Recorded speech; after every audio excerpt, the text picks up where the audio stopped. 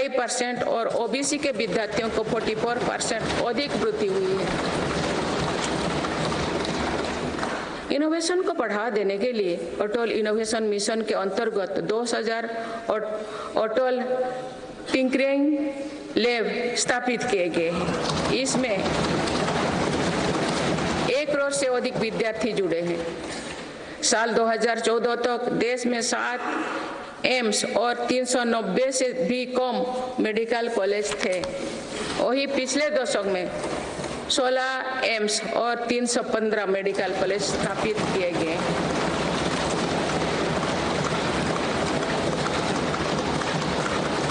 157 nursing college स्थापित किए जा रहे हैं। पिछले दशक में एमबीबीएस की सीटों में 2 गुना से भी अधिक की वृद्धि हुई है।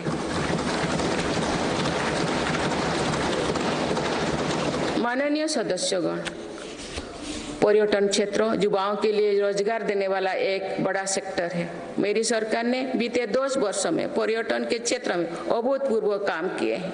भारत में घरेलू टूरिस्ट की संख्या के साथ ही भारत आने वाले विदेशी पर्यटकों की संख्या भी बढ़ी है।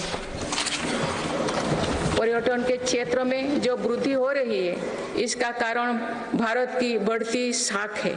आज दुनिया भारत को देखना और जानना चाहती है। इसके अलावा शानदार कनेक्टिविटी विकसित होने के कारण भी पर्यटन का दायरा बढ़ा है। जगह जगह एयरपोर्ट बनने से भी बहुत फायदा हो रही है। नॉर्थ ईस्ट में आज रिकॉर्ड संख्या में टूरिस्ट पहुंच रही है।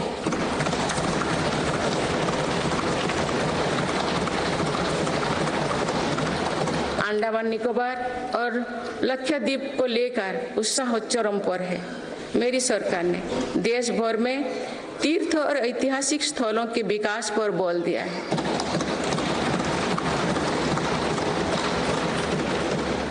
इससे अब भारत में तीर्थ यात्रा आसान हुई है। वही दुनिया भी भारत में हेरिटेज टूरिज्म को लेकर आकर्षित हो रही है। बीते 1 वर्ष में 8.5 करोड़ लोग काशी गए हैं।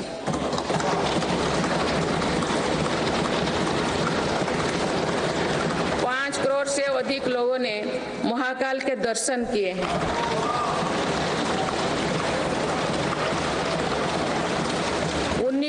19 लाख से अधिक लोगों ने केदार धाम की यात्रा की है। अयोध्या धाम में ही प्राण प्रतिष्ठा के बाद 5 दिनों में ही 13 लाख श्रद्धालु दर्शन कर चुके हैं।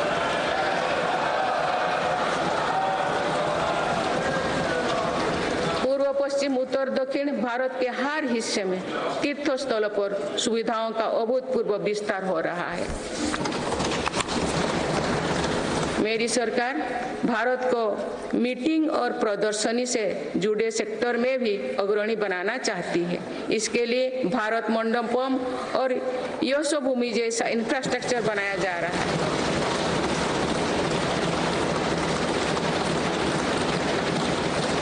आने वाले समय में टूरिज्म रोजगार का एक बहुत बड़ा माध्यम बनेगा। माननीय सदस्यगण, देश की युवा शक्ति को कौशल और रोजगार से जोड़ने के लिए हम स्पोर्ट्स इकोनॉमी को मजबूत कर रहे हैं। मेरी सरकार ने खेलों और खिलाड़ियों को अभूतपूर्व मदद दी है। आज भारत एक बहुत बड़ी खेल शक्ति बनने की ओर अग्रसर हो रहे हैं।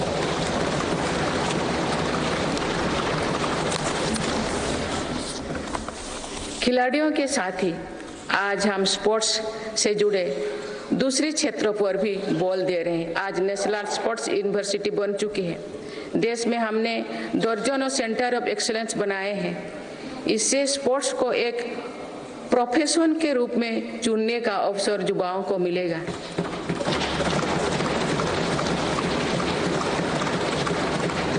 खेल उपकरण से जुड़ी इंडस्ट्री को भी हर प्रकार की मदद दी जा रही है। बीते 10 वर्षों में भारत ने अनेक खेलों से जुड़े इंटरनेशनल स्पोर्ट्स इवेंट्स का शानदार आयोजन किया। देश के युवाओं में कर्तव्यबोध और सेवा भाव का विस्तार करने के लिए मेरा युवा भारत संगठन बनाया गया है।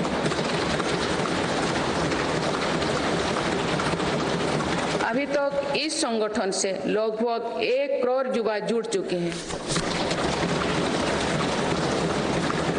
माननीय सदस्यगण, संक्रमण काल में एक मजबूत सरकार होने का क्या मतलब होता है, ये हमने देखा है। बीते 3 वर्षों से पूरी दुनिया में उथल-पुथल मची हुई है। दुनिया के अलग-अलग हिस्सों में दरार पड़ गए हैं। इस कठिन दौर में मेरी सरकार ने भारत को विश्व मित्र के रूप में स्थापित किया है।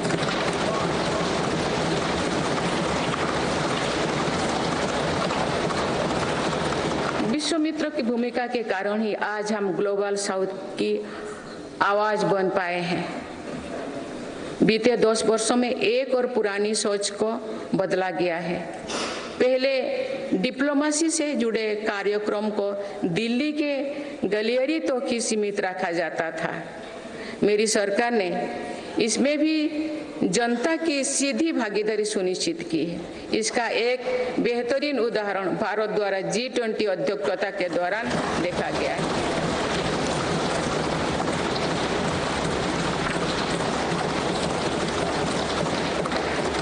भारत ने G20 को जिस प्रकार जनता से जोड़ा, वैसा पहले कभी नहीं था। देश भर में हुए कार्यक्रम के जरिए भारत के वास्तविक सामर्थ्य से दुनिया का परिचय हुआ। जम्मू कश्मीर और नॉर्थ ईस्ट में पहली बार इतने बड़े अंतर्राष्ट्रीय कार्यक्रम हुए।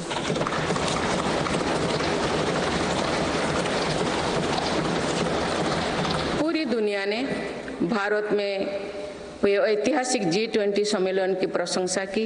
ऐसे बंटे हुए माहौलों में भी एक मत से दिल्ली घोषणा पत्र जारी होना ऐतिहासिक है। वुमेन लेड डेवलपमेंट से लेकर पर्यावरण के मुद्दों पर भारत का विजन दिल्ली घोषणा पत्र की नींव बना है।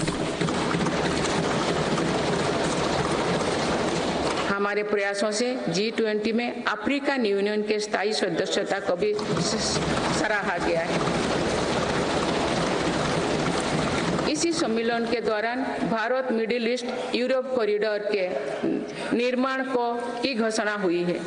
ये कॉरिडोर भारत के सामुद्रिक सामर्थ्य को और सशक्त करेगा।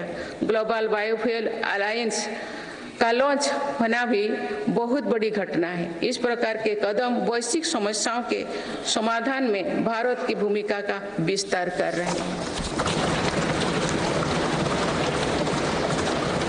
माननीय सदस्यगण, मेरी सरकार ने वैश्विक विवादों और संघर्षों के इस दौरे में भी भारत के हितों को मजबूती से दुनिया के सामने रखा है। भारत की विदेश नीति का दायरा आज अतीत की विदेशों से कहीं आगे बढ़ चुका है। आज भारत अनेक वैश्विक संगठनों का सम्मानित सदस्य है। आज आतंकवाद के खिलाफ भारत दुनिया के एक प्रमुख आवाज है।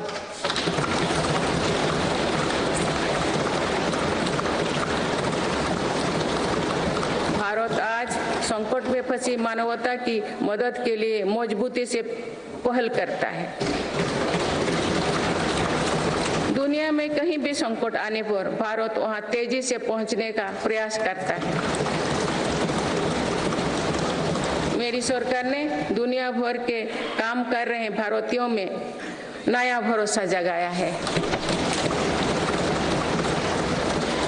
ऑपरेशनल गंगा, ऑपरेशनल कावेरी और वंदे भारत जैसे अभियान चलाकर जहां जहां संकट आया वहां से हर भारतीयों को हम तेजी से सुरक्षित वापस लेकर आए।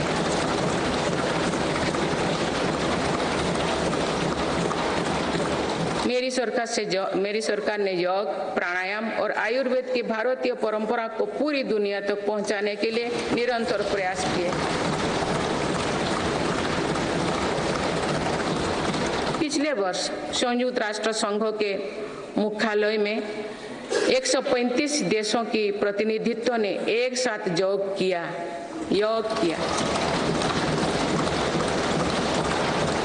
ये अपने आप में एक नया रिकॉर्ड है। मेरी सरकार ने आयुष पद्धतियों के विकास के लिए एक नया मंत्रालय बनाया है। विश्व स्वास्थ्य संगठन का पहला global centre for traditional medicine भी भारत में बन रहा है। माननीय सदस्यगण, सभ्यताओं के कालखंड में ऐसे पड़ाव आते हैं जो सदियों का भविष्य तय करते हैं।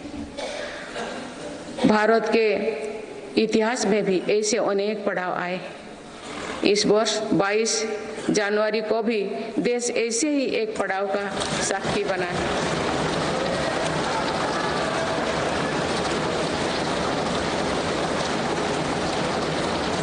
सदियों की प्रतीक्षा के बाद अयोध्या में रामलला अपने भव्य मंदिर में विराजमान।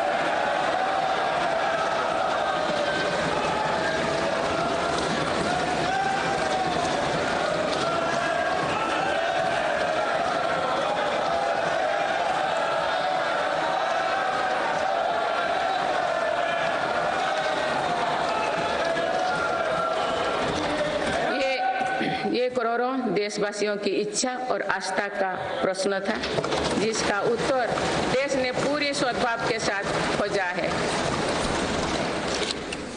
माननीय सदस्यगण, आप सभी करोड़ों भारतीयों की आकांक्षाओं के प्रतिनिधि हैं।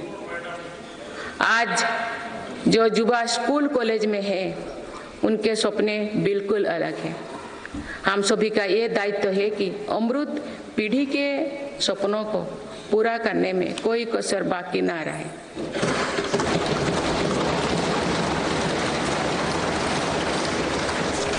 विकसित भारत हमारी अमृत पीढ़ी के सपनों को साकार करेगा।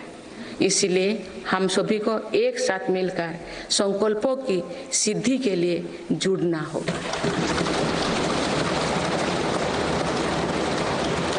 माननीय अटल जी, माननीय सदस्यगण, श्रद्धेय अटल जी ने कहा था, अपनी ध्येय यात्रा में हम कभी रुके नहीं हैं। अपनी ध्येय यात्रा में हम कभी रुके नहीं, किसी चुनौती के सम्मुख कभी झुके नहीं।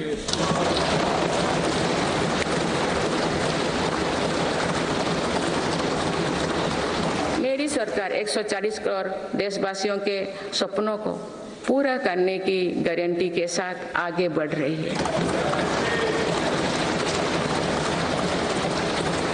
मुझे पूरा विश्वास है कि ये नया संसद भवन भारत की ध्येय यात्रा को निरंतर ऊर्जा देता रहेगा, नई और स्वस्थ परंपरा बनाएगा। वर्ष 2047 को देखने के लिए अपने साथी तो अब इस सदन में नहीं होंगे, लेकिन हमारी विरासत ऐसे होनी चाहिए कि तब की पीढ़ी हमें याद रखे।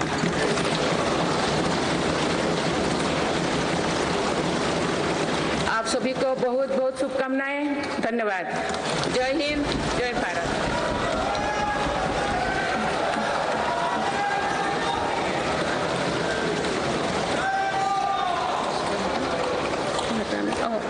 आपको पढ़ना है।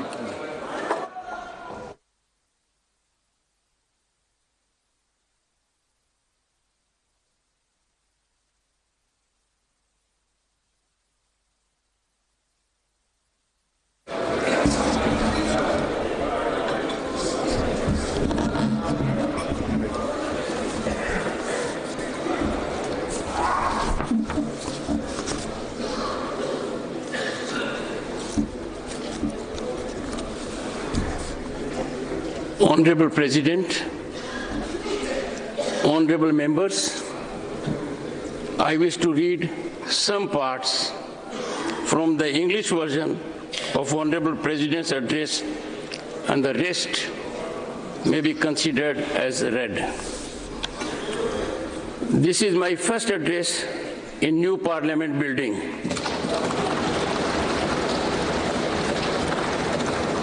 This magnificent building has been constructed at the beginning of Azadi Ka Amrit Kal. I am confident that this new building will be witness to productive dialogue on policies that will shape the development of Viksit Bharat the Amrit Kal of our independence. I extend my best wishes to all of you.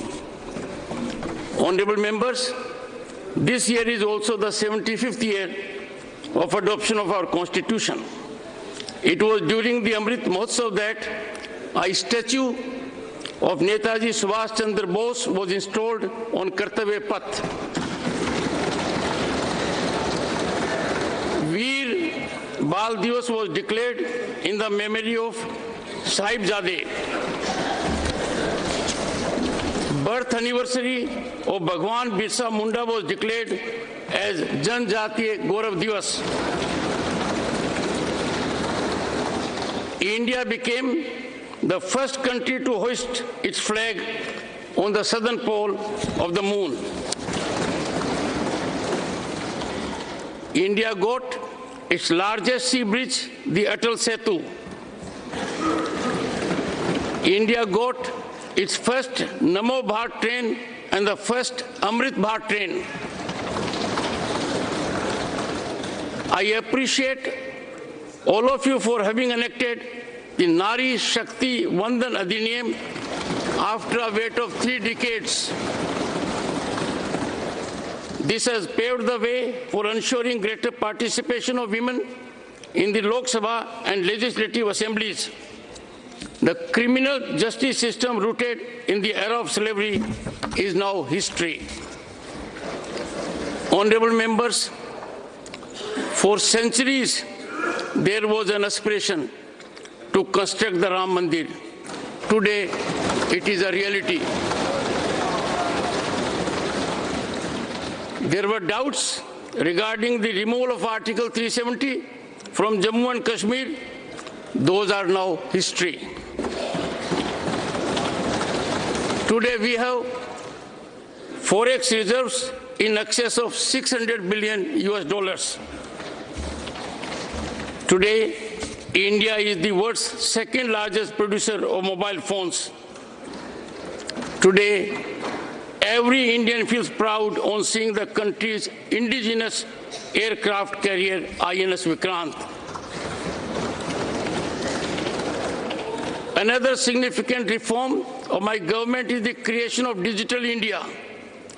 Digital India has made life and business much easier in India. Honorable members, my government believes that the grand edifice of Viksit Bharat will be erected on 4 strong pillars. These pillars are youth power, women power, farmer, and poor. My government is working at every level to strengthen Nari Shakti. This year's Republic Parade was also dedicated to women empowerment. My government has enlarged the role of daughters everywhere in water, land, sky, and space. My government is laying stress on making farming more profitable. Our aim is to reduce the cost of farming while increasing profits. Under the PM Kisan Samman Nidhi scheme, farmers have received over 2,80,000 crore rupees so far. Honorable members, it is difficult to imagine daily life without Vishwakarma families. My government has also taken care of such Vishwakarma families. So far, more than 84 lakh people have connected with the PM Vishwakarma Yojana. Honorable members, my government has made India one of the world's leading digital economies. This has provided employment to crores of youth. My government is continuously taking new initiatives for the education and skill development of India's youth. For this, a new national education policy was framed and is being implemented rapidly. My government also wants to make India a leading destination for meetings and exhibitions related sectors. For this, facilities like Bharat Mandapam, Yashobhumi have been created. In near future, tourism will become a major source of employment. Honorable members, the way India connected G20 with the public was unprecedented. The whole world appreciated the historic G20 summit held in India. Even in this era of global disputes and conflicts, my government has firmly placed India's interests before the world. There come junctures in the history of civilizations which shape the future of coming centuries. This year, on January 22, the country witnessed a similar epochal moment.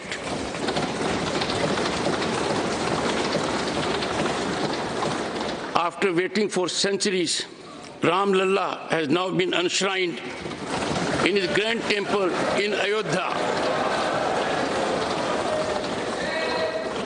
My government is moving ahead with the guarantee of fulfilling the dreams of 140 crore countrymen. I have full faith that this new Parliament House will continue to give strength to India's aspirational journey and create new and healthy traditions. Many friends will not be in this House to witness the year 2047, but our legacy should be such that the future generations remember us. Best wishes to all of you. Thank you. Jai Hind, Jai Bharat.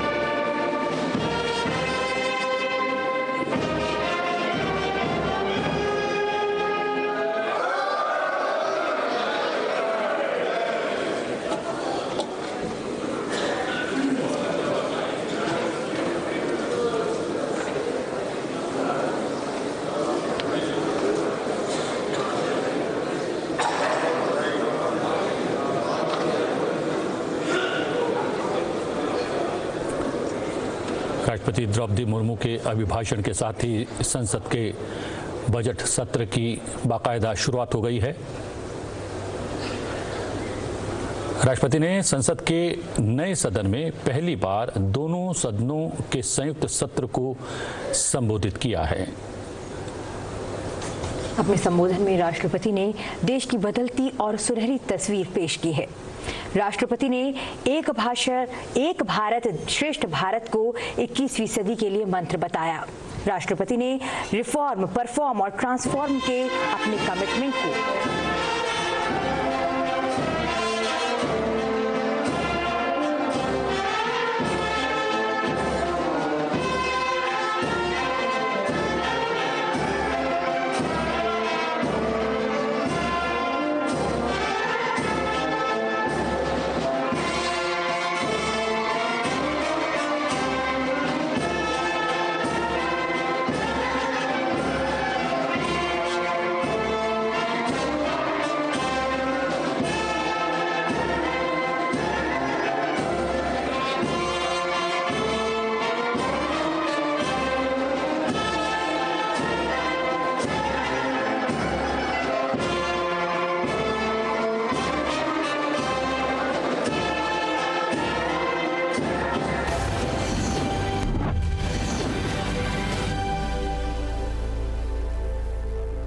This is Republic Niva Bhupa Studio, your one-stop for all the breaking updates. I am Rakshita Mishra.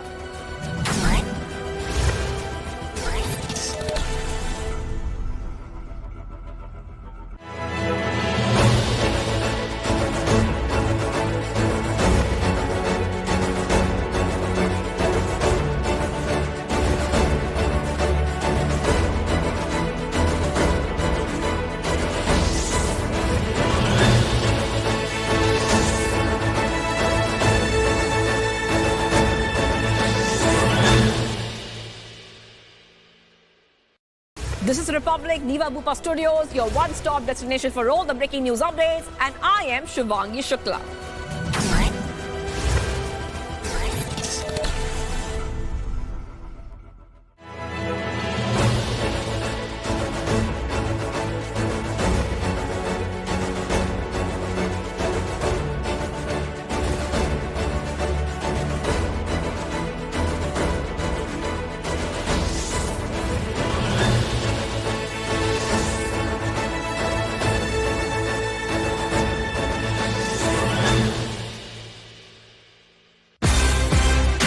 QSMTHE, the world's foremost university rankings organizations, have ranked Amity amongst the top 3% universities globally, making it among the very few Indian universities to be included in both rankings.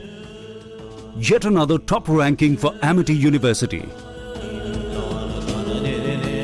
This is Republic Niva Bhupa Studio, your one-stop for all the breaking news updates, and I am Nikita Sahai.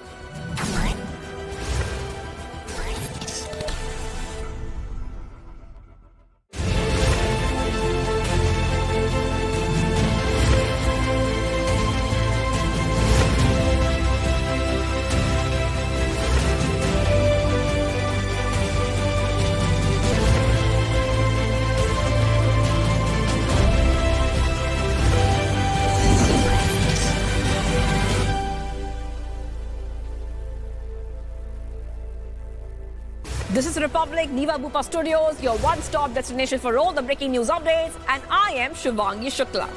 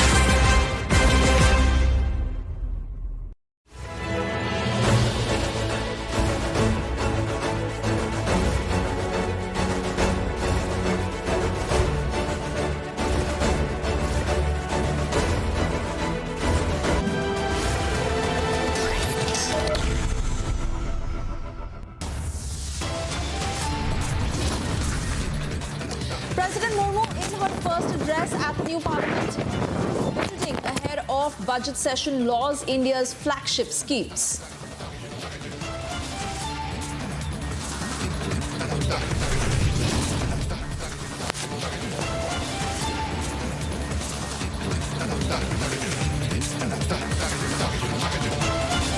Prime Minister Modi hails Women Reservation Bill while addressing media ahead of Parliament budget session. Prime Minister Modi warns against democracy disruptions in the Parliament, condemns unruly behaviour.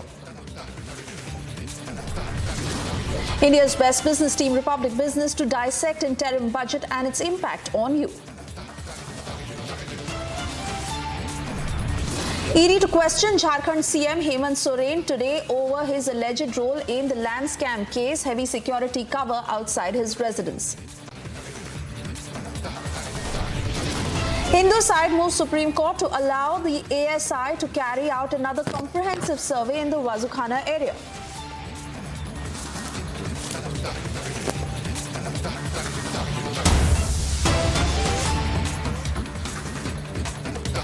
And first up, we cut across to breaking news coming in. Pakistan's former Prime Minister Imran Khan and his wife Bushra Bibi have been sentenced to 14 years in jail. This is in the Tosha Khana case by an anti-graft court in Islamabad. The latest on Pakistan former Prime Minister Imran Khan, where him and his wife have been sentenced to 14 years in jail in the corruption case. The verdict that came a day after Imran Khan was given a prison sentence of 10 years in a case related to leaking state secrets. Now, what lies in store for Imran Khan and his wife, where they were sentenced to 14 years in jail after being found guilty of graft in a case involving gifts he received while he was the premier. This verdict that came on Wednesday and a week before the national elections, that Imran Khan was given a prison sentence of 10 years in a case related to leaking state secrets. Several reactions that have been coming in from the PTI. Let me straight away cut across to Kaswar, who's joining us live from Islamabad. Kaswar, details of what lies ahead for Imran Khan and clearly a way to move him out of that path ahead of the upcoming elections in Pakistan. Well, you have rightly pointed out the trouble for former Prime Minister Imran Khan have increased. Yesterday, we saw a court deliver 10 years sentence to Imran Khan in a secret violation of a secret that was a cipher case as well. And exactly 13 hours after that sentence, now this morning, he was again hammered on by the Pakistani court, and we heard that Imran Khan and his wife, Bushra Bibi, they both have been sentenced for 14 years jail term each in another graft case, that is actually Tosha Khana graft case as well. So one thing is very, very clear, that is Imran Khan has been out of the next coming general election as well. And most interesting thing to see right now is that his party, including the top tier party of Pakistan Tehreek-e-Insaf, they did not react to a degree what we were expecting in Islamabad in the whole as well, because it seemed that they have accepted the both sentences that were given by Pakistani court yesterday in 10 years, today 14 years each. So this is something on the basis of which we can say that he has been not only out of Pakistan's next coming general election, that is almost a week and a half away from the movement.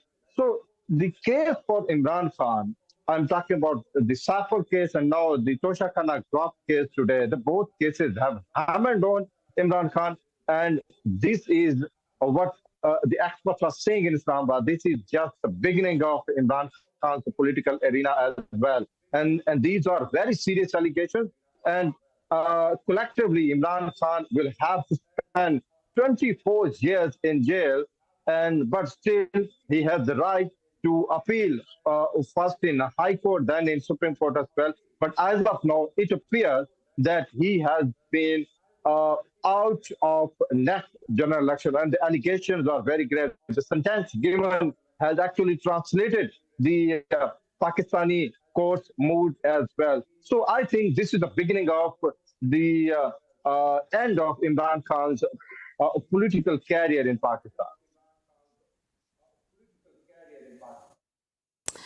Absolutely, Kaswar. Many thanks for getting us all those details, and we continue to track the story very closely. For the moment, we also have more breaking news coming in.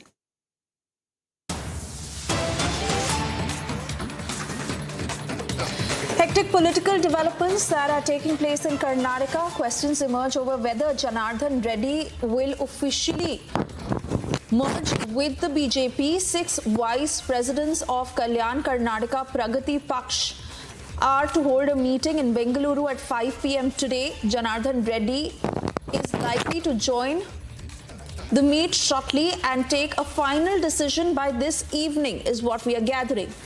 The final decision on the merger with the BJP will be taken after he speaks to office bearers of his party. Janardhan Reddy, who is an MLA from Gangavati Assembly constituency in Koppal district, fast-paced political activities that are taking place at his residence in Parijat in Bengaluru. And the question emerging on whether Janardhan Reddy is all set to merge with the BJP. We have Dr. C.N. Ashwath Narayan with us. Let's go across and speak to him. Now, there is a very controversial statement which has come in from the Magdi MLA, H.C. Balakrishna. He says that the guarantees will be scrapped if you do not vote for the Congress government in the state of Karnataka. How are you looking at this, sir? One more terms and condition coming in. And also, this is nothing more of a blackmail to the people of Karnataka. See, Congress party is a party of arrogance. It has lost its mind. It is not the Congress party money what they are giving in guarantee. It is the people's money, taxpayers' money has been given as an incentives, as an welfare. They beg the people of Karnataka to give an opportunity to come back in the state of Karnataka. They offered. People didn't ask them to give guarantee. After giving guarantee, which guarantee has not been implemented, whatever guarantee has been announced by the government of Karnataka, by the Congress party, is not been completely implemented. There have been a lot of lacuna. Even with all these things, people are already angry with them. Over this, they're trying to arm twist, blackmail the people of Karnataka that they'll withdraw. If you go along with, if you worship Lord Rama, if you receive the Akshata, Ashirwad by people, if you are going for Akshata, then our guarantee will be withdrawn. This is the way to make a statement that shows acts of irresponsibility, arrogance by the legislators, ministers, government, chief minister. Everybody is trying to misbehave, abuse their power, and they have lost their mind, and they have lost their control over their tongue, and they are giving unwanted statement against the wishes of the people of Karnataka. So the upcoming Lok Sabha, people will not care for your blackmail. They will not listen to you. They want Narendra Modi. Narendra Modi is a real guarantee. Prajwal joining us on the broadcast to give us further details. Prajwal, while you get us several voices from the ground, what more are you picking up in terms of Janardhan Reddy wanting to take this decision to merge with the BJP? To what extent is the party on board? And most importantly, murmurs have been strong for a while now that he is to take this decision. He will make that move. Can that happen as early as today? You know, absolutely, Suesha, because now we are expecting that there might be an official call today at 5 in the evening or earliest by tomorrow in the morning as well, because there are hectic developments out here in Bengaluru at his official residence, Parijata, where 6 vice presidents of the Kalyana Karnataka Pragati Paksha are now huddled together along with many office bearers of the party, mainly coming in from the Koppal district as well. And they are first holding a meeting and also collecting the opinion of the voters as well as the public in their particular constituency. It is expected that Janardhan Reddy will be directly coming in there at 5, at around 4, between 4 to 4:30 this afternoon, and after he will hold a meeting with all the vice presidents of his party, then he will be taking a final call whether to merge with the BJP or not. There has already been feelers which has been given by Janardhan Reddy. There has been 3 instances over here, Suesha. The first and foremost was the recent instance where Janardhan Reddy had been there along with the BJP as well as the former Chief Minister of Karnataka, H.D. Kumaraswamy, in the flag hoisting incident and wearing a saffron color flag. And he also met the villagers of Keregodu where the Hanuma Dwaja was, they were not allowed to hoist the flag of Lord Hanuman as well. But he did not share the dais with them and he just walked away, but made sure, stating that he is there for the cause and he will remain with the cause. And questioned as to what is wrong with the BJP and the JDS stand, and they are doing absolutely right. Secondly, there was also a statement which came in from Janardhan Reddy very recently after Jagdish Shettar joined the BJP party officially, and he said that anything is possible in politics and all you need is to give time and build that relationship and bonds. And also, let's not forget the fact that he was also a former minister in the Karnataka cabinet under the former Chief Minister of Karnataka, B.S. Yediyurappa too. But after the CBI inquiry, he was asked to step down and the BJP party distanced themselves from Janardhan Reddy. But later in the 2023 assembly elections, it was stated that Janardhan Reddy will be joining hands much before the elections, but the talks did not finalize or did not fructify too. But this time around, if we are going ahead and looking at it, after the assembly elections, the BJP has now offered an olive branch to Janardhan Reddy. It has sent some of its topmost leaders like Sri Ramalu to go ahead and speak to Janardhan Reddy. And Sri Ramalu is more or less a disciple of Janardhan Reddy, and Janardhan Reddy was responsible for the growth of Sri Ramalu in the BJP party, and the BJP party tasked or delegated this particular task to Sri Ramalu to go ahead and bring back Janardhan Reddy into the party folds. So officially there will be a statement which is expected on the cards, but from what sources are stating, it is more or less now finalized, and only there should be those sort of terms and conditions, if there are any, for Janardhan party to officially merge his party with the BJP in the state of Karnataka. Absolutely, Prajwal, and do stay on with us as we are gathering more breaking news from the state of Karnataka. In fact, let's quickly put out the second set of this breaking news as we are learning that BJP leader V. Somanna met with former Chief Minister H.D. Kumaraswamy. V. Somanna did that meeting ahead of the Lok Sabha polls. Now, Somanna is trying to seek a ticket from Tumukuru Lok Sabha constituency, and he is the fourth BJP leader to meet the JDS top brass in the last 1 month. V. Somanna had earlier also met JDS Supremo H.D. Devegowda. Coming back to you, Prajwal, as we stay with these pictures, what is to one make of this particular meeting? And given the pattern of several BJP leaders meeting with the JDS top brass, what exactly is the story on the inside? You know, the writing is very clear on the wall, Suesha, as of now, because both the BJP and the JDS are putting a united front in the state of Karnataka, and both the parties are not discussing about the seat-sharing formula, but they're speaking about the larger picture of going ahead and clearly sweeping all the 28 Lok Sabha seats in the state of Karnataka and to strengthen Prime Minister Narendra Modi. This was also reiterated by the former Prime Minister H.D. Devegowda as well as the former Chief Minister of Karnataka, H.D. Kumaraswamy, as well. And he stated that this is nothing less. We are not speaking about the seat sharing process at this point of time. All we need to go ahead and do is strengthen Prime Minister Narendra Modi. And also looking at the fact, V. Somanna is a very prominent leader, even though he was defeated in two constituencies, both in Varuna as well as Chamundeshwari as well, where he lost out to the sitting Chief Minister Sitharaman as well. But nevertheless, he is a very prominent leader from the Lingayat community, and the recent show of strength by V. Somanna in Tumkuru at the Siddhaganga Mutt, later him going ahead and meeting the high command leaders in New Delhi, and if all these developments are to go by, he is definitely one of the key aspirants from the Tumkuru Lok Sabha constituency. But why he has met Kumaraswamy is also because of the fact that if the seat sharing formula is decided, in all likelihood it is now being stated from sources in the know of the development that Mandya, Hassan and Tumkuru will go to the JDS, apart from which from the 25 other Lok Sabha constituencies there will be BJP candidates. So this might be his formal request asking or requesting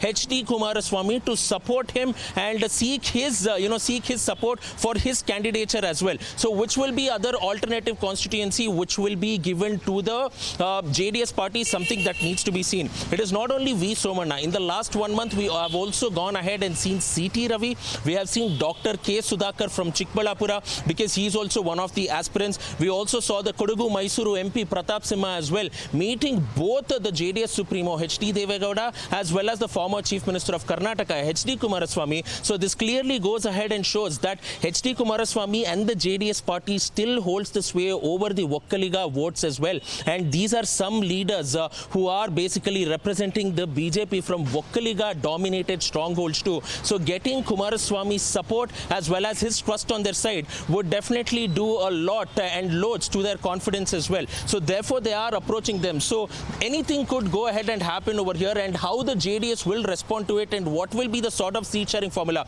Will it be 25 plus 3 or 24 plus 4 or 23 plus 5 is something that needs to be seen, because it will happen only in these three permutations and combinations as well. So even as the Lok Sabha polls are months away, the developments are getting interesting, and even the caste equations and the numbers dynamics too are only becoming an edge of seat thriller in the state of Karnataka, Suesha. Absolutely, and we continue to track these developments very closely. Prajwal, thank you for breaking down all those details for us. We do move on for now. and we'll keep coming back to you for further updates. Time for us to slip into a very short commercial break. Also, a quick check of what's lined up on the other side. Prime Minister Modi hails Women Reservation Bill while addressing media ahead of Parliament budget session.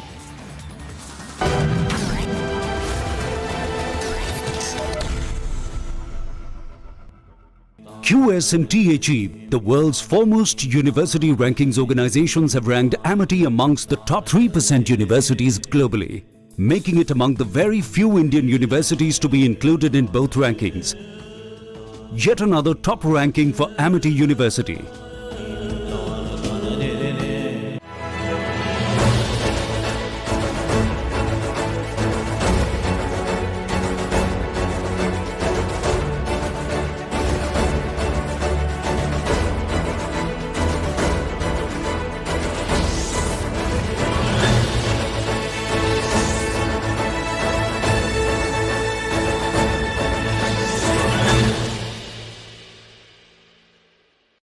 This is Republic, Niva Bupa Studios, your one-stop destination for all the breaking news updates, and I am Shivangi Shukla.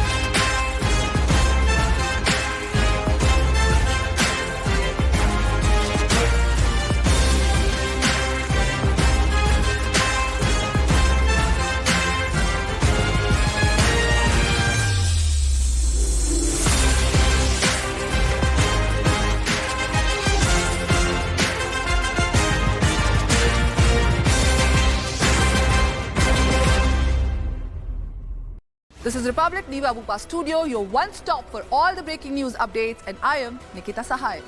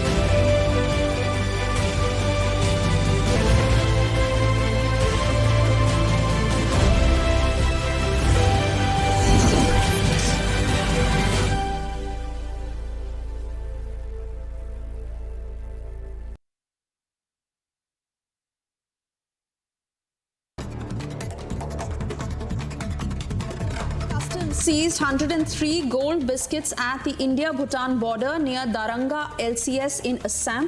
Foreign currency with a value of 2.27 lakh rupees and 1.12 lakh rupees was also seized. 3 people have been arrested in connection with this case.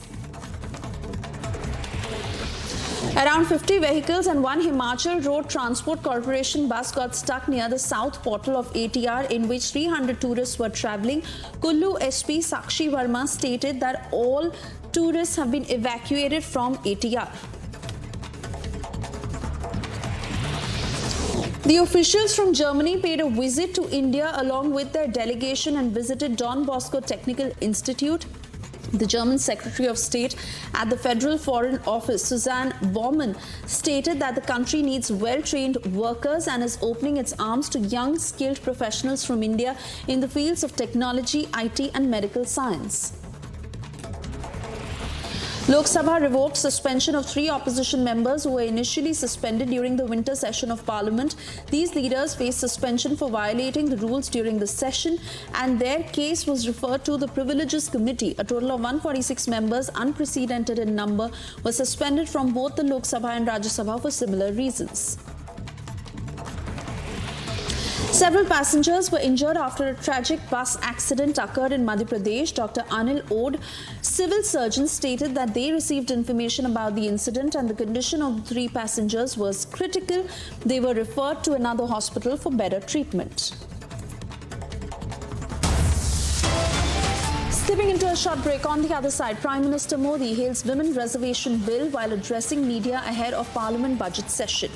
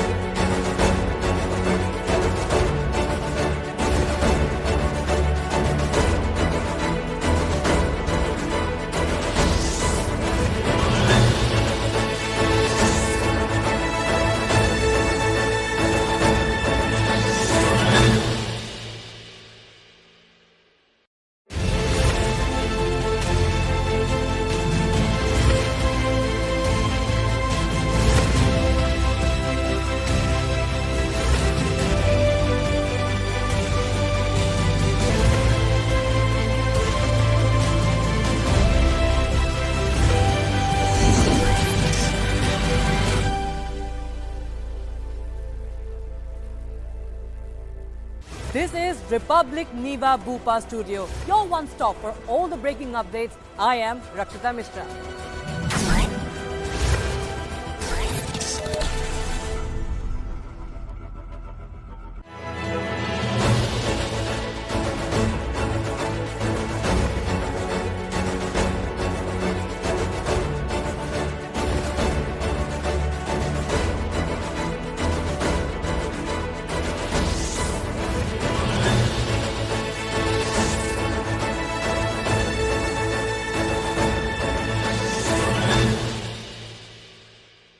This is Republic Niva Bhupa Studio, your one stop for all the breaking news updates, and I am Nikita Sahai.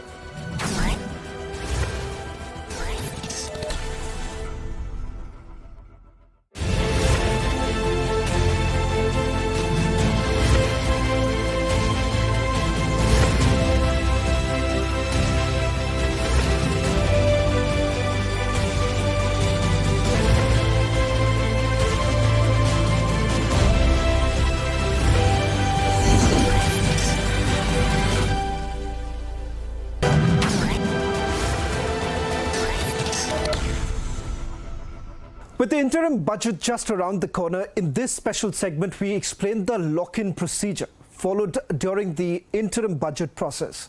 The sole purpose of this procedure is to keep financial facts private. Now, this distinctive feature is a specific technique designed to safeguard the confidentiality of the budget information. Now, during this period, dedicated personnel are confined to the budget press in the North Block to ensure that the budget remains anonymous until the Union Finance Minister publicly presents the budget to the Parliament. The lock-in period procedure was introduced after a piece of the budgetary information was leaked prematurely back in 1950. The controversy escalated to the extent that the then Finance Minister, John Mathai, had to resign due to a breach of confidentiality.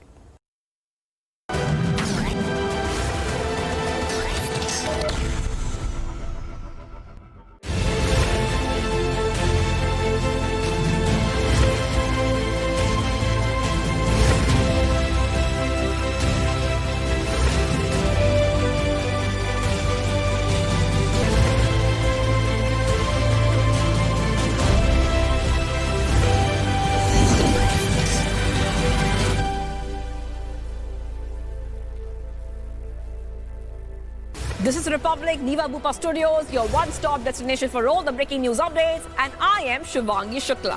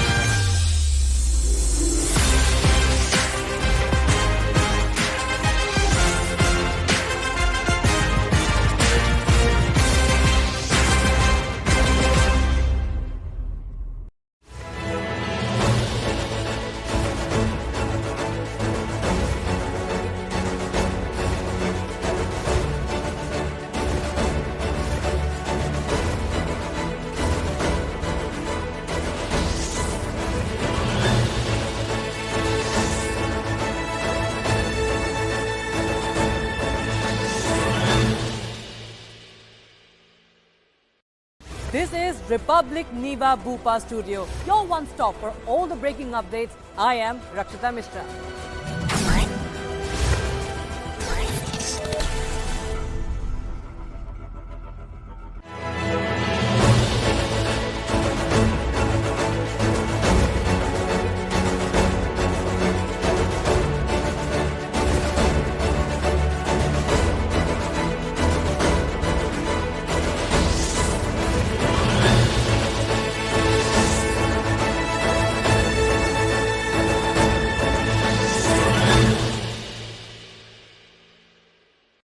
This is Republic Niva Bupa Studios, your one-stop destination for all the breaking news updates, and I am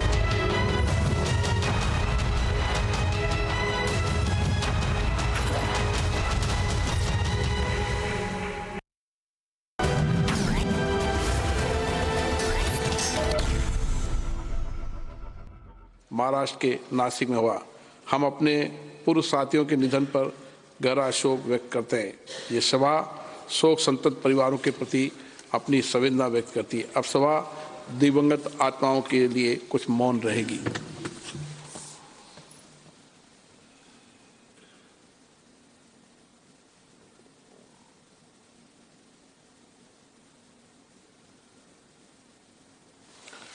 ओम शांति। Item number 3, Shri Sunil Kumar Singh. माननीय अध्यक्ष जी, मैं विशेषाधिकार समिति का 7वां प्रतिवेदन हिंदी और अंग्रेजी संस्करण सभा पटल पर रखता हूं। धन्यवाद। सभा की कार्रवाई गुरुवार दिनांक 1 फरवरी 2024 को प्राप्त 11 बजे तक के लिए स्थगित की जाती है।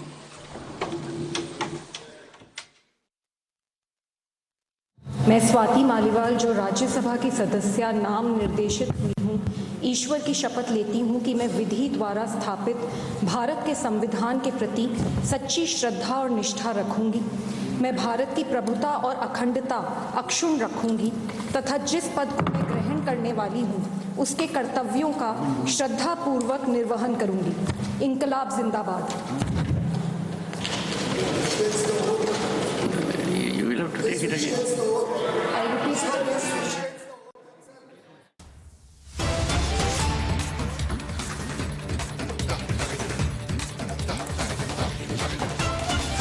Alright viewers, we have a big story in. Officers of the Enforcement Directorate are scheduled to visit Jharkhand Chief Minister Hemant Soren's residence at around 1 p.m. that is now, to record his statement in a money laundering case linked to the alleged land scam amid speculation of his arrest. Prohibitory orders have been imposed in the key areas of Ranchi, and a special team has been formed to oversee the law and order situation. Now, the legislators of the ruling JMM, that is the Jharkhand Mukti Morcha-led coalition, which also includes Rashtriya Janata Dal and Congress, have stated that they stand firmly with Hemant Soren. They have also signed a letter of support without any names, as speculations about that the Chief Minister's wife, Kalpana Soren, will be handed over the reins are also making the rounds.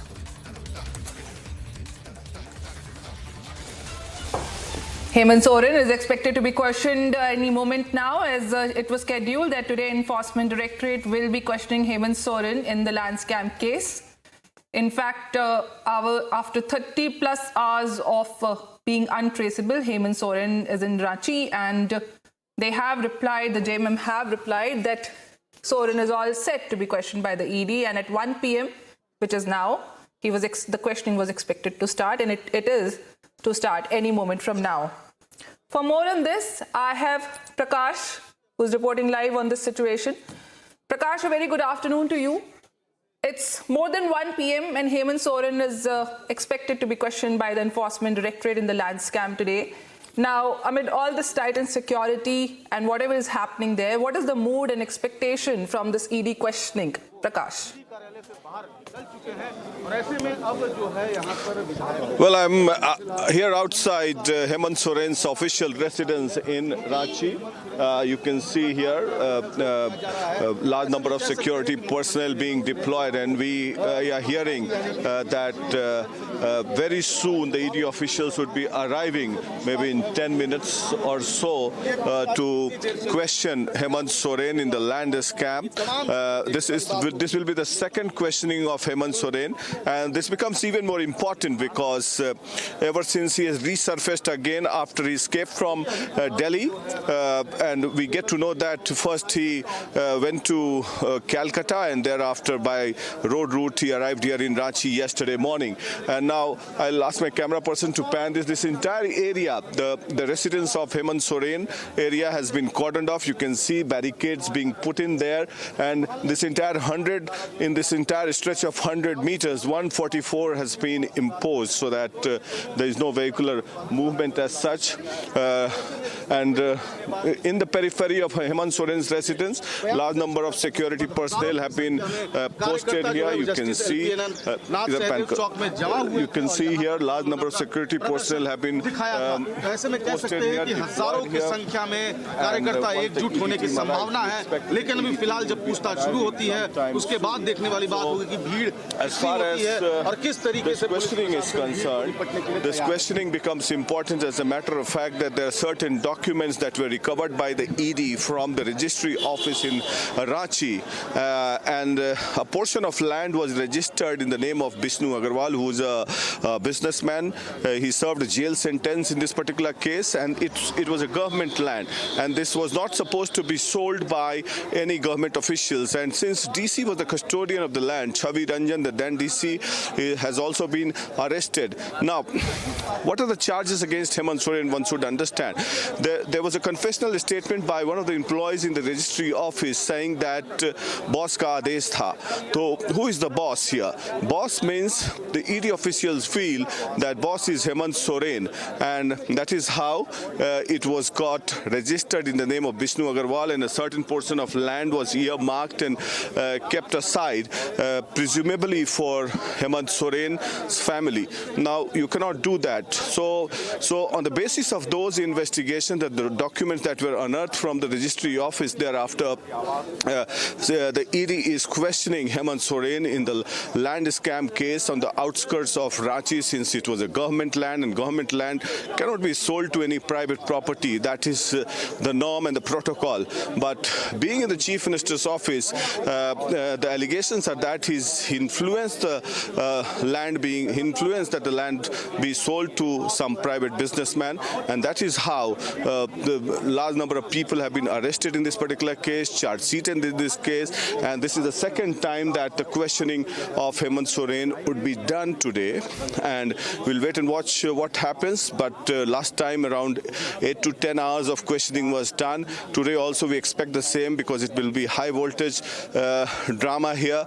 Last time in Delhi, 36 lakhs rupees was recovered from a luxurious car, and that car is also under custody. We can see vehicle moving here, police officials also on the move. So all those things will be questions, particularly about the 36 lakh seizure that was done in Delhi, and also as a matter of fact the way he escaped from Delhi, because he's been evading summons after summons, and this would be the 9th summon that he is going to depose himself for interrogation. So this becomes crucial, and ED will be coming with a barrage of questions, and questions will be put forward to him. This is the land scam case.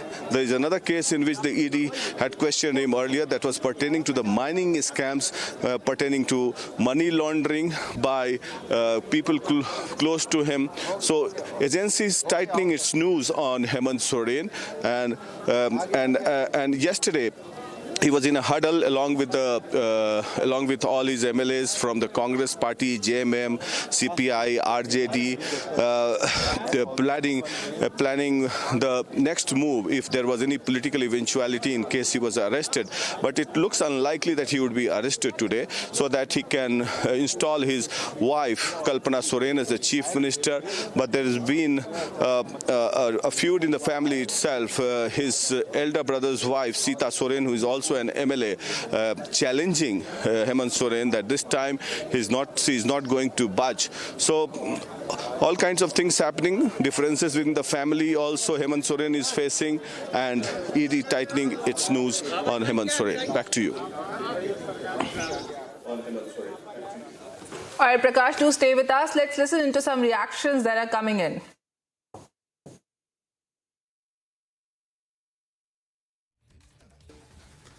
चालीस घंटे तक एक मुख्यमंत्री, किसी राज्य के मुख्यमंत्री गायब रहे, पूरा प्रशासनिक व्यवस्था पंगु हो गया, संवैधानिक संकट उत्पन्न हो गया, मुख्यमंत्री फरार, मुख्यमंत्री भगोड़ा, तरह तरह की हेडलाइनें चल रही थी। हम शर्मसार थे कि झारखंड को यह दिन देखना पड़ा कि मुख्यमंत्री का कोई पता ही नहीं, 40 घंटे वो कहां थे। और जब उनसे पूछा गया तो वो कहते हैं आपके दिल में रहते हैं। मुख्यमंत्री जी, जनता भी आपके दिल में ही रहना चाहिए थी, लेकिन आपने 3.5 करोड़ जनता को उनके भाग्य भरोसे छोड़कर 40 घंटे पता नहीं कहां की दौड़ लगाई थी, ये समझ से परे है। मंत्री जी को ये बताना था 27 तारीख या 28 तारीख तक कि आप कौन सी तिथि दे रहे हैं, 29 का या 31 का, लेकिन मियाद खत्म होने के बाद भी उन्होंने कोई जवाब नहीं दिया। जब जवाब नहीं दिया, उनका डेडलाइन खत्म हो गया कि कौन सी तिथि निर्धारित होगी, उसके बाद ईडी उनके घर पहुंची, तो ये कौन सा गलत बात थी। और ईडी के पहुंचने के बाद सीएमओ से मेल जाता है, यानी ईडी की जब दबिश बढ़ती है तब ये मेल भेजते हैं कि साहब हम 31 को तैयार है आने के लिए। अरे यही बात आपने पहले कह दी होती जब आपके पास 48 घंटे के भीतर जवाब देने की मियाद थी। तो जाहिर तौर पर मुख्यमंत्री पैनिक स्टेशन पे हैं, और जिस तरीके का उन्होंने 70,000 करोड़ का घपला घोटाला का आरोप लगा, पैनिक होना भी चाहिए। देखिए, एक राज्य के मुख्यमंत्री इस तरीके से अचानक डिसअपियर हो जाना कि वो दिल्ली आए और कहीं अज्ञात स्थान पर चले गए, तो सवाल ये उठता है कि झारखंड की जनता क्या उस पर समझेगी कि इतने पुलिस, इतने महकमे, इतनी सुरक्षा व्यवस्था, इतनी सारी चीज़ें संवैधानिक पद पर रहकर भी इन्हें अपने पर भरोसा नहीं है और वो सीन से आउट हो जाते हैं।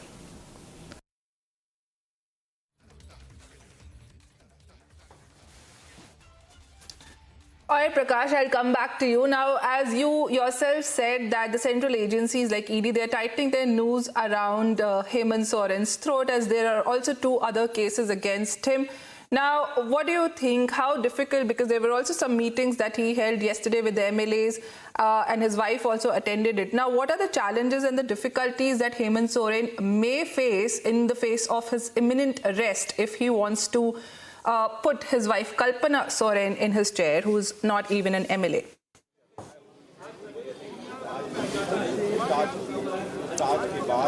Well, as far as Hemant Soren's arrest is concerned, we'll wait and watch, but it looks unlikely that that kind of situation would arise here in Jharkhand. But ED has swung into action as far as this particular case is concerned. And ever since this state was carved out of Bihar, this state has been marred in corruption. Politicians after politicians have been involved in corruption. There was a Madhu Koda scam also, which was to the tune of 10,000 crores. So he was the chief minister, independent MLA, and now again Hemant Soren, ever since he was elected as the chief minister of Jharkhand, his father was also the chief minister of Jharkhand. He was also involved in a lot of corruption cases when he was a central minister, mines minister, and in fact he was also on the run when he was the central minister in 2003-04 under the NDA government. So this is the second time that has been happening in the family, that his Hemant Soren, the son of Sibu Soren, was also on the run. He had to escape from Delhi. But as far as his arrest is concerned, ED will first question him on various issues regarding the land scam, regarding his influence being used to get the land registered in the name of a private businessman, regarding the land being kept aside for his family members, and that to a government land, because the rules and regulations says that the government land cannot be sold. But as a matter of fact, this portion of land has not been registered in the name of Hemant Soren or any of his family members. The charges against him are that he used his influence to get the land registered in the name of a businessman. So how would that be proved? That is another question, but there is a confessional statement from one of the officials in the registry office saying that I got a call and I was asked at the behest of Hemant Soren to do this work, and that is how the Deputy Commissioner of the then Deputy Commissioner of Ranchi, Chavi Ranjan, used his powers to get the land registered, and he is serving a jail sentence right now. So misuse of office is the charge against Hemant Soren. So we'll wait and watch what kind of questioning is being done to Hemant Soren, and it will be a long hours of grilling because the ED team and the ED officials have arrived from Delhi, and they are on their way. They would be reaching anytime soon here at the residence of Hemant Soren to start the questioning right behind this official residence, because time and again he has evaded the summons. He has defied all the summons here.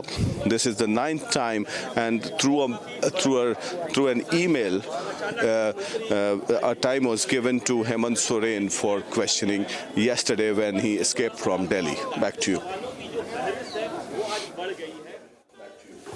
All right, Prakash, do stay with us. Let's listen into some reactions that have come in pertaining to Hemant Soren's ED questioning today. आज के लिए तो खुद समय दिया है माननीय मुख्यमंत्री ने, पूछताछ होगी, सहयोग करेंगे, प्रश्नों का जवाब पहले भी दिया था, आज भी देंगे। लेकिन एक जो पूर्वाग्रह दिखता है केंद्रीय एजेंसियों का, लगता है कोई टास्क मिला हुआ है ऊपर से। किस लिए मिला है? आप क्या करना चाहते हैं? आप चुनी हुई एक लोकप्रिय मुख्यमंत्री, आदिवासी मुख्यमंत्री के साथ कैसा बर्ताव करना चाहते हैं? आपका क्या बिहेवियर रहेगा? आपके आगे की रणनीति क्या है? आज सभी का खुलासा हो जाएगा, और हम तमाम लोग इंक्लूडिंग हमारे मुख्यमंत्री, फौलादी मुख्यमंत्री, हर स्थिति से निपटने को तैयार हैं।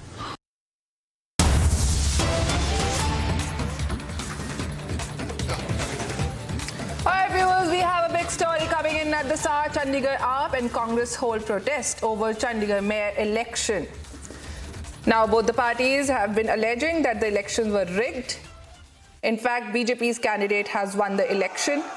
AAP and Congress were making tall claims that mayor election will be won by them. In fact, they had already decided who will be the mayor, who will be the deputy, according to parties' majority in the state. Now, as BJP's Mr. Sonkar has won the mayoral polls, as we can see in the visuals, AAP and Congress are conducting this protest in Chandigarh.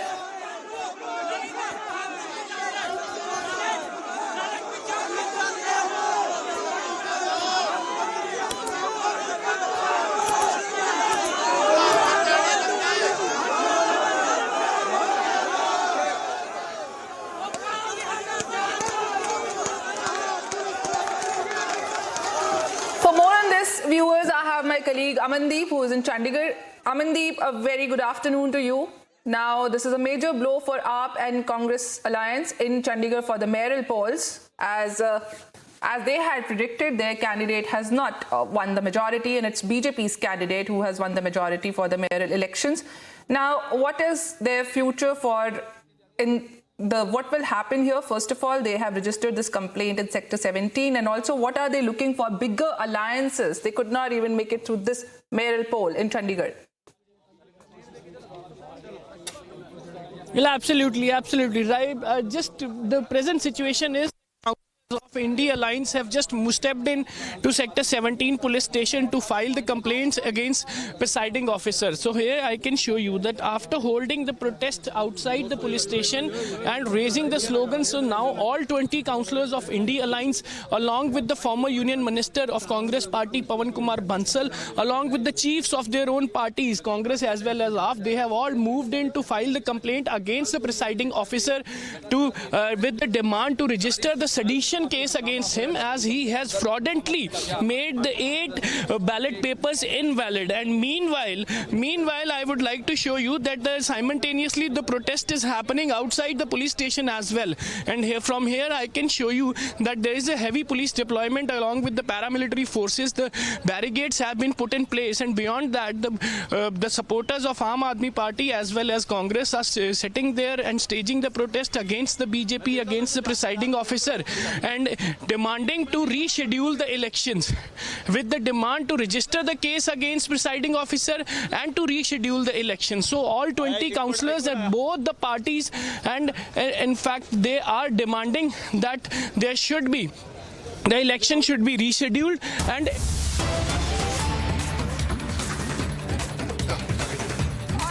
sorry, we had to cut in the broadcast on Chandigarh, where AAP and Congress are protesting. We have big story in terms of Hemant Soren, as the ED team has reached Hemant Soren's residence just a while back. We were talking to my colleague Prakash, and we were expecting the Enforcement Directorate team to reach at any moment. Now the Enforcement Directorate team has reached Hemant Soren's residence. In fact, I would like to go to my colleague Prakash, who's there. Prakash, the team has reached over there. In fact, I really wanted to talk about the security arrangements over there, considering that Hemant Soren has skipped 9 times the summon of Enforcement Directorate. What could be the implication of this tightened security over there? Why so much security?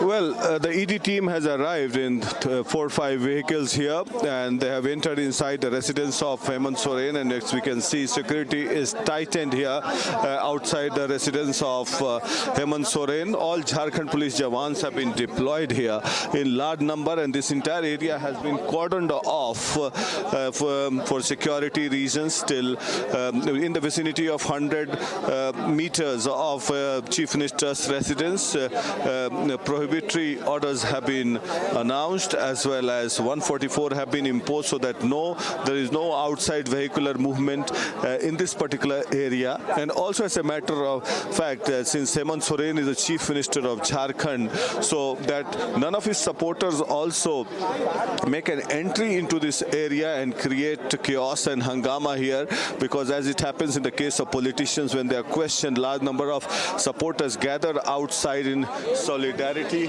and support. So yesterday when we saw that Tejasvi Yadav was being questioned, a similar kind of situation had arisen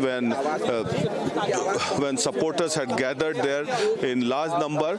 Supporters had gathered there in large number to protest and show solidarity to Tejasvi Yadav. So in order to avoid this scenario here, the entire area has been cordoned off, and 144 section 144 have been imposed here. Now this questioning will begin in some time, since all the ED officials have entered inside Hemant Soren's official residence, and it will be a long drawn questioning, because this is the second time that Hemant Soren would be questioned in the land scam, and pertaining to his involvement, misuse of office, if at all any, and also a direct or indirect benefit. That would be the question that it would be posed before Hemant Soren, because it pertains to the selling of a government land which is illegal, and that government land was sold to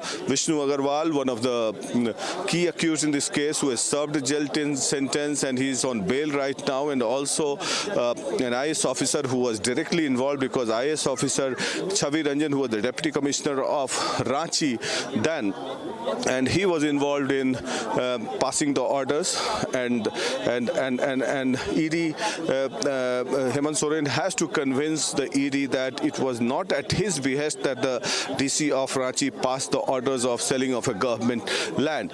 As a matter of fact, the papers were unearthed after conducting raids by the ED in the registry office, and one of the officials working in the registry office had made a confession that at the behest of Hemant Soren or the Chief Minister's office, all these land were registered in the name of a private person, which is illegal, but none of the land was registered in Hemant Soren's name or his family members. So one has to see how Hemant Soren will prove his innocence and that he is not guilty in this particular case. And the ED has will begin the long hours of questioning very soon. It is likely to take place for, say, 7 to 8 hours, at least what we expect. But since this is the second questioning, and ED would have prepared itself, and ever since Hemant Soren escaped from Delhi, it was high voltage drama in Jharkhand, in Delhi as well as in Jharkhand, and ever since he resurfaced again, he has been mulling about the future political options in case of his arrest, if at all the ED arrests or detain him, because he has taken the authority of all the alliance partners that in case he's arrested, Kalpana Soren would be the Chief Minister of Jharkhand, and that is why he's got one assembly seat in Jharkhand vacated for his wife, so that she can contest and become an MLA and continue as the Chief Minister of Jharkhand even after 6 months. For 6 months, you are allowed to continue as Chief Minister, and thereafter, so it's a political crisis in Jharkhand here, and the Governor of Jharkhand, Mr. Radhakrishnan, have also raised the issue pertaining to the deteriorating law and order situation in Bihar. The BJP is gunning for Hemant Soren's head for his direct and indirect involvement in the corruption cases, specifically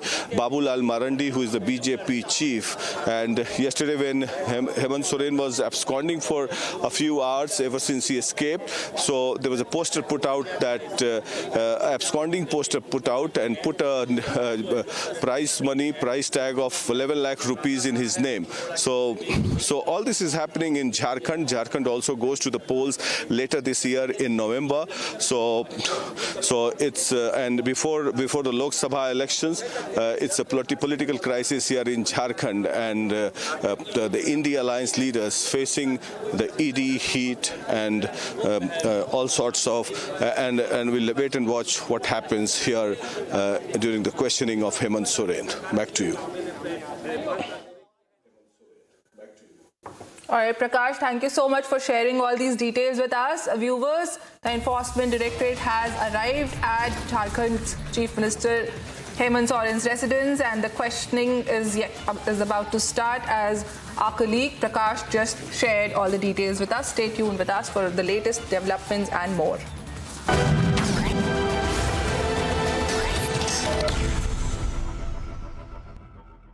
QSMTHE, the world's foremost university rankings organizations, have ranked Amity amongst the top 3% universities globally, making it among the very few Indian universities to be included in both rankings.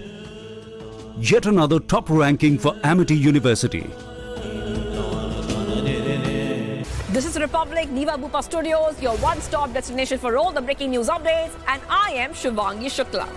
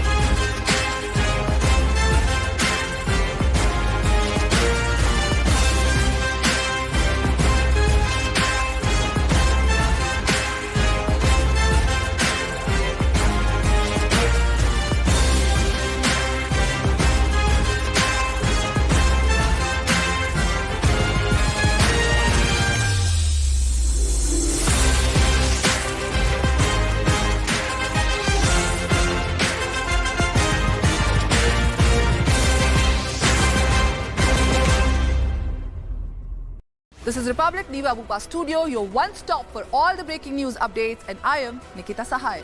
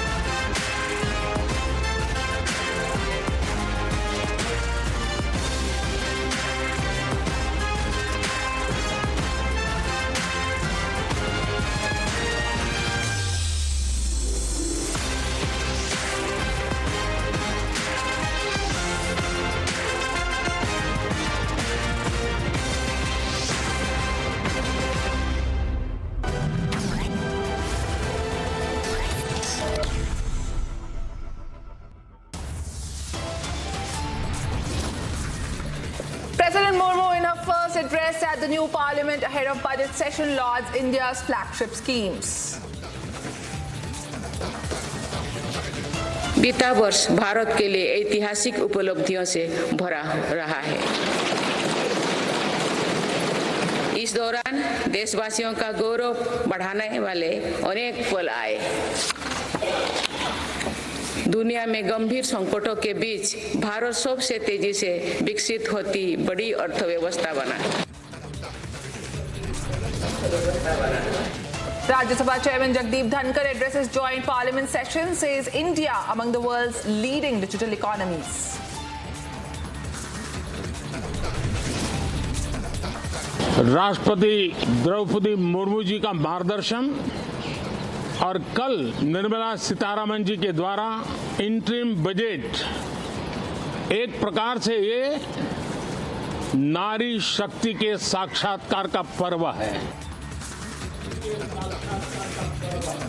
Prime Minister Narendra Modi hails Women Reservation Bill while addressing media ahead of Parliament budget session.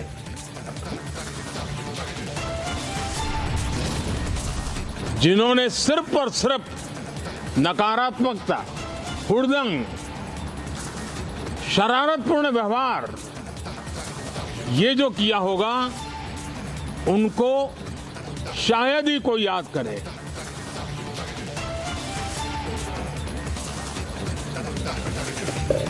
Prime Minister Modi warns against democracy disruptions in the Parliament, condemns unruly behavior.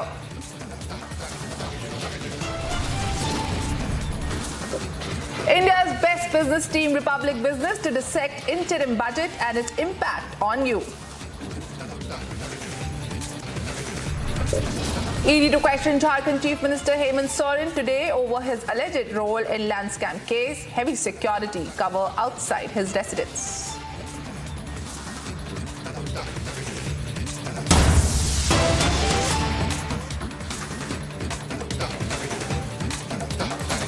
Alright viewers, we have a big story in right now. SP versus Congress. It is now as the alliance is on the verge of breaking down, or in fact breaking up. Sources say that amid seat sharing talks, Congress party is not ready to accept less than 23 seats in the alliance. Samajwadi Party is not ready to give more than 16 seats. Now, SP and Congress have locked horn over seat sharing, as sources say that while Congress party is not ready to accept less than 23 seats in the alliance, Samajwadi Party, on the other hand, is not ready to give more than 16 seats. Now, it's a gap which is already difficult to bridge over, let alone let's see where the conversation and the talks will go. Now, 3 days after the Samajwadi Party announced that it had allotted 11 seats in Uttar Pradesh, the Akhilesh Yadav-led party has announced candidates for the seats. For more on this, I'll go to my colleague.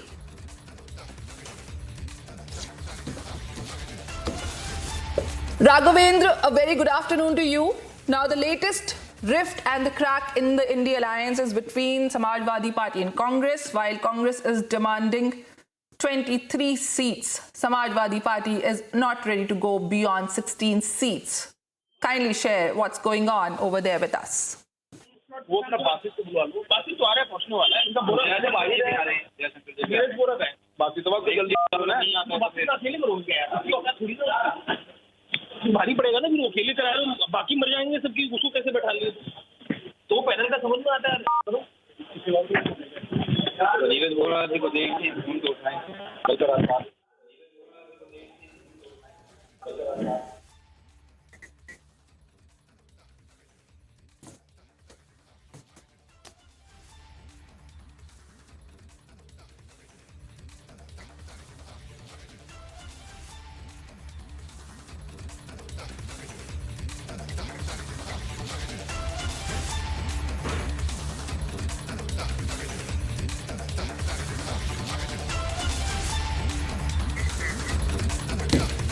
All right, viewers, I'm trying to get in touch with my colleague Raghavendra.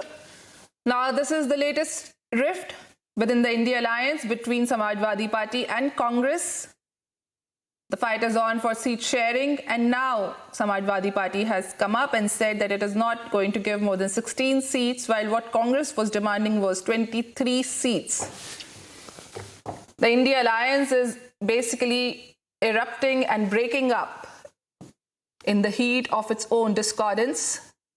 Several severe cracks are happening in the alliance, and the latest to voice his opinion, or its opinion if we talk of party, is Samajwadi Party, that has clearly said that they are not going to give Congress what it's asking for. I'll again go to my colleague Raghavendra. Raghavendra, अगर आप मुझे सुन सकते हैं तो आप ये जो latest situation develop हुई है इंडिया अलायंस में, समाजवादी पार्टी और कांग्रेस के बीच में जो डिफरेंस हुआ है, और समाजवादी पार्टी ने क्लियरली मना कर दिया है कि वो 16 सीट से ज़्यादा नहीं देंगे, इसके बारे में हमारे ऑडियंस को पूरे डिटेल शेयर करिए प्लीज। राघवेंद्र जी, जी आशंका थी आखिर वही हो रही है, क्योंकि सत्ता पक्ष लगातार कह रहा था कि ये जो इंडी गठबंधन है ये स्वार्थ का गठबंधन है, सत्ता में पहुंचने का गठबंधन है और कहीं न कहीं जो गलत काम किए हैं उससे बचने का गठबंधन है। तो वो दिख रहा है क्योंकि इनमें प्रेम नहीं है, सौहार्द नहीं है। अब आप देखिए ना, जिस तरह से समाजवादी पार्टी के जो नेता हैं यानी मुखिया अखिलेश यादव, पहले वो कहते हैं कि 11 सीट हमने कांग्रेस के लिए आरक्षित कर दिया है बिना बात के, जबकि उनके प्रभारी को नहीं पता है, उनके अध्यक्ष को नहीं पता है कांग्रेस के कि ये कब हुआ मीटिंग, अब कैसे फाइनल हुआ। उसके बाद इन्होंने कल आनंद फानन में 16 कैंडिडेटों की लिस्ट निकाल दी। यानी कि जो देश का सबसे बड़ा प्रदेश है, जहां सबसे ज्यादा लोकसभा की 80 सीटें हैं, 80 सीटें हैं, जिसका दावा भाजपा कर रही है हम सभी जीतेंगे, वहां पर इन्होंने बिना बातचीत के और पीडीए के नाम पर कि पीडीए हमारा गठबंधन है 16 सीट निकाल दिया। तो कांग्रेस जो जवाब नहीं दे पा रही है, कांग्रेस यह भी नहीं कह पा रही कि मैं अकेला हूं, मैं अकेले चलूंगा या गठबंधन के साथ चलूंगा, क्योंकि गठबंधन में तो कोई बात ही नहीं हो पा रही है। लिस्ट जिस तरह से आ रहे हैं, केवल कांग्रेस यही कह रही है कि आगे बातचीत हो रही है, लेकिन बातचीत नहीं हो रही है, क्योंकि कांग्रेस पार्टी ने जो 23 सीटें, पहले तो 32 की डिमांड थी, लेकिन 23 ऐसी सीटें हैं जहां कांग्रेस जीतने का क्लेम कर रही है और उस पर वो लौटने को तैयार नहीं। गठबंधन भले ही टूट जाए, लेकिन वो 23 की 23 सीटें कांग्रेस को चाहिए। लेकिन समाजवादी पार्टी के मुखिया कह सीट से ज्यादा हम नहीं दे पाएंगे आपको, क्योंकि स्थिति हमारी नहीं है देने के लिए और न तो कांग्रेस वहां दावा कर सकती है। तो ये जो 16 और 23 का जो मामला है, इस पे कहीं न कहीं गठबंधन टूट के कगार पे पहुंच चुका है। गठबंधन की कोई संभावना नहीं बची है, क्योंकि यहाँ पर दोनों पार्टियां अड़ी हुई हैं। तो देखिए किस तरह से इंडी गठबंधन का हश्र उत्तर प्रदेश हो रहा है। देश के सबसे बड़े राज्य में सबसे ज्यादा जहां लोकसभा की सीटें हैं, वहां पर किस तरह की स्थिति सामने दिखाई दे रही है, वह जनता खुद तय करेगी, खुद सोचेगी कि अभी चुनाव शुरू नहीं हुआ है और अभियान अभी शुरू नहीं हुआ है और इस तरह की चीजें सामने आ गई हैं।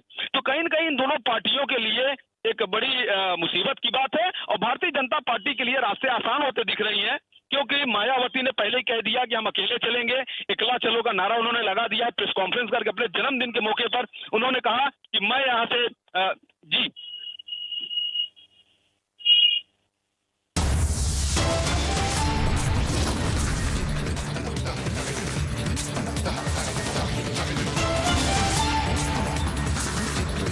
QS&THE, the world's foremost university rankings organizations, have ranked Amity amongst the top 3% universities globally, making it among the very few Indian universities to be included in both rankings. Yet another top ranking for Amity University.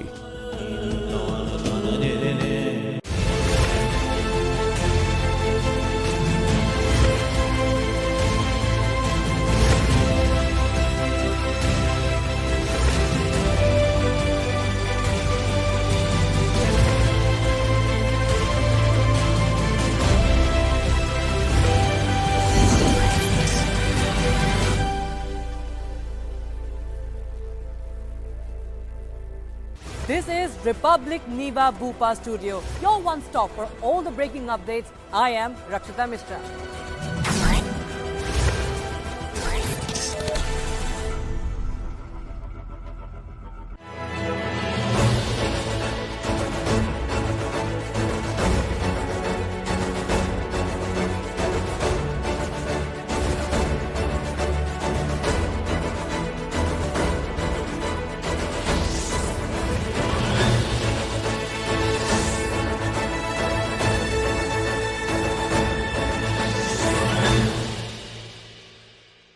This is Republic Niva Bhupa Studio, your one stop for all the breaking news updates, and I am Nikita Sahai.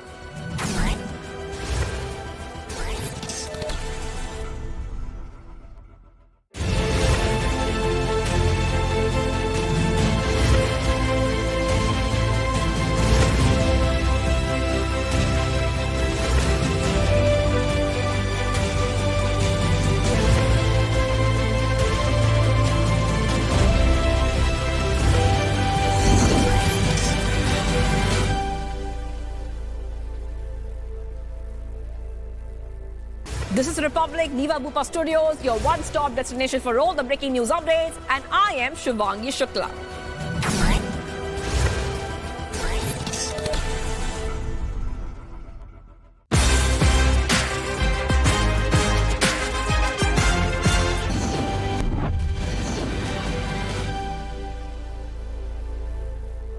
Since the budget is around the corner, interim budget is around the corner, what is your sense? Do you expect the budget to be simply a vote on account, a populist one, or a spoil spot? How many times in the last, let's say 9 years, have you seen the budget being any of these categories that you pointed out? By now, I think it should be fairly clear that, you are going to see continuity. And over these years, we have also seen a very broad strategy come up. The first 5 years were about stabilizing the institutions, cleaning the banks, getting our core architecture in place, right? After that, the last 5 years have been about, first the pandemic was a big deal, but capex have been, every consecutive years you have seen a rise and go towards certain sector. I would suspect you are going to see very much of the same. So no major surprises. Okay. We have seen in the last few budgets the government continuous focus on the capital expenditure. Yes. Do you think that this is going to sustain in the long run, and this budget will also see a record capex allocations? I doubt if you're going to hear any new major, catering to election type of, because you did not even see it last year. Right. When many states were going in, you're going to see continuity, Rajan. I think by now it is very clear that capex is very important for us, and you should also see where is capex going. So it's going towards strengthening of your core infrastructure, all of those which are long-term productivity enhancing, whether it's in the rural or in the urban sector, but you're going to see more of the same. Okay. When we talk about the capex, the one concern area that emerges is the private capex, Yes. right? And Yes. all economists and experts are saying that private capex is lagging behind, and it's the government capex or the government who is doing the heavy lifting in the economy. Yes. What is your assessment of private capex as of now, Dr. Ravi? Well, first of all, we have seen a turnaround after 10 years almost.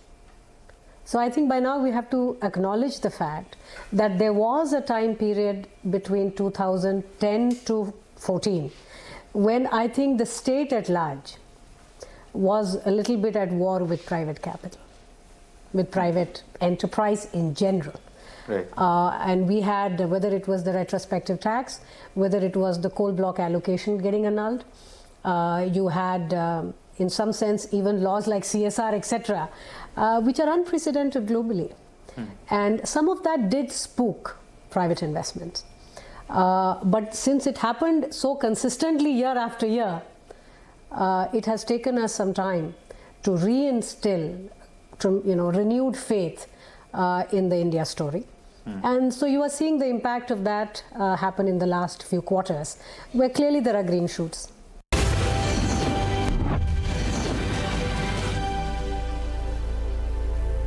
This is Republic, Niva Bupa Studios, your one-stop destination for all the breaking news updates, and I am Shivangi Shukla.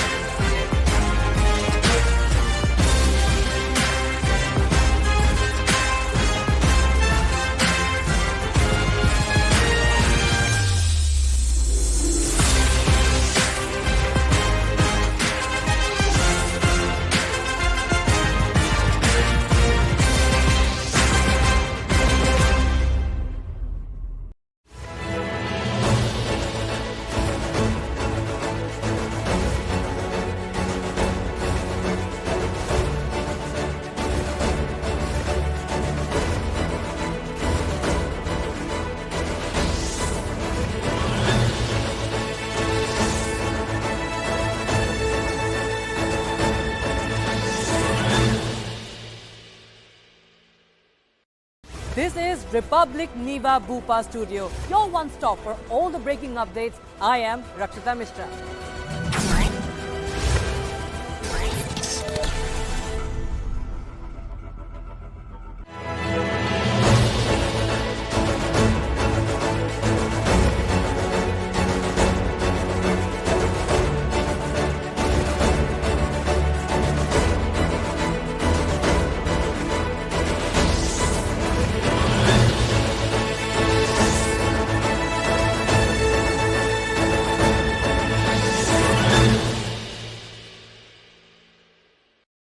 is Republic Niva Bupa Studios, your one-stop destination for all the breaking news updates, and I am Shivangi Shukla.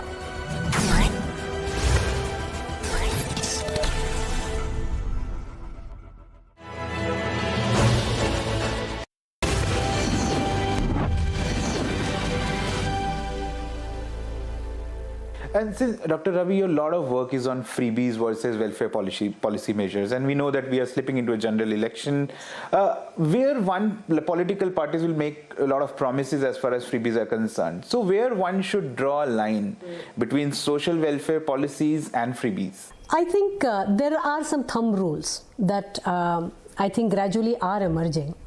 I think, when you have big promises made on non-development aspect of a budget, right? Going reversal of the pension reform. That's a big no-no in my view. States promising and financing a lot of these promises through greater debt. And so their if their share of non-development spending, which is interest payment, is a very major part of that, when you see that growing in a way that it is unsustainable, that is a problem. When you see large vacancies not getting filled, that is a problem, right? So I think the thumb rule has to be that when promises are made which go towards non-development nature of expenditure, then it is a problem. But when you see promises which are going towards the development part of it, like we'll strengthen healthcare, or we'll strengthen education, we'll strengthen connectivity, all of those are wonderful things, because those are long-term productivity enhancing. They're all development spending. They go back into the economy and they affect 100% of the population, right? Unlike non-development spending, which does not. So pension is not for everybody. Right. Unfortunately, it is for very well organized 5% of a state's population that works for the government. Right. And I think that is a problem. And also AI, artificial intelligence, has emerged as a big focus area, right? Generative AI. How do you see AI as a whole impacting the jobs in India? Jobs, you see the nature of the jobs will continue to change, and I think I'm very bullish on that sector, largely because we have a lot of last mile outreach problem, whether it is education, which is healthcare, I dare say even access to justice. Right. Like the kind of delays that we have. I think AI holds a promise. AI holds possibilities for us to bridge that gap, to improve outreach to that last mile. So I'm not as concerned as many people who think of it only theoretically, because if you are aware of the ground realities of India, then tech solutions, unlike elsewhere in the world, for us, our digital public goods, or the infrastructure as a whole, when we think of digital India, is mostly public goods in nature. We are trying to do it in a way that improves welfare, improves the quality of life of an ordinary citizen.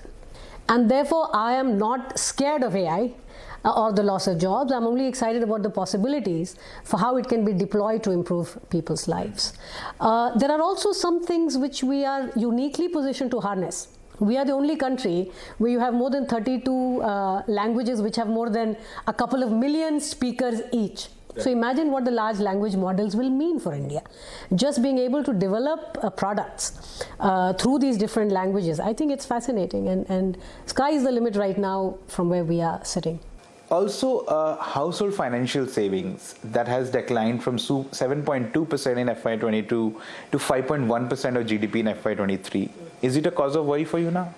I do worry about declining savings, largely because at this phase of economic growth and at this phase of GDP per capita, if you look at overall affluence or declining poverty, more like it, this is too early for us to stop saving.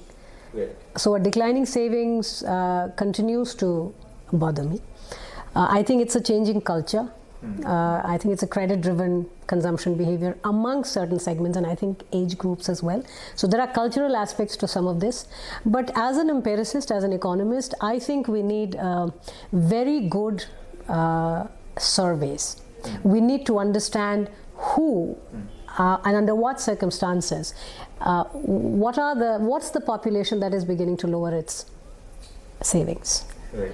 And largely because our future, we have a lot to grow still, and the most robust way to grow is also to have finances domestically, which can be channeled into investments. So I think some of it is on account of the fact that earlier we used to save in the form of real estate and land and jewelry, etc.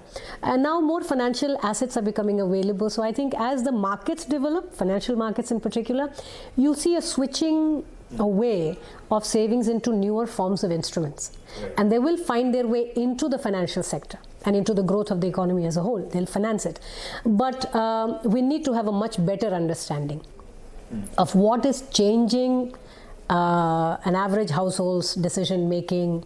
What are the factors?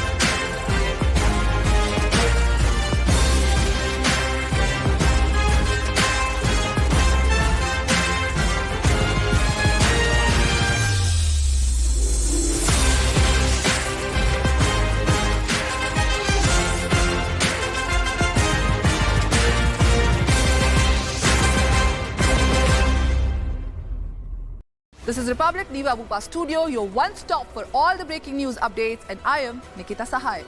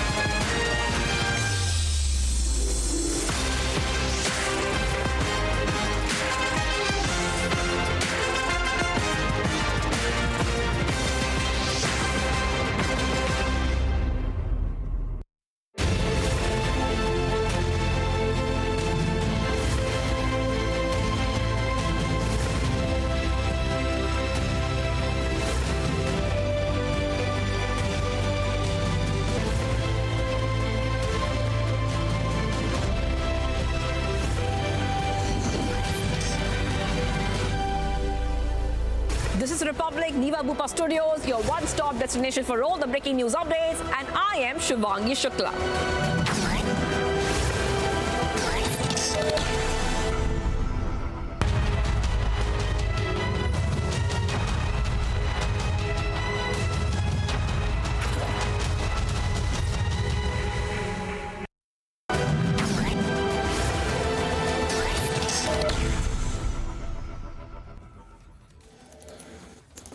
Very good afternoon and thank you for tuning in. You're watching live and breaking at 2 p.m. I'm Suesha Sawant. Let's take a quick check of the headlines we're tracking at this hour.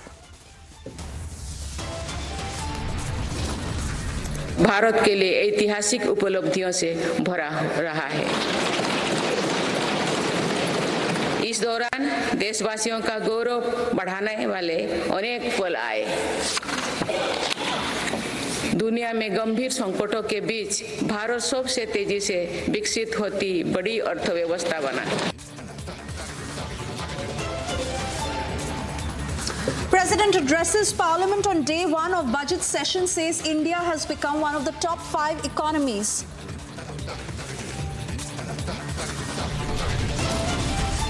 जिन्होंने सिर्फ और सिर्फ नकारात्मकता, हुड़दंग, शरारतपूर्ण व्यवहार ये जो किया होगा उनको शायद ही कोई याद करे।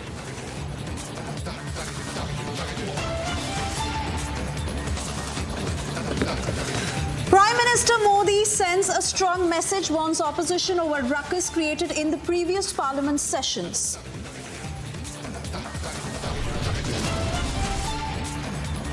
India's best business team, Republic Business, to dissect interim budget. Watch in-depth coverage with Arnav and team. Amid intense drama, ED team reaches Jharkhand Chief Minister Hemant Soren's office for questioning.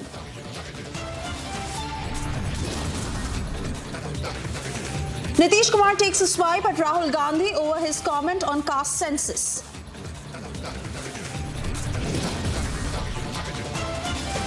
In third conviction, Imran Khan and his wife sentenced to 14-year jail in state gifts case.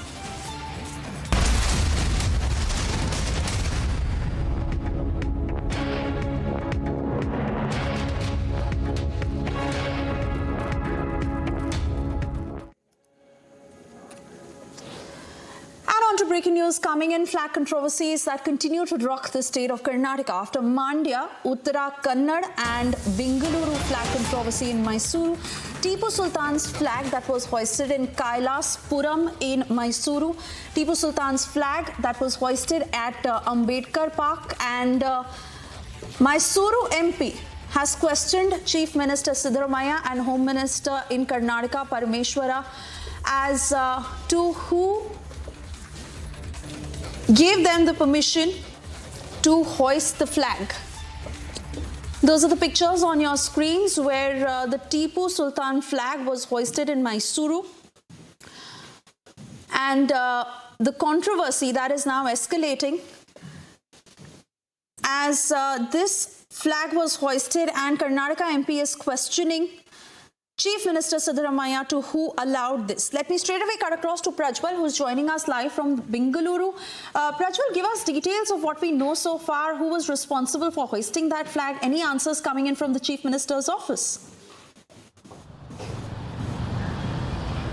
Absolutely, there has been no sort of answers either by the Chief Minister or else the Home Minister of Karnataka for that matter, because this particular flag, we get to understand, has been there for many years at the Kailasapuram in Ambedkar, in Ambedkar Park at the Motakeri Srinivasa Temple Road in Mysuru. So it's one of the prominent roads leading to a very famous temple in Mysuru, and by the side of this particular road there is an Ambedkar Park, and this particular locality is named as Kailasapuram, and at this particular park there is a flag of Tipu Sultan which has been hoisted. Why this question has been posed by the Kodagu Mysuru MP Pratap Simha is because of the fact that 2 saffron flags in less than a week have already been bulldozed away by the government. One, we saw what happened on the 27th of January in Mandya as well, and secondly we are also seeing that there is also a lot of tension in Uttara Kannada's Tenginagundi in Bhatkal as well, where a saffron flag was hoisted at a circle. This particular circle was also named as the Veer Savarkar Circle, and there was a huge name board which was put over it. But this was completely bulldozed and razed down by the Gram Panchayat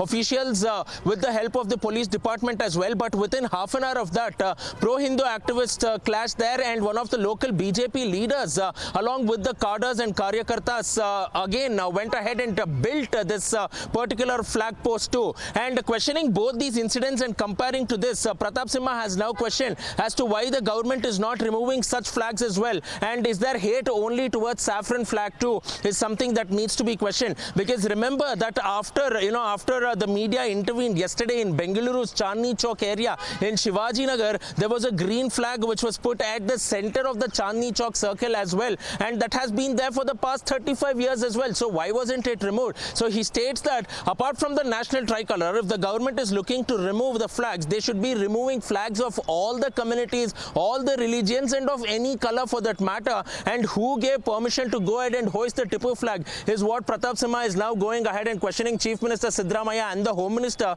There has been no response so far, even though it has been 18 hours since the BJP MP tried to go ahead and pose this question. So we are waiting for this official reaction from the government of Karnataka about this particular controversy as well. But now the BJP is going out all guns blazing and stating that this is double standards by the government of Karnataka, and they are against Hindu and they are anti-saffron.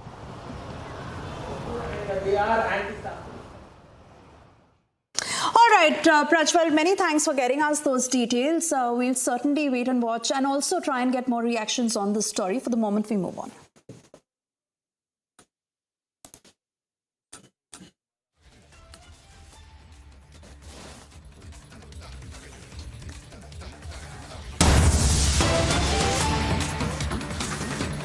And we got across to more breaking news coming in. Nitish Kumar hits out at Rahul Gandhi. Bihar Chief Minister slams Rahul Gandhi over caste census.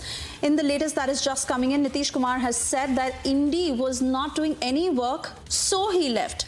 He's also said that Rahul Gandhi is taking fake credit for caste census. That's the statement coming in from Nitish Kumar as he's hit out at Rahul Gandhi, the Bihar Chief Minister who slammed Rahul Gandhi over caste census. The man who was responsible for bringing the Indy bloc together has now exposed the Indy alliance, also going on to say that they did not do any work, and that was the very reason for the decision of his exit. Nitish Kumar going on to say that Rahul Gandhi is taking fake credit for caste census, whereas as far as the state of Bihar is concerned, it was out and out Nitish Kumar who had spearheaded the caste census. Let's listen in to the reaction that has come in.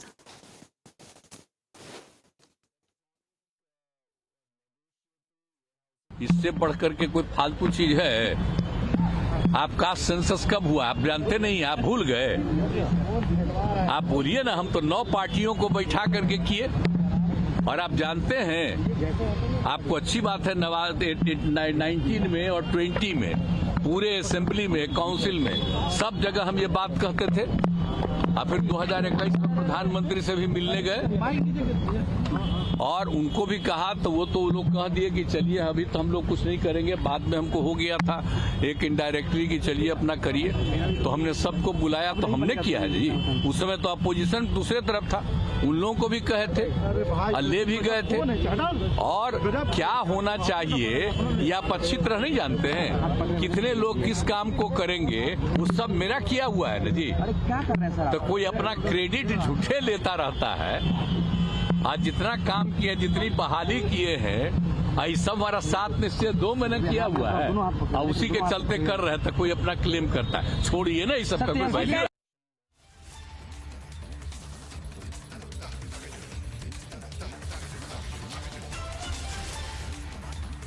All right, so that was Rahul Gandhi and what Nitish Kumar was saying to him. Remember, Nitish Kumar has just exited. He has dumped the Mahagathbandhan and the Indy alliance, and now he has taken a jibe over the caste census. Remember, Rahul Gandhi during his yatra has been targeting Nitish Kumar, saying that this was it was not needed, that Nitish Kumar is not needed, and that has been the same stance of many other Congress leaders. But we are understanding that they have no other option but to say this. And now we have Nitish Kumar saying that Rahul Gandhi has taken undue credit. It was my own government. It was when I was the Chief Minister that I did all the planning and the implementation of the caste census, which was a big demand from the people of Bihar.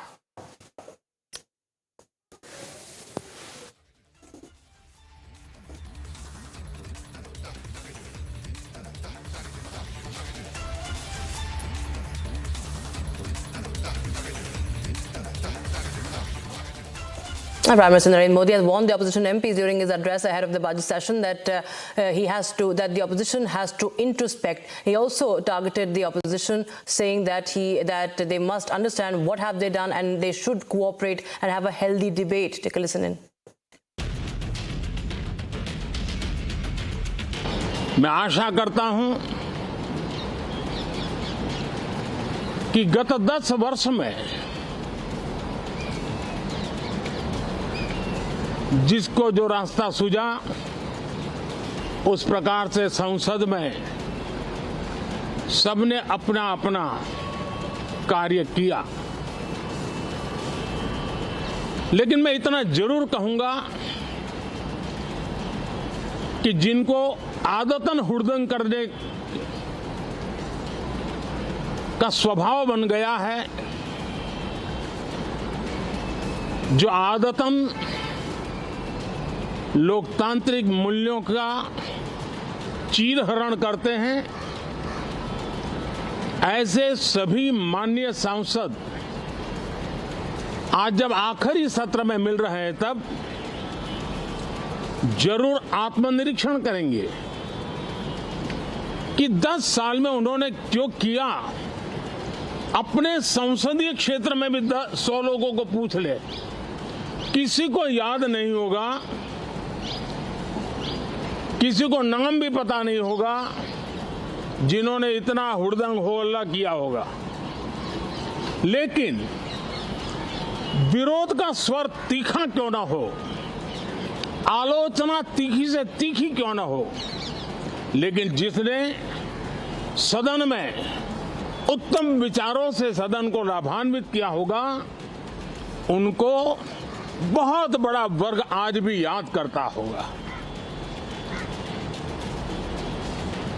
आने वाले दिनों में भी जब सदन की चर्चाएं कोई देखेगा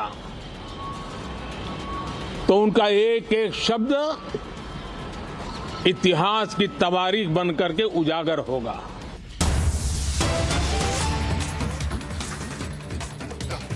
All right, we're getting in breaking news right now. A team of 9 ED officers is currently questioning Hemant Soren. Officers of the ED are in Jharkhand. Chief Minister Soren's residence around 1 p.m. They reached the residence of Soren around 1 p.m. to record his statement in a money laundering case linked to an alleged land scam amid speculations of his arrest. Remember, he has been evading the ED. He has been not facing the ED since quite some time. There were 10 summons that were issued. Finally, we see that Soren is being questioned. He was earlier raided. His Delhi residence was yesterday raided. Now, prohibitory orders have been imposed in key areas of Ranchi, and a special team has been formed to oversee the law and order situation. My colleague and senior editor Prakash is joining us live on the broadcast for more. Prakash, tell us more details. Now, finally, we see that the ED heat is mounting on Jharkhand Chief Minister, and he's being quizzed.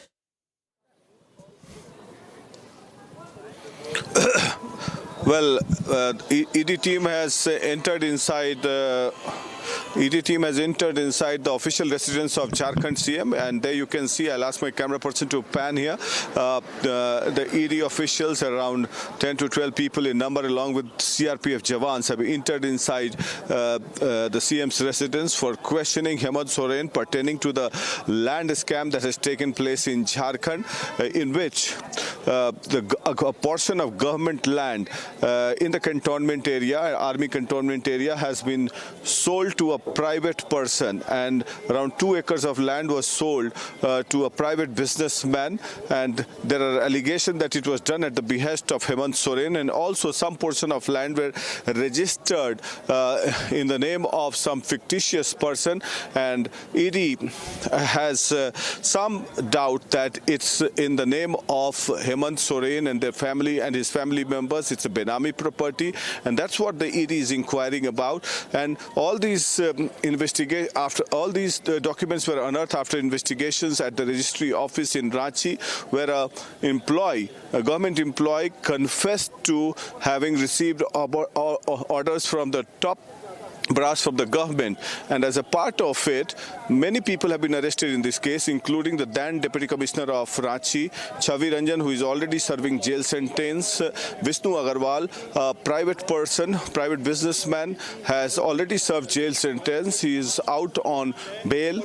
Premises of press representative of Hemant Soren as well as DSP of Chaibasa and other people have been raided, and they are under scrutiny. And a couple of weeks back, Hemant Soren was interrogated for 9 long hours at this particular place here in Ranchi, and today also the second questioning is being done after evading series of summons by the ED, and the ED also wanted to question him in Delhi, but he evaded the summon. He had some information that the ED might reach his residence in Delhi, and fearing arrest, he escaped from Delhi residence and took a flight from Delhi to Calcutta, and from Calcutta to Ranchi, he came by a road route. So this is the series of events that has unfolded in Jharkhand.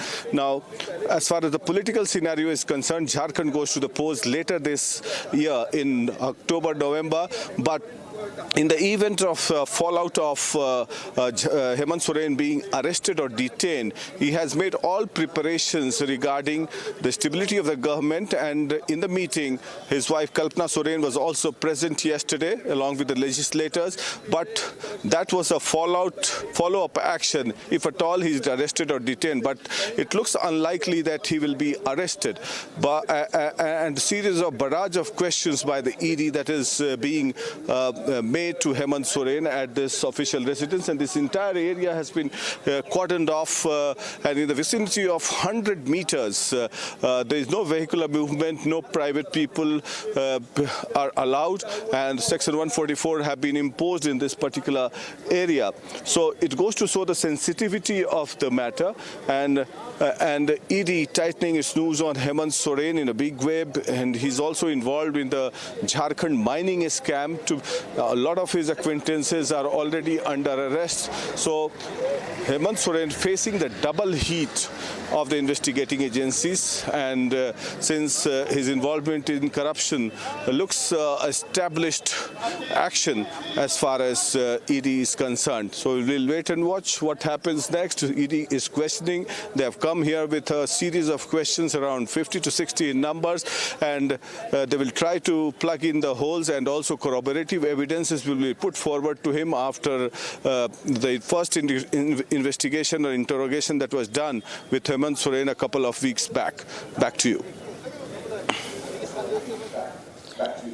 Right, Prakash, of course, as you just said that there are lesser chances of him getting arrested, but the fact that there has been a lot of, the entire party has been in a huddle amidst all this, what has been happening, and we do see Kalpana Soren, and the case of Kalpana Soren is much curious right now. What we are understanding is that there is a lot of division within the Soren family as well. So in case, what is the plan B for, as far as Soren is concerned, Hemant Soren is concerned, because in case, if at all he has to face arrest or detention, what do we understand here? Who has upper hand? Is Kalpana going to make it through? Is there that Rabri Devi model that is going to be implemented, or is there a lot of opposition that actually weighs much more than that?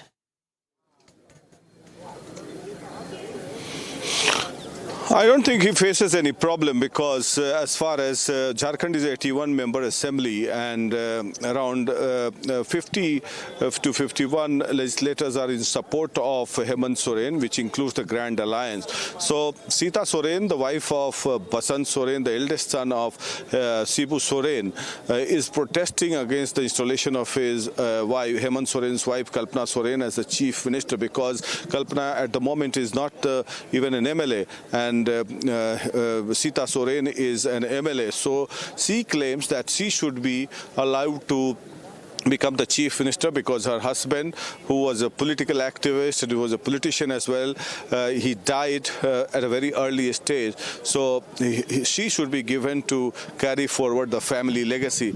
But majority of the MLAs are in support of Hemant Soren, including the Congress party, the RJD and the CPI, and that should not be much of a problem here in Jharkhand in case Hemant Soren is arrested or detained.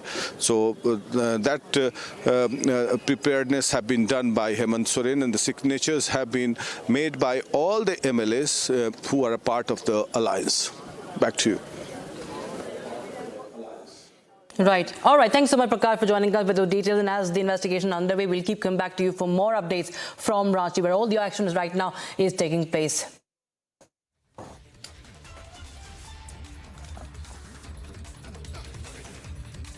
And now, a seat-sharing tussle is, of course,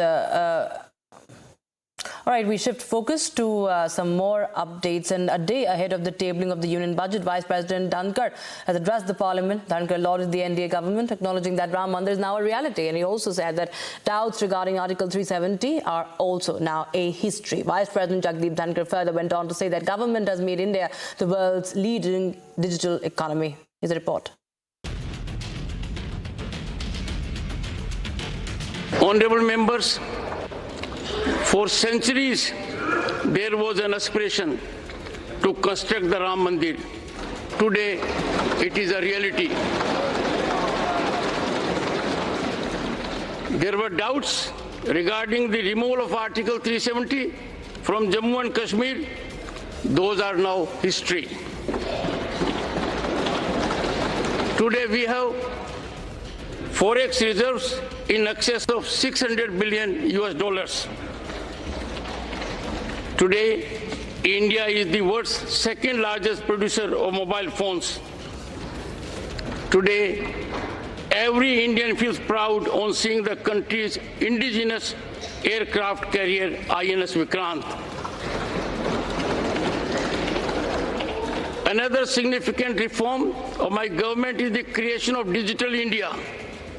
Digital India has made life and business much easier in India. Honorable members, my government believes that the grand edifice of Viksit Bharat will be erected on 4 strong pillars. These pillars are youth power, women power.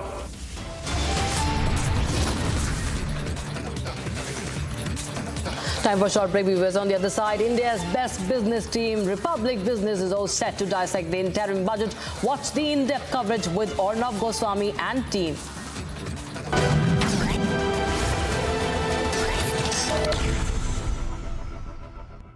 QS and THE, the world's foremost university rankings organizations, have ranked Amity amongst the top 3% universities globally, making it among the very few Indian universities to be included in both rankings. Yet another top ranking for Amity University. This is Republic Niva Bhupa Studio, your one-stop for all the breaking updates. I am Rakshita Mishra.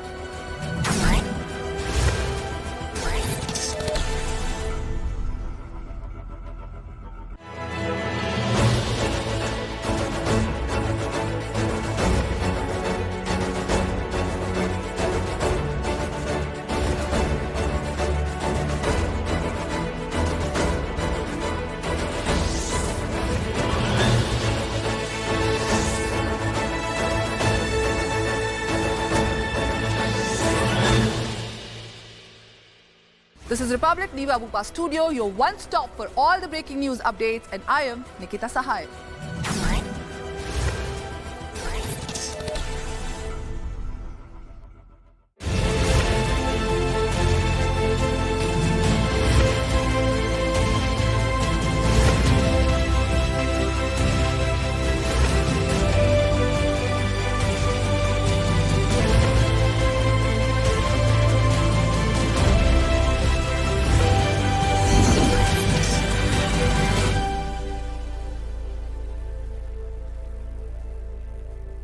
This is Republic Niva Bhupa Studios, your one-stop destination for all the breaking news updates, and I am Shivangi Shukla.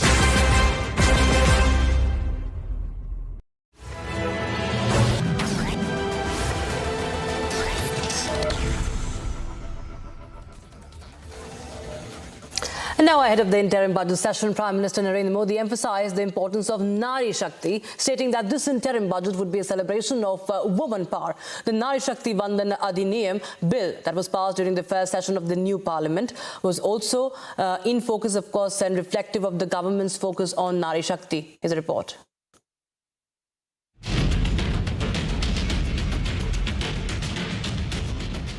साथियों, इस नए संसद भवन में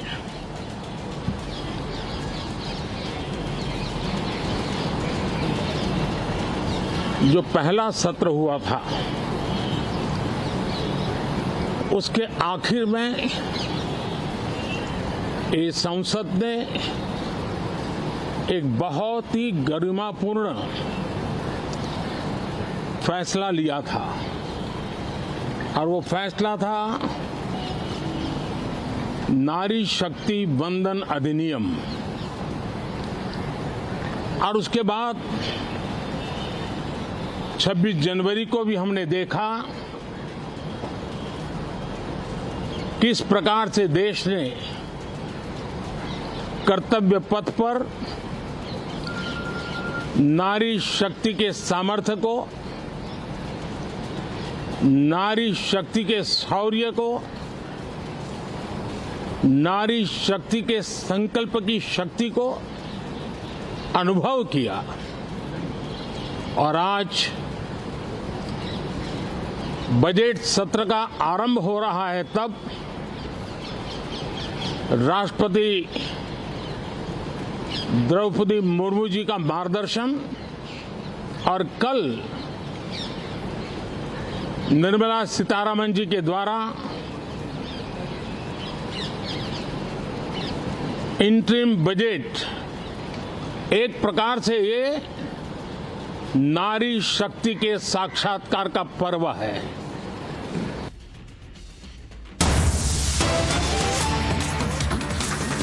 Our Honorable Prime Minister Sri Narendra Modi ji's vision to transform India into a Viksit Bharat by 2047. This is also a day which shows the growing clout of our party in Kerala. Sri P.C. George is one of the stalwarts of Kerala's politics, a 7-time MLA, as a part of the UDF as well as the LDF, and last as an independent candidate. He was also the chief whip for the UDF government in Kerala from 2011 to 2015, and is a very prominent member of the Roman Catholic community in Kerala.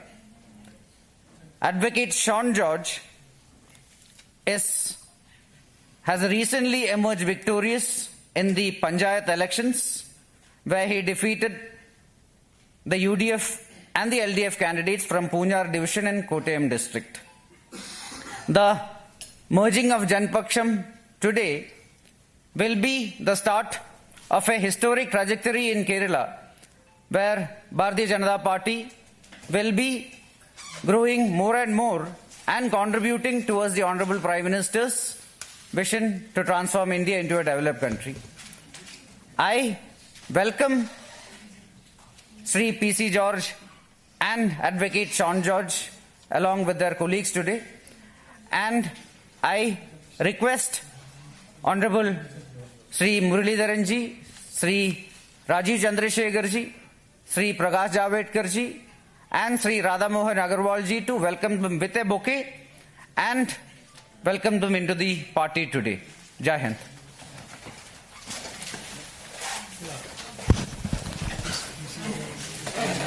वहाँ दे रहे बात नहीं मैं दर्ज किया यहाँ ये दे दो नहीं वो रखो वो बात वो फोटो निकाल के रख देंगे तो अग्रवाल जी को दे आओ आओ आओ बीच में आओ Joseph very good welcome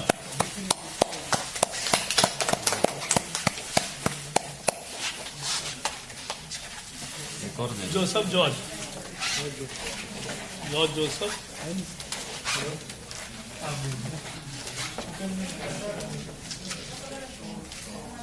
Yes.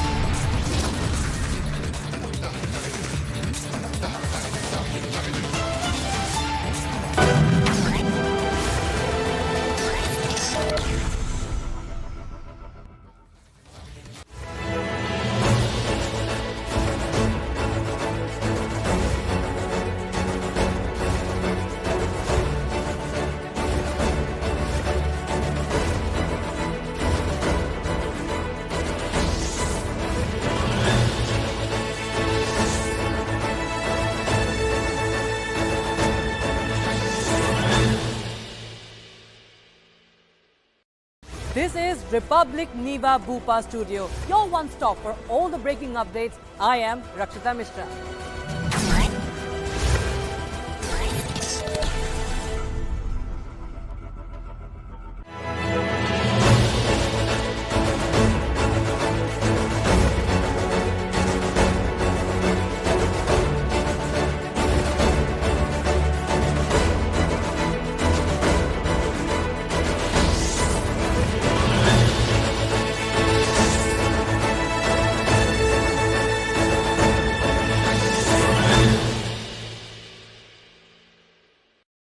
This is Republic Niva Bhupa Studios, your one-stop destination for all the breaking news updates, and I am Shivangi Shukla.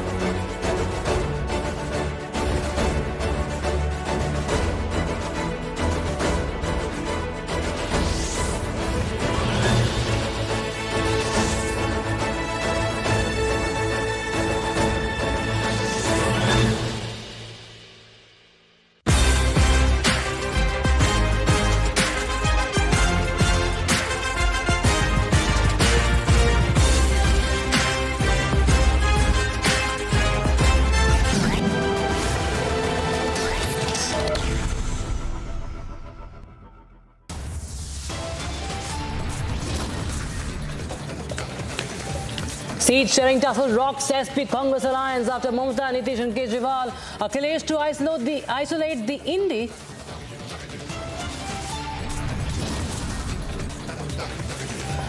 Land scam heat on Jharkhand Chief Minister. AD team reaches Jharkhand Chief Minister Hemant Soren's residence for questioning.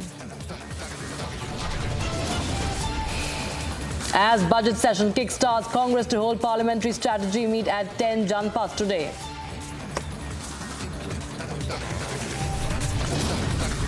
जिन्होंने सिर्फ और सिर्फ नकारात्मकता, हुड़दंग, शरारतपूर्ण व्यवहार ये जो किया होगा उनको शायद ही कोई याद करे।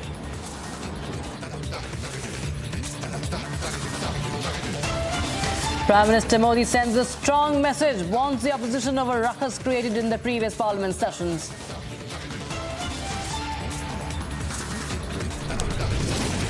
बीता वर्ष भारत के लिए ऐतिहासिक उपलब्धियों से भरा रहा है। इस दौरान देशवासियों का गौरव बढ़ाने वाले अनेक पल आए।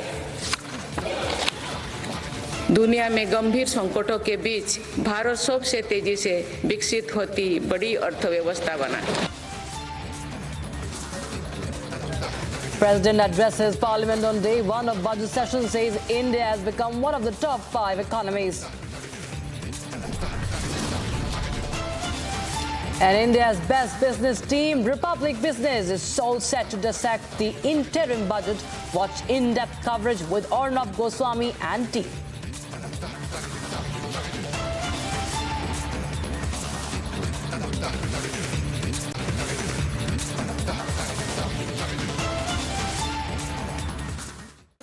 Right, we start with breaking news coming in at the top of this hour. Rift between the Congress and the TMC is only intensifying, and now breaking news coming in. Rahul Gandhi's car has been vandalized in West Bengal.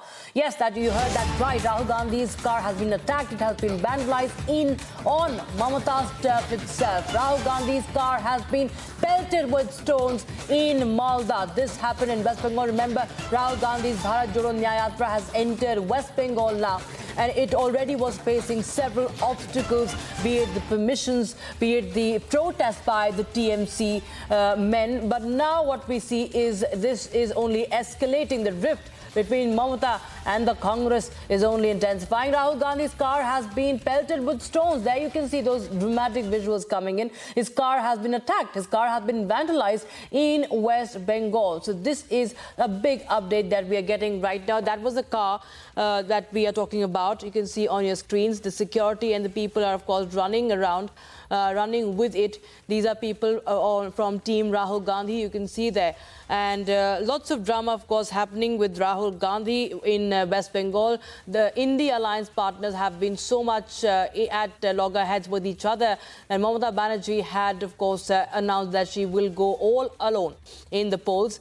But right now, what Rahul Gandhi is facing is not just isolation, but he's also seeing opposition and how he is facing violence now in West Bengal. Violence in West Bengal is it's not a new incident of violence, in West Bengal. We've seen how ED team has been attacked. We've seen what happened in the Panchayat polls. And now Rahul Gandhi, a Congress leader, has now, his car has been attacked. And you can see those visuals right now coming in on your screen. So that is the big update we're getting in from West Bengal. This has happened at Mamata's turf, that is Malda.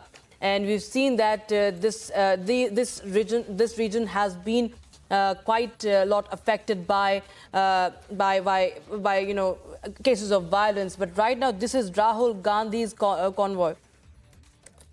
And we'll get you more details on that. But there's some more breaking news, viewers, that we are getting in right now. And this with regards to another chief minister in the country who is facing the summons by ED. Arvind Kejriwal has been summoned by the ED now. The chief minister of Delhi has been asked to appear this Friday. So this is the big update we're getting in right now. Arvind Kejriwal, who has skipped many summons just like Hemant Soren. Now Arvind Kejriwal is facing yet another summon by the ED. Once again, remember, he had just skipped the summons once again, and now these are fresh summons. He has already skipped 4 summons. He has skipped 4 summons, and he was asked on the 18th of January to appear before the ED. He again did not turn up, and now we have the 5th summon, a 5th summon for the Aam Aadmi Party Supremo and the Chief Minister of Delhi, Arvind Kejriwal. My colleague Shravan Sen, senior editor, is joining us on the phone line for more. The heat is turning up on Arvind Kejriwal, isn't it, Shravan? This is the 5th summon, I believe, to the Aam Aadmi Party Supremo, and he has been asked to appear before the ED on Friday. Well, unlike in the case of Jharkhand Chief Minister Hemant Soren, who was summoned multiple times, at least more than 10 times, he had made an appearance at least on 2 occasions. As far as Arvind Kejriwal is concerned, in the Delhi liquor scam, remember, he hasn't appeared even once, despite the multiple summons that have been sent out. We are now given to understand that he has now been called for questioning this week by the Enforcement Directorate. It remains to be seen whether at all he is going to respond to the summons. In the past, remember, Arvind Kejriwal essentially indicated that these are biased investigation that has been carried out by the Enforcement Directorate. And more importantly, he wanted to know from the investigative agency as to whether at all he is being called in for questioning as a witness or as an accused in this particular case. Remember, that is quite a bizarre demand that has been made by the Delhi Chief Minister, given the fact that it is the prerogative of the Enforcement Directorate to decide whether at all a concerned person can be seen as a suspect or as an approver in this particular case. Having said that, remember the Delhi liquor scam, as far as Arvind Kejriwal is concerned, the reason why he is essentially being examined by the Enforcement Directorate is primarily because, remember, the policy that was drafted by then Deputy Chief Minister of Delhi, Manish Sisodia, the allegation was that the profit margin was arbitrarily changed by the Deputy Chief Minister, Manish Sisodia, from 5% to 12%, which the Enforcement Directorate suspect is the money, or rather the cut money that was allegedly received by the Aam Aadmi Party. What the Enforcement Directorate essentially wants to know from the Delhi Chief Minister is that whether at all he was aware about the changes that were being brought into the draft policy. Secondly, why exactly was the exchange of this draft policy, why did it take place at the residence of the Chief Minister itself, and whether at all the Aam Aadmi Party as a party, did it actually receive money from the liquor vendors, manufacturers who allegedly benefited from the draft liquor policy. Right, but what are the chances now? Do we expect, or will it be a surprise if Arvind Kejriwal skips this fifth summon once again? We've seen, Hemant Soren, skipping at least a total of 10 summons. But what about Arvind Kejriwal? What could be the next plan of action by Arvind Kejriwal here? Well, in all likelihood, Arvind Kejriwal, like in the past, would also consult his legal team. Whether at all he is going to make an appearance or not, that there isn't any clarity. We haven't really heard from the Aam Aadmi Party as yet. But having said that, remember, more the Aam Aadmi Party chief stays away from the investigation, it would only mean more trouble for him, because the Enforcement Directorate will also have the option thereafter to move the court for a non-bailable warrant on the grounds that he hasn't been cooperating with the agency. Also, remember, the Bharatiya Janata Party as an opposition has been raising this question as to why exactly has Arvind Kejriwal stayed away from the investigation, and is there anything to hide? So remember, there would also be some sort of a political posturing that would be done by the Chief Minister himself. And as far as the Enforcement Directorate is concerned, they maintain that all of this is essentially being done, keeping in mind that they want a fair investigation to be carried out, and they want to give an opportunity to the Chief Minister to explain his position. Right, thank you so much, Shavan, for joining us with those details. And now we are getting some more breaking updates, viewers, in this bulletin. And now this coming in with regards to the budget session. A Congress Parliament Strategy meeting is all set to take place today. Congress Parliament Strategy Group meeting will take place at 10 Janpat. Sonia Gandhi will be heading the Congress Parliament Strategy meeting at her residence, that is the 10 Janpat, and in New Delhi. So this is the big update we have right now ahead of the budget that is all set to be announced tomorrow. And of course, the budget session has kick-started. We understand that the Congress party right now will be talking out its strategy for the budget session. Remember, there will be the 14 suspended MPs who will be returning for the budget session after parliamentary panel's recommendation also. So this is the big update we have right now as far as the budget session is concerned. The Parliamentary Strategy Group, Congress Parliamentary Strategy Group, is all set to hold a meeting. My colleague Harsha, tracking all developments, joins us on the phone line for more. Harsha, of course, Congress is right now in a huddle. What do we expect from this parliamentary meeting? We understand many of the suspended MPs are also returning this budget session. Yes, Rakshita, so the suspension of the several members of parliament, Rakshita, have been revoked right now. If we talk about the Lok Sabha and Raj Sabha, the MPs who were suspended today attended the parliament as well. Before the budget session, the suspension was revoked and it was announced yesterday by Prahlad Joshi itself. But today, the very important Congress parliamentary meeting at 10 Janpat at the residence of Sonia Gandhi will be held in the evening, and this meeting has been called today to strategize and discuss Congress strategy before the budget session, because as we also know, in the all-party meeting of the floor leaders, Congress precisely stated that the issue of the misuse of the agencies and issues of the unemployment and price rise is very important, and also how violent attack was done on Rahul Gandhi's Nyaya Yatra, that will also be taken up in the parliament budget session this time. So Congress this time also is in no mood to let the budget session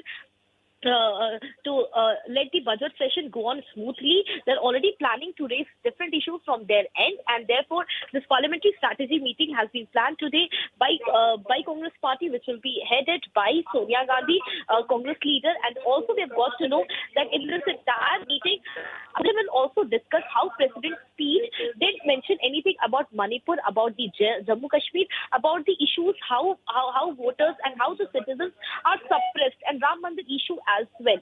Today, after the address of President Gaurav Gogoi, the Congress member of Parliament came out, Rakshita, and he precisely spoke to us and stated that there was a lot of things which was missing from the president's speech. President was speaking about the development in 5 years, which was the agenda of BJP itself. There was no mention of the sufferings of the people in Manipur and in different parts of the country, which Congress has been raising. So this is going to be the top of the agenda of Congress this time in the parliament, as we very well know that Congress will now plan how to take up this issue, whether they're going to take placards or the ruckus or sloganeering.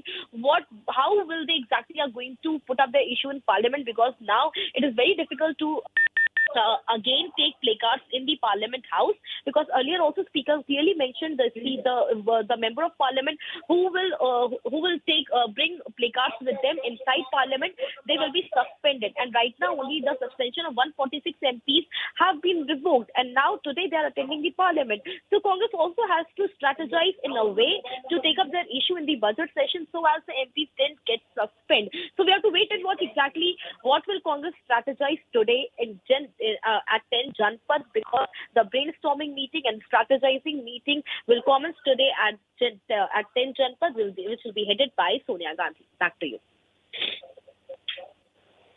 All right. Thanks so much, Harsha, for joining us with those details. We'll keep coming back to you for more updates as the budget is all set to be announced. And of course, various political parties are also in a huddle as the session is underway.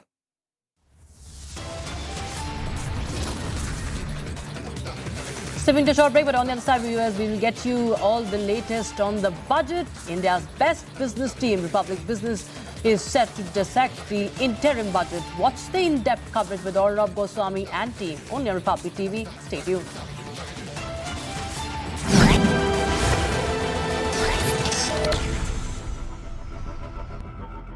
This is Republic Niva Bupa Studio, your one-stop for all the breaking news updates, and I am Nikita Sahai.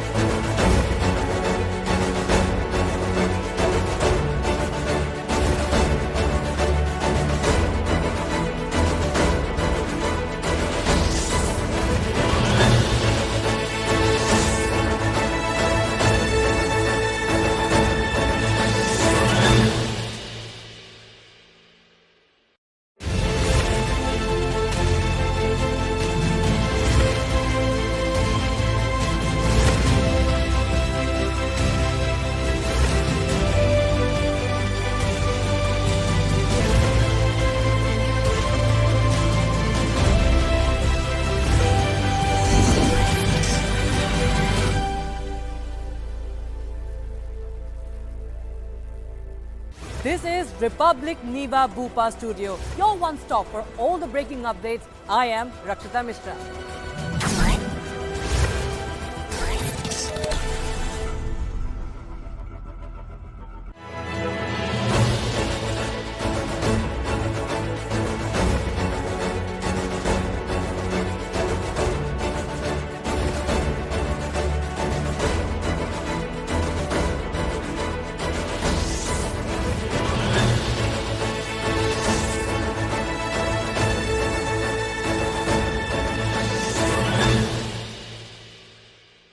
This is Republic Niva Bupa Studio, your one-stop for all the breaking news updates, and I am Nikita Sahai.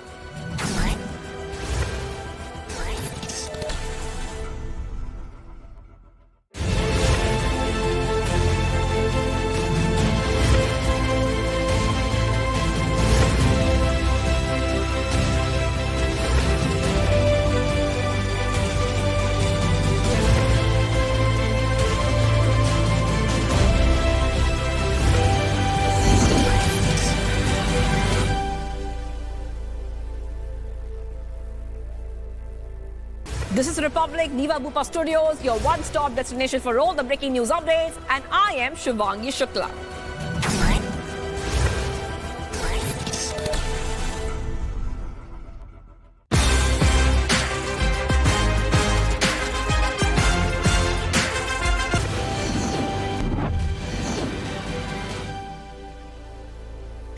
viewers, here's a short glossary of words which will help you understand the budget and the economy better. Fiscal deficit. It's a difference between a government's total expenditures and the revenue it generates, excluding money from borrowings.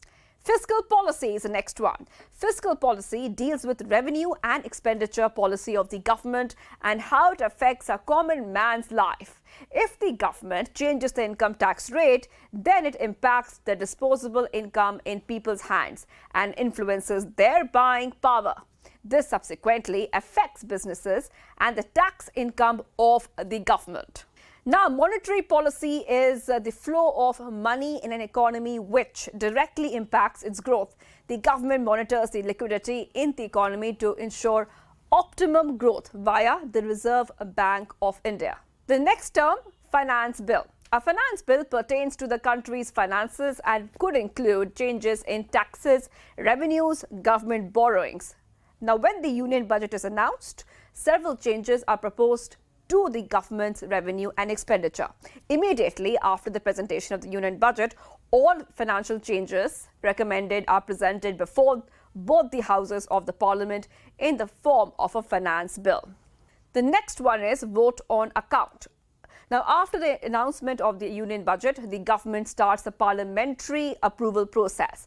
Under this, there is a special provision called vote on account, where the government obtains permission from the parliament for a sufficient sum to carry on daily functions until the required legislation is passed.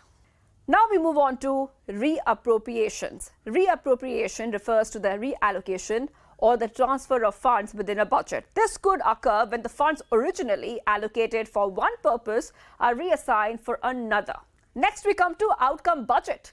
Outcome budget is a way to monitor the allocated funds within a new budget. Since 2006 to 2007, it has been made mandatory for every ministry to present a preliminary outcome budget to the Ministry of Finance for compiling them together. The next word is guillotine. The Parliament has limited time for discussing the expenditure demands of each ministry. Now, if there is any pressing political matter, other things can be put on hold, and the Speaker of the House can apply the guillotine and move a proposal against a specific allocation for a government department. Let's move on to cut motions. A cut motion is a special power vested in members of the Lok Sabha to oppose a demand being discussed for specific allocation by the government in the finance bill as part of the demand for grants. If the motion is adopted, it amounts to a no confidence vote, and if the government fails to jot up the numbers in the lower house, it is obliged to resign according to the norms of the house. And treasury bills. When the central government approaches the financial market to raise money, it does so by issuing two types of debt instruments: treasury bills and government bonds. Treasury bills are issued whenever the government needs money for a short period. These treasury bills are issued only by central government. They have a maximum maturity period of 364 days. And a government bond is a debt instrument issued by the central and state governments of India. Issuance of such bonds occur when the issuing body, whether it is the central government or any state government, faces a liquidity crisis and requires funds for the purpose of infrastructure development.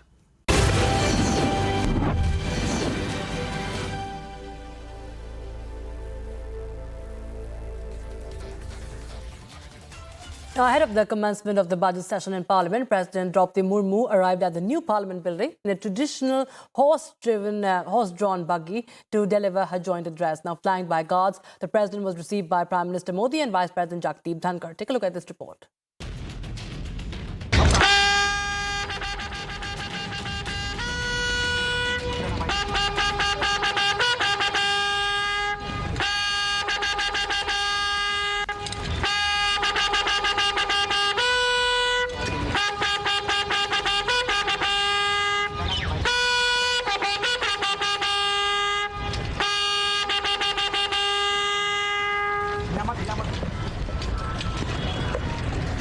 माननीय सभासदों, महामहिम राष्ट्रपति जी,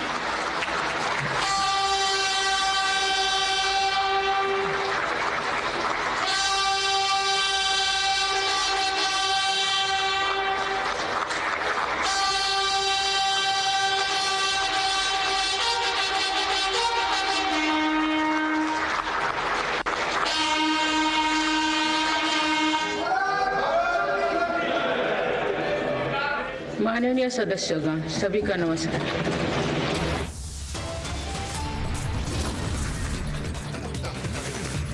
And viewers, stay tuned to Republic TV as the best business team of the country. Republic Business is all set to dissect the interim budget. Watch the in-depth coverage with Arnav Goswami and team only on Republic TV.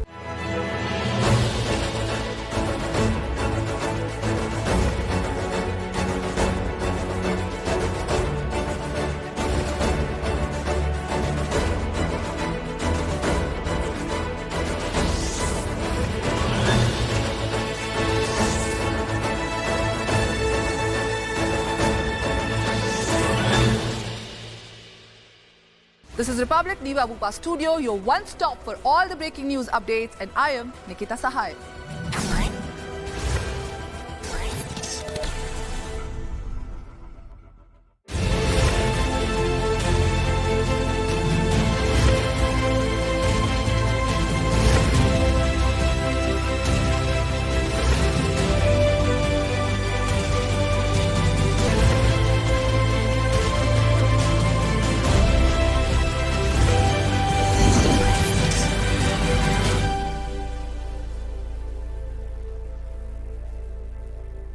This is Republic Niva Bupa Studios, your one-stop destination for all the breaking news updates, and I am Shivangi Shukla.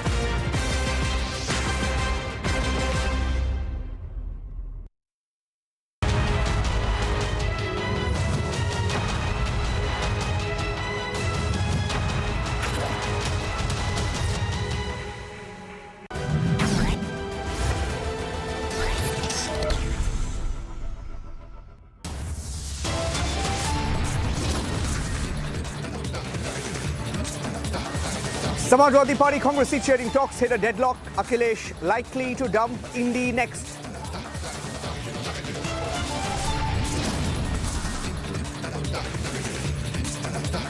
Under the scanner for the land scam, ED quizzes Jharkhand Chief Minister Hemant Soren in Ranchi.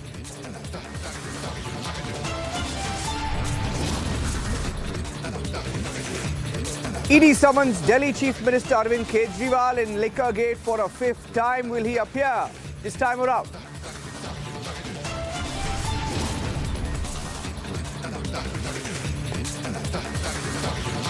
Nitish Kumar hits back at Rahul Gandhi over the caste census remarks as Congress taking fake credit.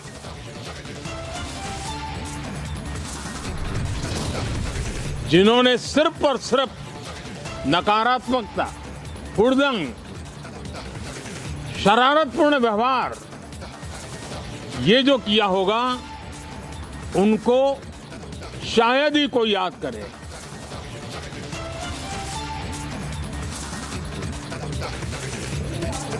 A day ahead of budget, Prime Minister warns the opposition of ruckus, calls for parliamentary behaviour.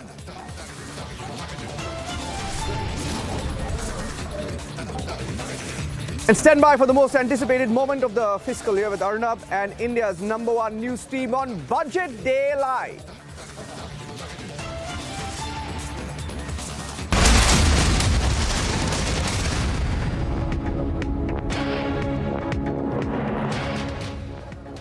And the big focus this hour, Arvind Kejriwal, the Delhi Chief Minister, Chief of the Aam Aadmi Party. Delhi Chief Minister Arvind Kejriwal has been summoned once again by the Enforcement Directorate. Under the scanner in Liquor Gate, he's been summoned for a fifth time. He's evaded the Enforcement Directorate summons. Each time he's been called. Will Arvind Kejriwal appear before the Enforcement Directorate this time around? That's the focus this hour. I'm going across to my colleague Shawan. Shawan, it's a dodgy question. Whether he will appear or not. What are the risks Arvind Kejriwal is taking by dodging these summons again and again?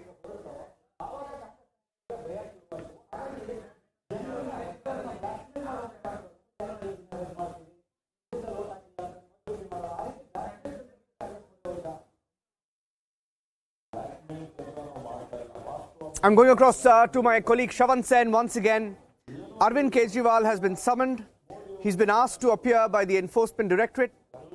And this is the fifth summon that Arvind Kejriwal has received from the agency that is probing the liquor scam. He's been asked to appear on the 2nd of February, that's the day after tomorrow.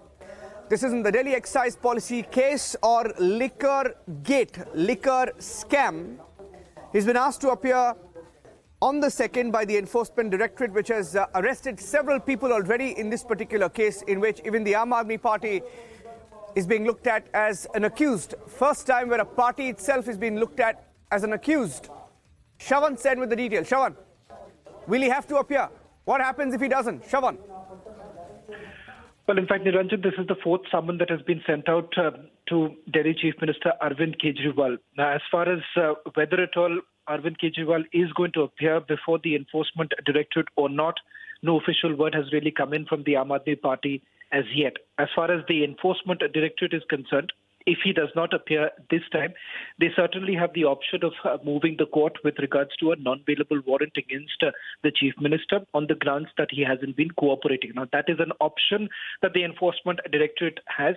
It is the prerogative of the agency whether they are going to exercise it or not. Because if you take a cue from what has happened in the case of Jharkhand Chief Minister, then almost 10 summons were actually sent out. It totally depends on the federal agency whether at all that decision is going to be taken or not. The reason why Arvind Kejriwal has been called in for questioning by the Enforcement Directorate is only because the Enforcement Directorate wants to give the Aam Aadmi Party chief an opportunity to explain whether at all the money that was allegedly received by the party, was it some sort of a quid pro quo? or was it the cut money that was allegedly received by the party from the liquor scam? Because remember, the decision that was taken by the then Deputy Chief Minister Manish Sisodia to change the profit margin from 5 to 12% is essentially the money that the Enforcement Directorate suspects was the cut money that allegedly received by the party. That is exactly why during the course of the investigation and in multiple hearings before the court, it is the Enforcement Directorate that has argued that there is a possibility that they may consider making Aam Aadmi Party as an accused in this particular case.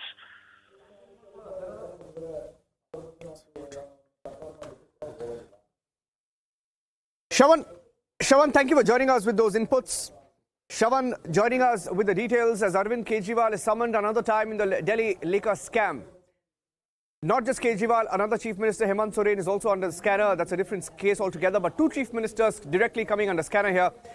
Let's move on now and get you the other big political news in this election season. Running up to the Lok Sabha elections of 2024, Nitish Kumar, the Bihar Chief Minister, he continues to be the Bihar Chief Minister year after year, party after party, changing alliance after alliance, and from praising Rahul Gandhi a few days back to slamming Rahul Gandhi now for what he calls fake credit, taking fake credit for the caste census.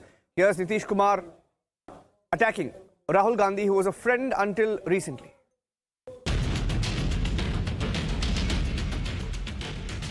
इससे बढ़कर के कोई फालतू चीज है? आप caste census कब हुआ? आप जानते नहीं, आप भूल गए। आप बोलिए ना, हम तो 9 पार्टियों को बैठा करके किए, और आप जानते हैं, आपको अच्छी बात है, 19 में और 20 में पूरे असेंबली में, काउंसिल में, सब जगह हम ये बात कहते थे। और फिर 2021 में प्रधानमंत्री से भी मिलने गए और उनको भी कहा, तो वो लोग कह दिए कि चलिए अभी तो हम लोग कुछ नहीं करेंगे, बाद में हमको हो गया था एक इनडायरेक्टली कि चलिए अपना करिए, तो हमने सबको बुलाया, तो हमने किया है जी। उस समय तो अपोजिशन दूसरे तरफ था, उन लोगों को भी कहे थे, ले भी गए थे। और क्या होना चाहिए ये आप अच्छी तरह नहीं जानते हैं, कितने लोग किस काम को करेंगे, वो सब मेरा किया हुआ है ना जी। तो कोई अपना क्रेडिट झूठे लेता रहता है।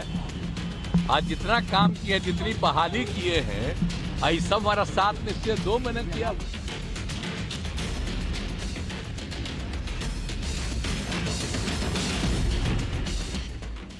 From one broken alliance to another possible breakup, Nitish is out. Will Akhilesh Yadav be next? Yesterday, Akhilesh Yadav's party, the Samajwadi Party, released a list announcing 16 names. They put out a list putting out 16 names for the upcoming Lok Sabha elections, indicating that all's not well. It was not the India Alliance list that was released. Akhilesh Yadav declared that 16 members of his party would be contesting the elections in a breakaway, in a clear breakaway with the talks that they're having with the Congress party. Congress wants to contest in 23 seats in Uttar Pradesh as per sources. But Akhilesh Yadav not willing to concede over 16 seats to the Congress party in India's largest state, Uttar Pradesh, which will hold key to who forms the government at the center in 2024 in May this year, indicating that all's not well. Akhilesh Yadav unhappy as seat-sharing talks we hear have hit a deadlock.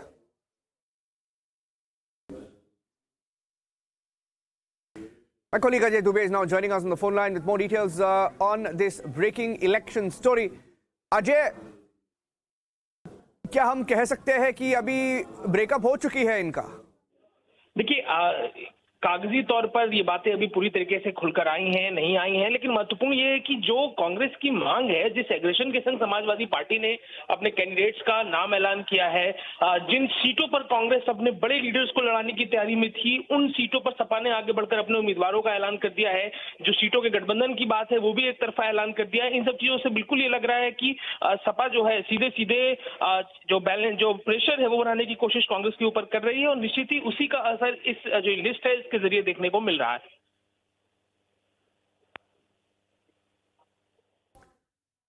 अभी हमें यह भी बताइए कि कांग्रेस को कितना seat चाहिए वहां पे उत्तर प्रदेश में, और समाजवादी पार्टी का कहना क्या है इस मामले पर? क्या कांग्रेस का उतना स्ट्रेंथ है ग्राउंड पे? उनको चाहिए 23 शायद लेकिन क्या उनके पास उतना स्ट्रेंथ है इतने सीट लड़ने की?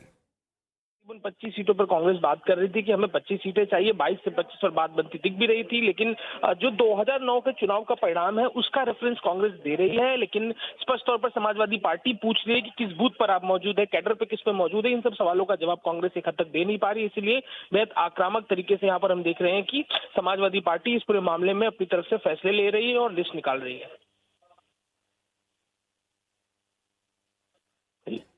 Okay. Thank you for joining us with those inputs.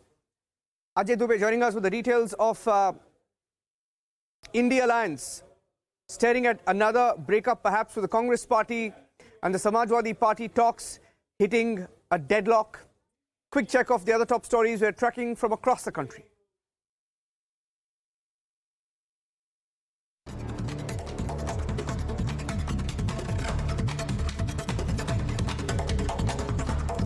Guwahati Customs has seized 103 gold biscuits at the India-Bhutan border near Daranga LCS in Assam. Foreign currency with a value of 2.27 lakh rupees and 1.1 lakhs also seized. 3 people have been arrested.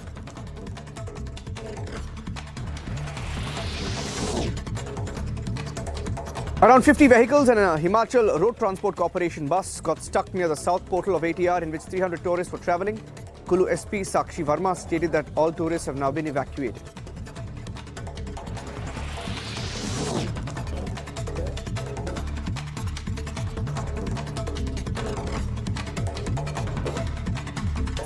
Officials from Germany paid a visit to India along with the delegation visited Don Bosco Technical Institute. The German Secretary of State at the Federal Foreign Office stated that the country needs well-trained workers, is opening its arms to young skilled professionals from India in fields of technology, IT and medical science.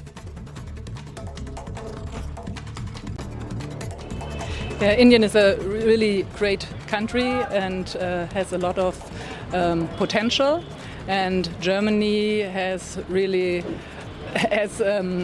modernized his immigration legislation in order to repeat to the German labor market needs. And so we look at India for different sectors and to find a way to cooperate. Lok Sabha has revoked suspension of 3 opposition members who were initially suspended during the winter session of Parliament. These leaders face suspension for violating the rules during the session. The case was referred to the Privileges Committee. A total of 146 members, unprecedented in number, were suspended from both the Lok Sabha and Rajya Sabha for similar reasons.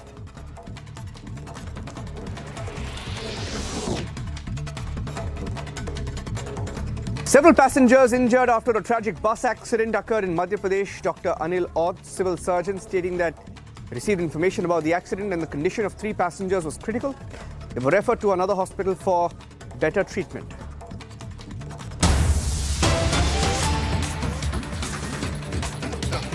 और जिला प्रशासन को mail कर दिया है court के order के बारे में, और मुझे पूरी उम्मीद है कि कोर्ट के ऑर्डर की कंप्लायंस की जाएगी। निर्देश क्या है, दिशा निर्देश क्या दिए गए? 7 दिन के अंदर वहाँ पे पूजा पाठ का जो भी अरेंजमेंट है स्टार्ट कराएगा। 7 दिन के अंदर काशी विश्वनाथ ट्रस्ट उसकी पूजा पाठ करे। वहाँ पर पूजा किस चीज की होगी? कोई मूर्ति है, कोई भगवान? वहाँ पे जो मूर्तियां विराजमान थी, जो सर्वे कमीशन के दौरान जो मूर्तियां वहाँ से हटाई गई थी, उन्हीं मूर्तियों की पूजा पाठ होगी। रामायण पाठ होगा, हनुमान चालीसा का पाठ होगा, और अलग अलग जो पूजा पाठ चलती चली आ रही थी वही सारी पूजा पाठ। देखिए वहाँ पे उस तहखाने में विष्णु भगवान की मूर्ति थी, शिवलिंग था, गणेश जी की मूर्ति थी, हनुमान जी की मूर्ति थी। अलग अलग मूर्तियां जो उस तहखाने से एसआई को बरामद हुई थी, उन सबकी पूजा पाठ स्टार्ट करेगी। काशी विश्वनाथ ट्रस्ट इसकी पूजा पाठ करेगा। ये फैसला इस केस को कितना अहम? ये इस केस का टर्निंग पॉइंट है। और जैसे राम मंदिर के केस में 1 फरवरी 1986 को जस्टिस के.एम. पांडे ने ऐतिहासिक फैसला देते हुए पूजा के आदेश पारित किए थे, आज मैं डिस्ट्रिक्ट कोर्ट के इस आदेश को उसी आदेश की तुलना में देखता हूँ। ये बताइए, इसके बाद तो दूसरा पक्ष है, उसके पास क्या विकल्प खुले रह जाएंगे? देखिए मैं दूसरे पक्ष का वकील नहीं हूँ, उनके पास क्या विकल्प है मुझे नहीं पता है। मैं हिंदू पक्ष का वकील हूँ और कोर्ट के ऑर्डर की कंप्लायंस से हमारी मांग। पूजा शुरू होगी। बहुत जल्द पूजा शुरू हो जाएगी। सर ये मान के चले 7 दिन बाद सर पूजा शुरू हो जाएगी। 7 दिन के अंदर 7 दिन के अंदर होगा। 7 दिन के अंदर पूरा स्वामित्व का अधिकार भी मिलेगा। बिल्कुल मिलेगा। बहुत जल्दी इस केस को हम लोग जीतेंगे। जीत की दहलीज पे हम लोग। ये देश का पहला मस्जिद होगा जहाँ पर पूजा शुरू हो रही है। जो मस्जिद कहा जाता है। बिल्कुल ये मस्जिद है ही नहीं, मंदिर परिसर पुष्टि हो चुकी है। बिल्कुल ये तस्वीर आप देख सकते हैं। यहाँ पर कोर्ट ने बहुत बड़ा फैसला दिया है और इस फैसले के तहत ये कहा गया है कि 7 दिन के भीतर वो तमाम व्यवस्थाएं जो हैं वो बनानी होंगी, जिन व्यवस्थाओं के बाद वो जो व्यास जी का तहखाना है उस परिसर में पूजा पाठ जो है वो शुरू की जाएगी। न्यास के ही लोग जो है वो पूजा पाठ करेंगे। वो बैरिकेड जो है वो हटाई जाएगी और बैरिकेड हटाए जाने के बाद वो तमाम व्यवस्थाएं जो है वो की जाएंगी, जिन व्यवस्थाओं के बीच अब ये पूजा पाठ यहाँ पर जो है वो शुरू होगी। एक बार तस्वीर मेरे विजय अभिषेक आपको दिखाएंगे। यहाँ पर जो तमाम वादी पक्ष के लोग हैं वो यहाँ से बाहर निकलते हुए आपको नजर आ रहे हैं। हिंदुओं के पक्ष में आप लोग सोनलाल जी, हिंदू समाज की बहुत बड़ी जीत है। देश के सभी समाजवादियों की जीत है। तो बिल्कुल ये बड़ी जीत है। जिस तरह से 93 में इस व्यास जी के तहखाने को जो है वो बंद किया गया था, उसके बाद यहाँ पर पूजा जो है वो रोकी गई थी। अब वाराणसी कोर्ट ने ये बहुत बड़ा आदेश दिया है कि वहां पर 7 दिन के अंदर वो व्यवस्थाएं बनाई जाएंगी और इस व्यवस्थाओं के बाद पूजा जो है वो शुरू होगी। आप देख सकते हैं यहाँ पर वादी पक्ष के जो लोग हैं उनके अंदर उत्साह नजर आ रहा है, क्योंकि इस पूजा को लेकर जो 93 में बंद की गई थी, अब 30 साल बाद एक बार फिर से पूजा की इजाजत जो है वो व्यास जी के तहखाने परिसर में दे दी गई है।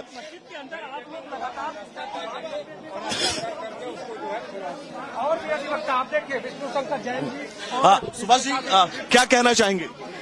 अब ये बहुत हर्ष का विषय है, हम लोग के लिए माइलस्टोन है। जो हम लोग की मांग थी कि 93 तक जो पूजा पाठ होता था उसको पुनः बहाल किया जाए, माननीय कोर्ट ने हमारी मांग को मानते हुए जिलाधिकारी को, जो रिसीवर हैं, उनको आदेशित कर दिया है कि आप इसमें पुनः जो है पूजा पाठ और धार्मिक क्रियाएं जो है करवाइए। ऐसा उन्होंने जिलाधिकारी को आदेश कर दिया है। यानी ये बहुत बड़ी सफलता है। 1993 तक जो हमारा पूजा पाठ था उसको पुनः चालू करना, ये हमारे पक्ष का एक बहुत बड़ा विजय है। ये कितना बड़ा टर्निंग पॉइंट होगा? बहुत बड़ा टर्निंग पॉइंट है। कोलाल जी, बाबा मिल गए, आपने इस बात का जिक्र किया था, आज क्या कहेंगे? बिल्कुल बिल्कुल हिंदू समाज की जीत है और तो हिंदू समाज की, देश के सभी सनातन धर्मियों की जीत है। और व्यास जी के तहखाने पर जो है कल से ही विश्वनाथ ट्रस्ट के माध्यम से पूजा पाठ का अभियान शुरू कर दिया जाएगा। पुजारी कौन नियुक्त होगा और खासतौर से नंदी के सामने जो बैरिकेडिंग काट करके वहां से ताकि दर्शनार्थी आ सके, भक्तगण आ सके, उसकी भी योजना कल से ही हम लोग चालू कर देंगे। जो है ऐसा परिसर होगा जहां पर पूजा होगी और नमाज, क्योंकि वहां पर पहले से अदा की जा रही है। कह तो रहे जहां वेद मंत्रों की ध्वनियां गूंजनी चाहिए, जहां घंटी घड़ियाल बजना चाहिए था, जहां मंत्रों की ध्वनियां गूंजनी चाहिए थी, वहां पर जो हर हर अल्लाह अकबर नारे लेकिन होते थे। लेकिन अब नहीं, वह हर समय जो है वह बंदे जहां जो वेद मंत्रों की ध्वनियां गूंजेंगी। कल से इतना बड़ा टर्निंग पॉइंट है सर आप लोगों के लिए? हिंदू समाज के लिए बहुत बड़ा टर्निंग पॉइंट है। हम लोग हर्षित हैं और सभी सनातन धर्मी हर्षित हैं। हर हर महादेव। तो बिल्कुल आप देख सकते हैं ये बड़ा टर्निंग पॉइंट है, जैसा कि सोहनलाल जी कहते हुए नजर आ रहे हैं। आप यहाँ पर उत्साह देख सकते हैं जो वादी पक्ष है उनके बीच में। और सबसे बड़ी बात यह है क्योंकि 30 साल बाद 93 में पूजा पाठ पर जो है वो रोक लगी थी, तत्कालीन सरकार ने पूजा पाठ पर रोक लगाई थी और अब एक बार फिर से रेखा जी क्या कहना चाहेंगी पूजा पाठ को? अरे भैया आ जाइए, बोले चलिए आगे। रेखा जी क्या कहना चाहेंगे? पूजा पाठ की इजाजत मिली है? भैया हम लोग बहुत खुश है कि हम लोग को पूजा पाठ का अधिकार हम लोग को मिल गया और हम लोग यही हम लोग की सीढ़ी है। हम लोग तहखाना वजू खाना में हम लोग का अधिकार मिल गया। अब इससे हम लोग शिवलिंग तक जा सकते हैं, मेन शिवलिंग तक हम लोग जा सकते हैं, वजू खाना में हम लोग जा सकते हैं। 7 दिन के भीतर पूजा करनी है।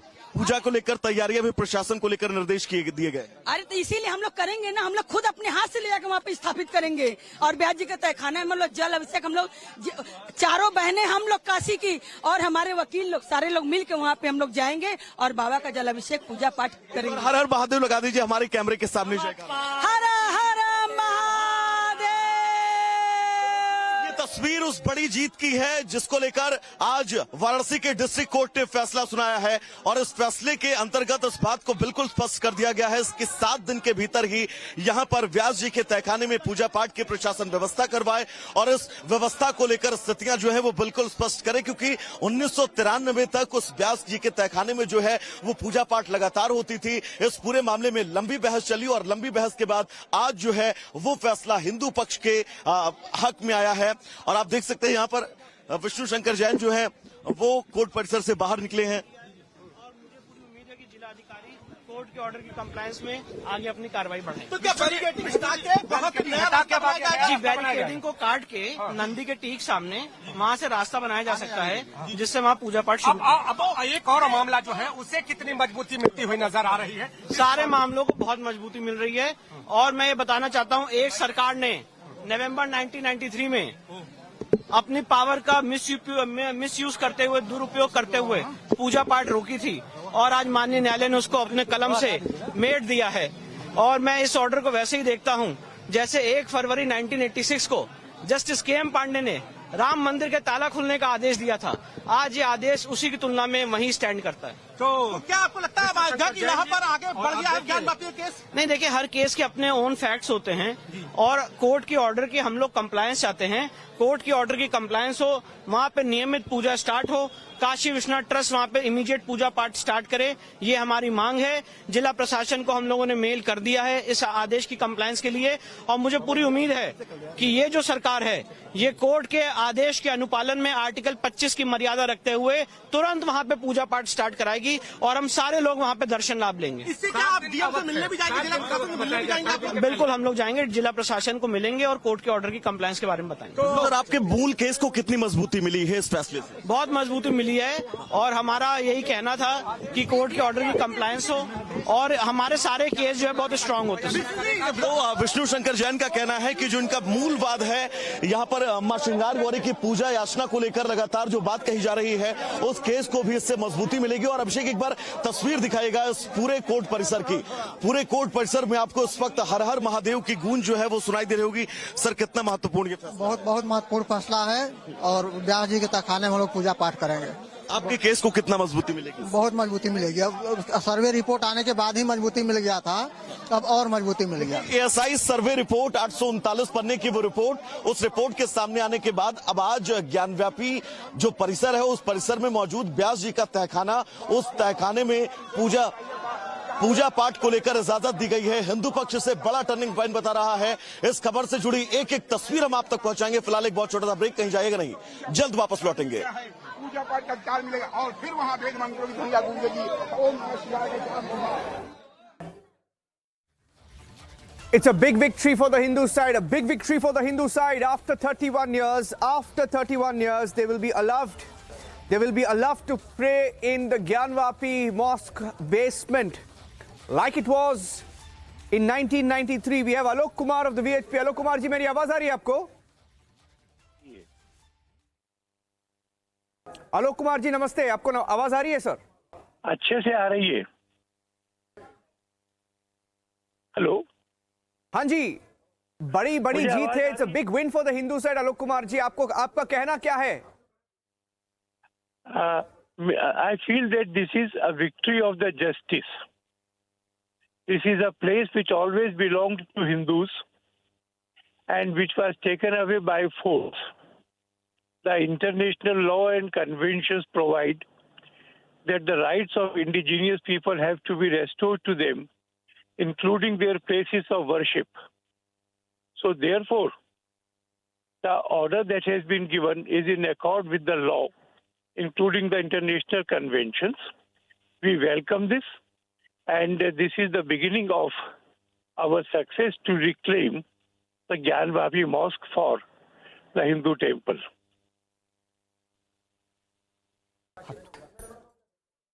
You think this? I mean, this is what the Hindu side always wanted, Alok Kumar ji. This is what you wanted always.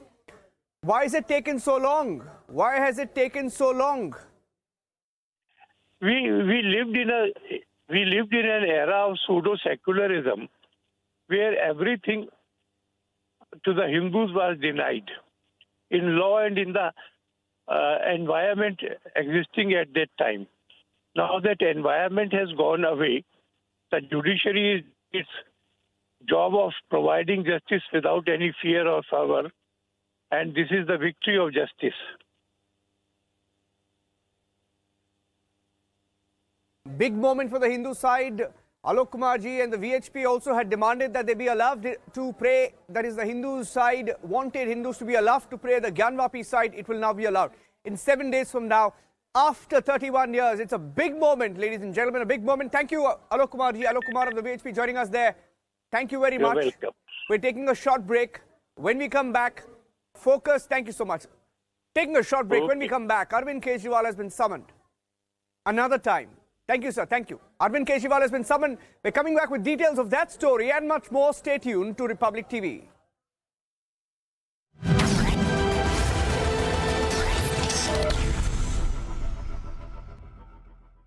QS and THE, the world's foremost university rankings organizations, have ranked Amity amongst the top 3% universities globally, making it among the very few Indian universities to be included in both rankings. Yet another top ranking for Amity University. This is Republic Niva Bhupa Studio, your one stop for all the breaking updates. I am Rakshita Mishra.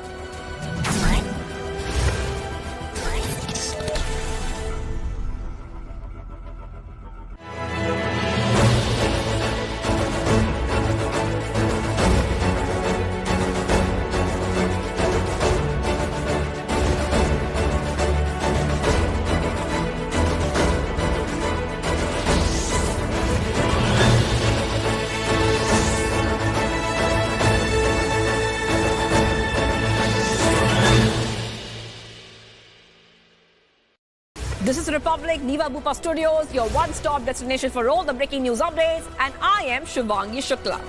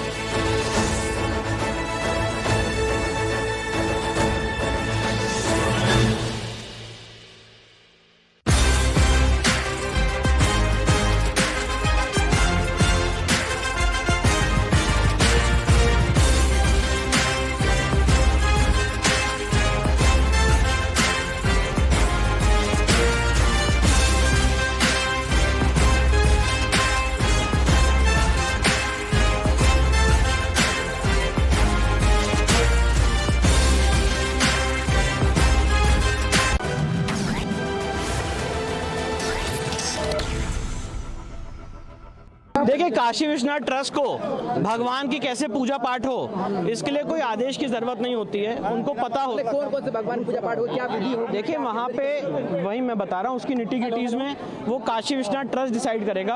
हमारा जो legal काम था, वो legal काम हमने पूरा किया है। अब काशी विश्वनाथ ट्रस्ट के ऊपर है कि उसकी पूजा पाठ स्टार्ट। तो 7 दिन के अंदर ये पूजा शुरू हो जाएगी। 7 दिन के अंदर पूजा पाठ। ये कोर्ट ने तय कर दिया कि 7 दिन के अंदर। जी, कोर्ट ने अपने आदेश में लिखा। तो जो कोर्ट का आदेश है, मैं आपको वही बता रहा हूँ। सभी को जाने की अनुमति होगी जी, सारे लोगों को, भक्तों को, पुजारी को, सारे लोगों को जाने की अनुमति। तो जो भी काशी विश्वनाथ मंदिर में दर्शन करने जाते हैं, वो सारे लोग अब जा सकते हैं वहाँ? जी बिल्कुल बिल्कुल बिल्कुल जा सकते हैं। तो एक बड़ी बात होगी, एक बड़ी बात है कि जहाँ पर मैं ये कहना चाहता हूँ जो जस्टिस के.एम. पांडे ने राम मंदिर में 1 फरवरी 1986 को ताला खोलने का आदेश दिया था, मैं आज के इस ऑर्डर को उसी की तुलना में देखता हूँ। ये इस केस का टर्निंग पॉइंट है, बहुत ऐतिहासिक ऑर्डर है, और जो एक सरकार ने अपनी पावर का दुरुपयोग करते हुए हिंदू समाज की पूजा पाठ रोकी थी, आज कोर्ट ने उसको अपनी कलम से रेक्टिफाई किया है और वहां पे पूजा पाठ के आदेश दिए। रोकने का कोई लिखित आदेश नहीं था। रोकने का कोई लिखित आदेश नहीं था। आज भी कोई रिटर्न ऑर्डर किसी भी गवर्नमेंट के पास नहीं है कि वहां पे पूजा पाठ कैसे रोकी गई। तो अब माना जाए कि स्वामित्व के अधिकार के पहला चरण है। ये बिल्कुल पहला चरण है और बहुत जल्दी लीगल केस हम पूरा करेंगे और केस जीतेंगे।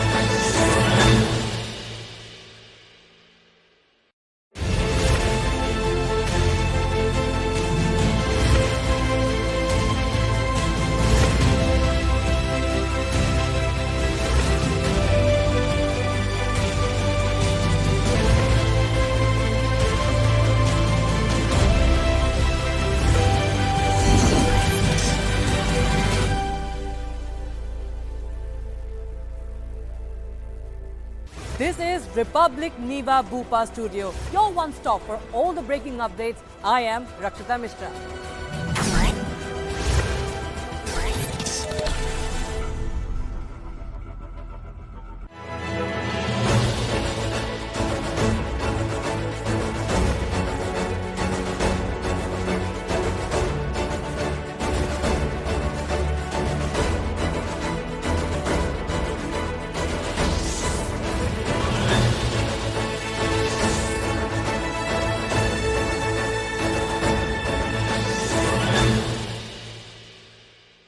This is Republic Niva Bhupa Studio, your one stop for all the breaking news updates, and I am Nikita Sahai.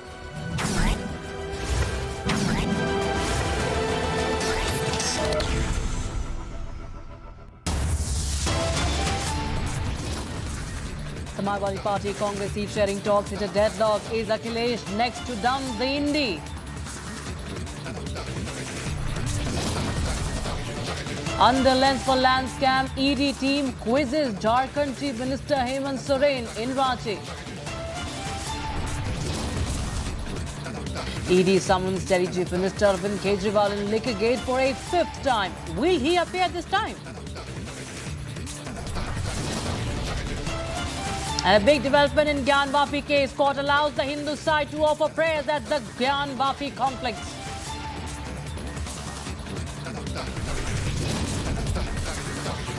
पर सिर्फ नकारात्मकता, हुड़दंग, शरारतपूर्ण व्यवहार ये जो किया होगा उनको शायद ही कोई याद करे।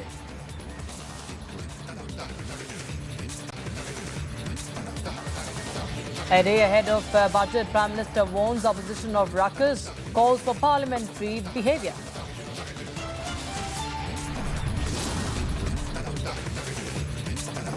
And stand by for the most anticipated moment of the fiscal year with Ornov and India's #1 news team.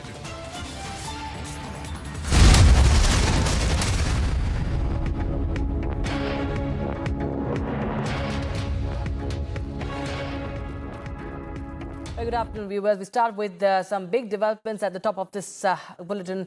A big development coming in from Varanasi in the Gyan Vapi case. A Varanasi court has allowed the Hindu side to worship inside the sealed basement of the Gyan Vapi complex. And as per the court order, Hindu devotees can now offer prayers at Vyas Ka Tehkhana. It's a sealed area inside the complex. It's at the basement. And you can see on your screens, of course, these are the visuals that we already have from the Gyan Vapi. The ASI survey report has been released. Republic TV showed you the exclusive pictures as well, which clearly show that these are signs of Sanatan Dharma. And right now, what we are getting to know is that it's a big, big, big victory for the Hindu side right now. The puja is all set to begin after 7 days. The puja has been allowed. And this will happen after 7 days after the barricades are removed. So the court has allowed the removal of these barricades. And remember the case, as far as the Hindu side is concerned, it had claimed that before November 1993, there was puja that was done. It was in fact stopped by the government that time. But right now, let's take a listen into what Vishnu Shankar Jain, who is a lawyer for the Hindu side, had to say. देखिए, Kashi Vishwanath trust को भगवान की कैसे पूजा पाठ हो, इसके लिए कोई आदेश की जरूरत नहीं होती है। उनको पता हो कौन से भगवान पूजा पाठ हो, क्या विधि हो। देखिए, वहाँ पे वही मैं बता रहा हूँ, उसकी निटी गिटीज में वो काशी विश्वनाथ ट्रस्ट डिसाइड करेगा। हमारा जो लीगल काम था, वो लीगल काम हमने पूरा किया है। अब काशी विश्वनाथ ट्रस्ट के ऊपर है कि उसकी पूजा पाठ स्टार्ट। तो 7 दिन के अंदर ये पूजा शुरू हो जाएगी। 7 दिन के अंदर पूजा पाठ ये कोर्ट ने तय कर दिया कि 7 दिन के अंदर। जी, कोर्ट ने अपने आदेश में लिखा। तो जो कोर्ट का आदेश है, मैं आपको वही बता रहा हूँ। सभी को जाने की अनुमति होगी? जी, सारे लोगों को, भक्तों को, पुजारी को, सारे लोगों को जाने की अनुमति। तो जो भी काशी विश्वनाथ मंदिर में दर्शन करने जाते हैं, वो सारे लोग अब जा सकते हैं वहाँ? जी बिल्कुल बिल्कुल बिल्कुल जा सकते हैं। तो एक बड़ी बात होगी, एक बड़ी बात है कि जहाँ पर मैं ये कहना चाहता हूँ जो जस्टिस के.एम. पांडे ने राम मंदिर में 1 फरवरी 1986 को ताला खोलने का आदेश दिया था, मैं आज के इस ऑर्डर को उसी की तुलना में देखता हूँ। ये इस केस का टर्निंग पॉइंट है, बहुत ऐतिहासिक ऑर्डर है। और जो एक सरकार ने अपनी पावर का दुरुपयोग करते हुए हिंदू समाज की पूजा पूजा पाठ रोकी थी, आज कोर्ट ने उसको अपनी कलम से रेक्टिफाई किया है और वहां पे पूजा पाठ के आदेश दिए। रोकने का कोई लिखित आदेश नहीं था उस समय? रोकने का कोई लिखित आदेश नहीं था। आज भी कोई रिटर्न ऑर्डर किसी भी गवर्नमेंट के पास नहीं है कि वहां पे पूजा पाठ कैसे रोकी गई। तो अब माना जाए कि स्वामित्व के अधिकार के पहला चरण है? ये बिल्कुल पहला चरण है और बहुत जल्दी लीगल केस हम पूरा करेंगे और केस जीतेंगे। All right, we are joined by Sadhvi Jaya Bharti joining us on the phone line. Sadhvi जी, एक बहुत ही बड़ी जीत जो है ये हिंदू दल के लिए इस वक्त जो हम देख रहे हैं कि ज्ञानवापी का जो कॉम्प्लेक्स है उसमें जो है व्यास के तहखाने में पूजा की अनुमति कोर्ट द्वारा मिल गई है और 7 दिनों के भीतर जो है यहाँ पर पूजा शुरू हो जाएगी। किस तरह से देखते हैं आप इसको? This is a historic and very happy moment for us. So it has been a long fight, and that too I would like to add through legal means by the warriors like Hari Shankar Jain and now Vishnu Shankar Jain. There are many people who've been fighting for this, because everything, if you see, whether it is the control of the Hindu temples or even banning Hindus from worshipping in their places of worship, it's been going for ages, and now the wheel is coming full circle, and we are finally getting our. It's one of our fundamental rights to faith. It's a right because our identity begins from the way the trust we have in God and our forms of living, our forms of worship, and finally our places of worship are coming back to us. Though it was very unjustified, it was atrocious of the previous governments who were doing it. We've just heard Vishnu. He said that look, there has never been a record of how it was taken away, how Hindus were banned from performing their puja there, and now we have a court's written order. It's a very welcome step. We are very happy, and I'm very happy that we've done it through very peaceful means, without threatening anybody and without taking any threats from anybody. We are not going to bow down now. I think it's just the beginning of we gaining our total rights on the historical and our most devout Gyanvapi Mandir now. Absolutely. Thank you so much, thanks so much, Sadhvi Jaya Bharti, for joining us with your thoughts. And of course, it's a big win for the Hindu side viewers. Let's take a listen into some more reactions that have come in on this development.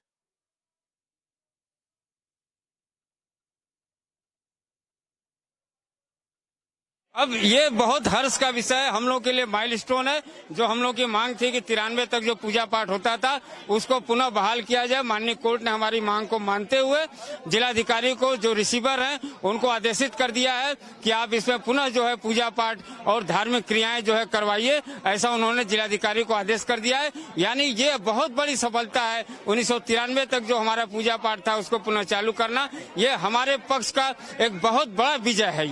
ये कितना बड़ा turning point होगा? बहुत बड़ा turning point है। अब ये बहुत हर्ष का विषय है, हम लोग के लिए माइलस्टोन है। जो हम लोग की मांग थी कि 93 तक जो पूजा पाठ होता था उसको पुनः बहाल किया जाए, माननीय कोर्ट ने हमारी मांग को मानते हुए जिलाधिकारी को, जो रिसीवर हैं, उनको आदेशित कर दिया है कि आप इसमें पुनः जो है पूजा पाठ और धार्मिक क्रियाएं जो है करवाइए। ऐसा उन्होंने जिलाधिकारी को आदेश कर दिया है। यानी ये बहुत बड़ी सफलता है। 1993 तक जो हमारा पूजा पाठ था उसको पुनः चालू करना, ये हमारे पक्ष का एक बहुत बड़ा विजय है। ये कितना बड़ा टर्निंग पॉइंट होगा? बहुत बड़ा टर्निंग पॉइंट है। कुणाल जी, बाबा मिल गए, आपने इस बात का जिक्र किया था, आज क्या?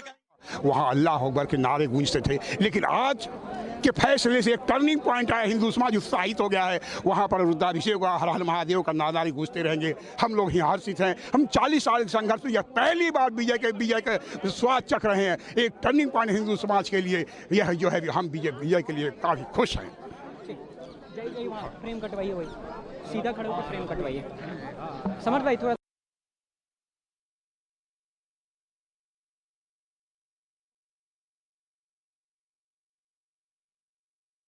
भैया, हम लोग बहुत खुश है कि हम लोग को पूजा पाठ का अधिकार हम लोग को मिल गया, और हम लोग यही हम लोग की सीढ़ी है। हम लोग तहखाना वजू खाना में हम लोग का अधिकार मिल गया। अब इससे हम लोग शिवलिंग तक जा सकते हैं, मेन शिवलिंग तक हम लोग जा सकते हैं, वजू खाना में हम लोग जा सकते हैं। 7 दिन के भीतर पूजा करनी है।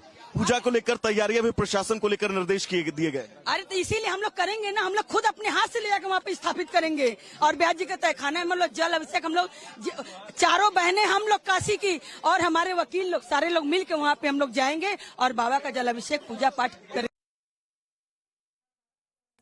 That is the big update we're getting. You can see that how the Hindu side lawyers, all the petitioners, they're ecstatic right now. Remember, right after, we just saw a week back how history was made, the Ram Mandir was inaugurated. And right now we've seen that this fight has also been going on for years now about the Gyan Vapi. And of course, nobody can stop the truth about Gyan Vapi. We've seen ASI survey that just came out. The report was out. And how the Hindu side was extremely confident of the signs and symbols that were found there, the structures that were found there. And now remember, it's been 31 years that the puja was not allowed. Puja was disallowed in the premises. And now it's a big victory, as we just saw how petitioners were happy.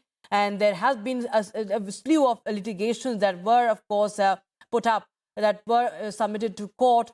And now it's a big update. And we just heard that Vishnu Shankar Jain, who is the advocate for the Hindu side, he had likened this, he had compared this with how the removal of restrictions on Hindu worship in Babri Masjid premises. Vishnu Shankar Jain, in fact, the man himself, is right now joining us on the phone line for more. Thank you so much for speaking to us, Mr. Vishnu Shankar Jain. And this, of course, is a big victory that is coming in right now. After, a week after Ram Mandir's inauguration, we see what's happening after 31 years, that the bhaks, the devotees, will get a chance to enter the complex and, in fact, conduct the puja. Yes, you are absolutely right. Our state government, by misusing its powers without any written order, had stopped the puja part and worship of Hindu community in November 1993. And today that illegal act has been rectified by the Honorable District Court of Varanasi. And we are going to approach the District Administration Varanasi to immediately comply with the orders of the District Court, and the puja part must start immediately. So you have also compared this while speaking to the media right after this, this order. You've likened this with the unlocking of the Babri complex in the 80s. And you're saying this is as historic as that. And in 7 days, we'll see the puja happening, sir. How soon and how do you see the process of the Gyan Vapi complex and the truth be uncovered? How rapid and how fast do we expect the results and this case to be resolved? My legal opinion is that today's order stands on the same footing as to the order of Justice K.M. Pandey of 1st February 1986, wherein the locks were opened by the Honorable District Court of Hyderabad, and today this order stands on the same footing.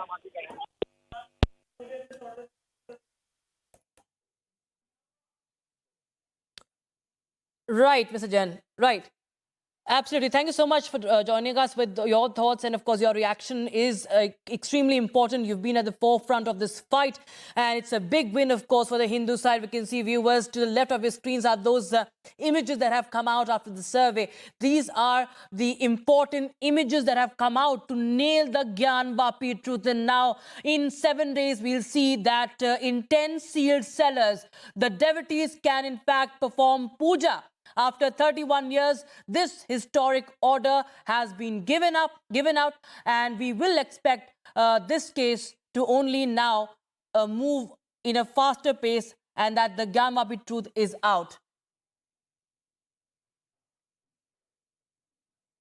In other news now, ahead of the interim budget session, Prime Minister Modi emphasized the importance of Nari Shakti, saying that this interim budget would be a celebration of woman power. Remember, Nari Shakti Vandan Adhiniyam bill was passed during the first session of the new parliament. And now this budget session, of course, we do expect once again that women and women power will be in focus. Listen to Prime Minister Modi.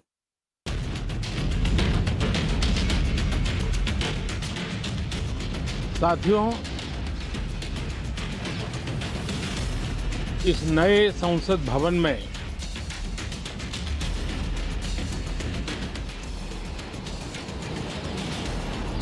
जो पहला सत्र हुआ था,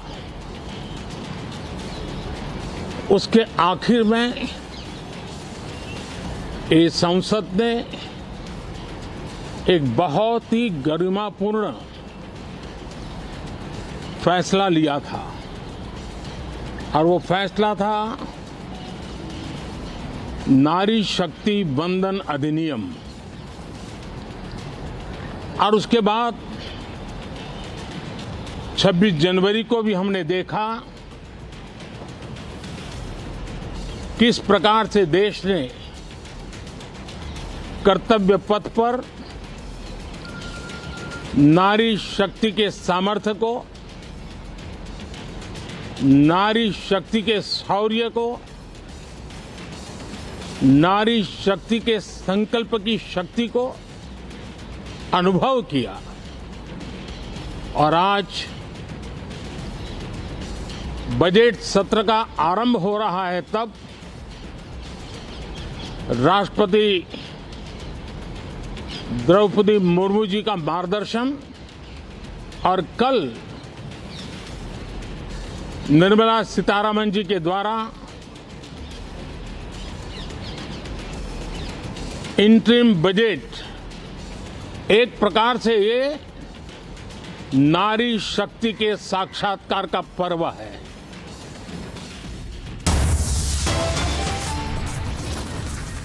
Time for a short break, viewers. On the other side, ED summons Delhi Chief Minister Arvind Kejriwal in wicket gate for a 5th time. Will he appear this time? It's a big question. And stand by for the most anticipated moment of the fiscal year with Arnab and India's #1 news team.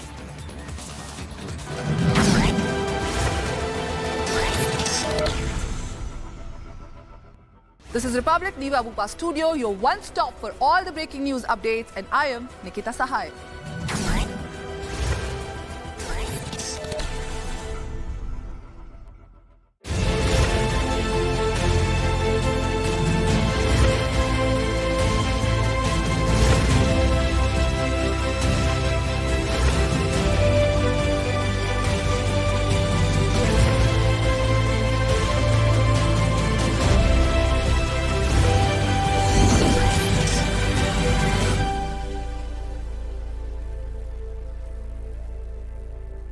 This is Republic Niva Bupa Studios, your one-stop destination for all the breaking news updates, and I am Shivangi Shukla.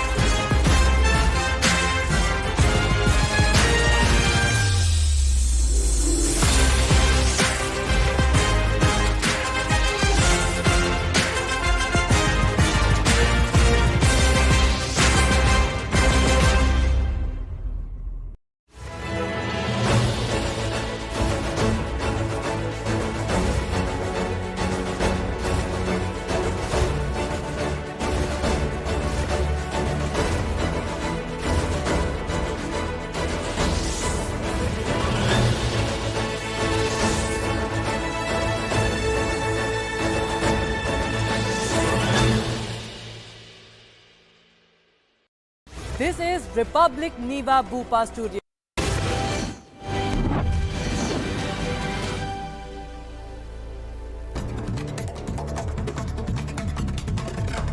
राष्ट्रपति जी ने जो कहा कि 2047 में हम लोग रहें या ना रहें, लेकिन भारत जब 2047 में आज़ादी के 100 साल मनाएगा तो हम विश्व गुरु होंगे, हम विकसित राष्ट्र होंगे, हम नंबर 1 इकोनॉमी होंगे, हम सुपर पावर होंगे।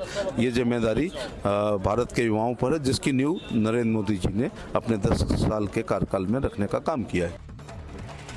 पिछले 10 सालों में मौजूदा सरकार के द्वारा नए भारत की जो आधारशिला रखी गई है, उसका पूरा प्रारूप महामहिम राष्ट्रपति जी के द्वारा पेश किया गया है। एक नए विकसित भारत की ओर मजबूती से बढ़ते हुए कदमों को उनके अभिभाषण में दर्शाया गया है। ऐसे में मैं मानता हूं कि राष्ट्रपति जी का अभिभाषण हर क्षेत्र को एड्रेस करते हुए सरकार की हर योजनाओं की जानकारी देने वाला पूर्ण भाषण रहा है। नरेंद्र मोदी जी सरकार देश के हर पहल पर जो काम किया है, देश के जनता के सामने कुल्लम कुल्ला रखे हैं और आंकड़े के साथ रखे हैं। जो हर तरफ भारत जो विकसित हो रहे, विकसित भारत बनाने के जो रास्ते पे आगे बढ़ रहे, इस देखने के बाद जो अभी भी विपक्ष के लोग क्रिटिसाइज करना, उनका अभी आने वाले दिन में जो कुछ लोग पार्लियामेंट के अंदर है वो लोग भी नहीं आएंगे, ये स्थिति है।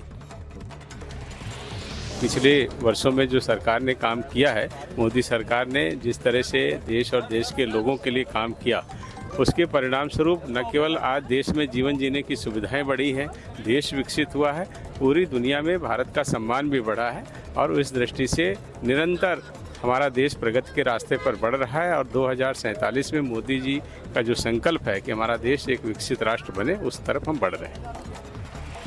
राष्ट्रपति जी का जो अभिभाषण अंदर हुआ, ये सब में रोजगार का एक शब्द भी नहीं है। रोजगार कितने बढ़ाएंगे, कितने दिलाएंगे, सरकारी नौकरियों में कब भर्ती होगी, इसका कोई उसमें जिक्र नहीं है। ये राष्ट्रपति जी का भाषण है, सब अब उन्होंने अपनी पीठ थपथपाई, क्या हुआ क्या नहीं हुआ सबको मालूम है। देश उन्होंने ना तो मणिपुर का जिक्र करा, मणिपुर में क्या हुआ, उन्होंने न किसानों का जिक्र करा कि किसान कैसे बर्बाद हो गए, और बल्कि उल्टा ये कह दिया कि खाद सस्ती हो गई, खाद कहीं और ज़्यादा महंगी है। बड़े कंट्रोवर्शियल उनका स्टेटमेंट्स हैं, क्योंकि राष्ट्रपति के स्टेटमेंट्स हैं, तो हम इसमें क्या कह सकते हैं। I think it is unfortunate that the reality of the Indian economy was suppressed, much like the real verdict in the Chandigarh mayor elections. The reality of the Indian economy, the high unemployment, the high inflation was suppressed.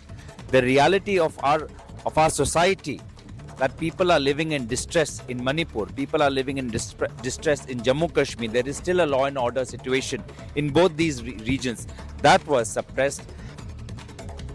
Hello and welcome to a special segment on India's budget history. Let's take a look into some fascinating records that mark the evolution of India's financial planning.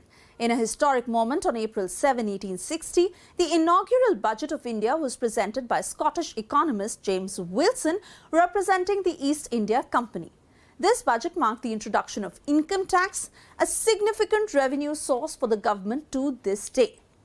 Fast forward to post-independence India, and on November 26, 1947, R.K. Shanmugham Chetty, the finance minister at the time, presented the nation's first budget. A linguistic shift took place in 1955. The Congress government decided to print budget documents in both Hindi and English, making them accessible to a wider audience. Delving into political legacies, Morarji Desai, the former Prime Minister, holds the record for presenting the most budget proposals in India's history. During his tenure as Finance Minister from 1962 to 1969, he presented a record of 10 budgets, setting a benchmark for subsequent leaders. The shortest budget speech in Indian history was presented by Hirobhai Mulji Patel in 1977 during the Morarji Desai government. His concise speech consisted of just 800 words. Over the years, the union budget presentation has seen some changes in timing and language. Until 1999, the budget was presented at 5 p.m. on the last working day of February. Yashwant Sinha altered this tradition, moving the timing to 11 a.m.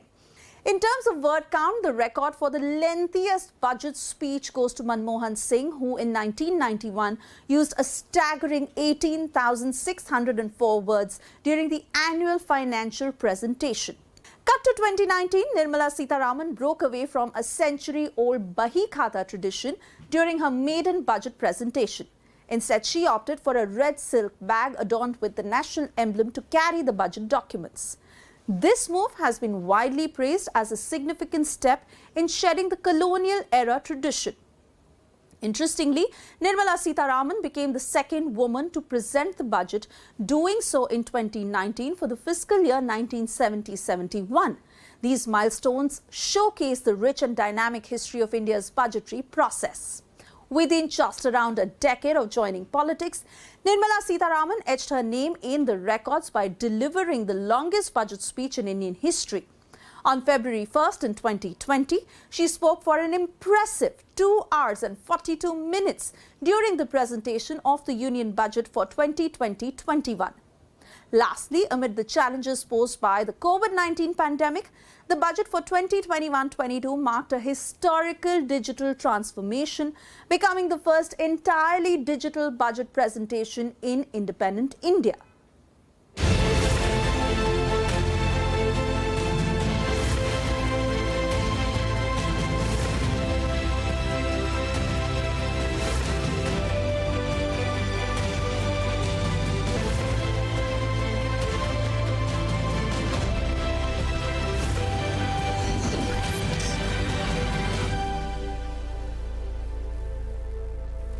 This is Republic Niva Bupa Studios, your one-stop destination for all the breaking news updates, and I am Shivangi Shukla.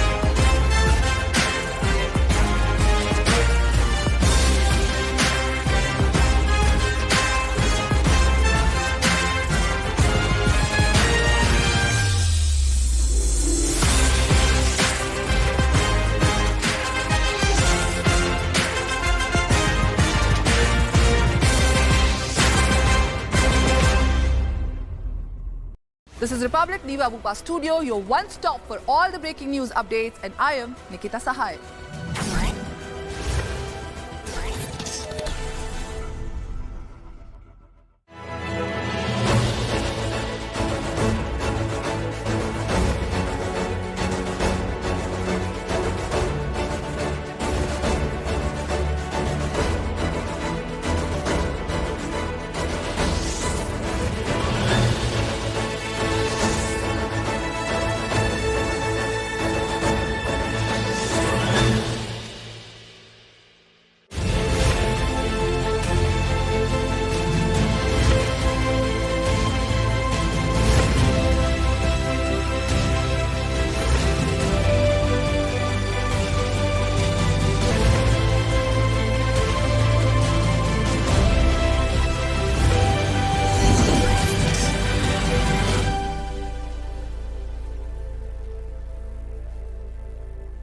This is Republic Niva Bupa Studio, your one-stop for all the breaking updates. I am Rakshita Mishra.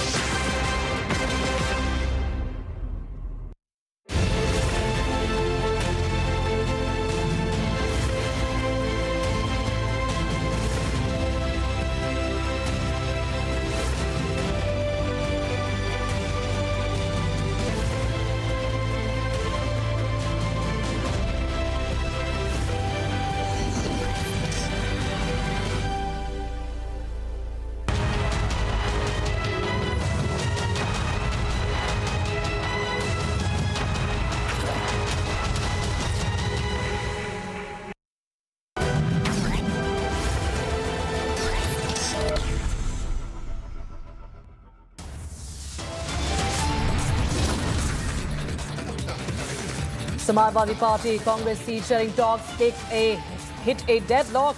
Is Akhilesh next to dump the Indy?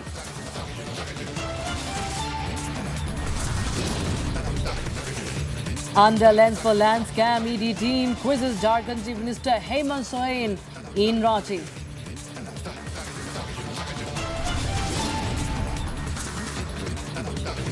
ED summons Delhi Chief Minister Arvind Kejriwal in the liquor gate for a fifth time. Will he appear this time?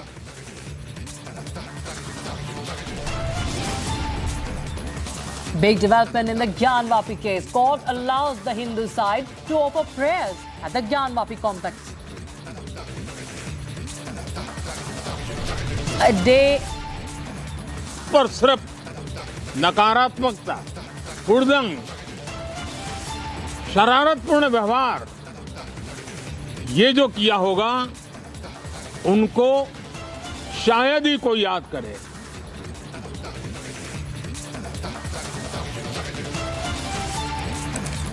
A day ahead of the budget, Prime Minister wants the opposition of ruckus, calls for parliamentary behaviour.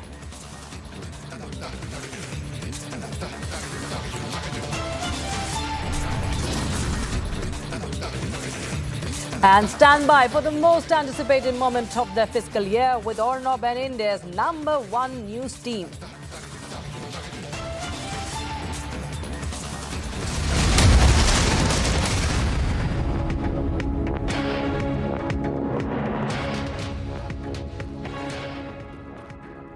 Now in Ranchi, a team of at least 9 ED officials are currently questioning Hemant Soren at his residence. The team has reached his residence. It reached around 1 p.m. to record the statement in a money laundering case linked to an alleged land scam. And now this comes 2 days after the ED conducted 10-hour-long searches at his residence in the national capital and a day after a luxury car and mega cash stash was seized by the central agency.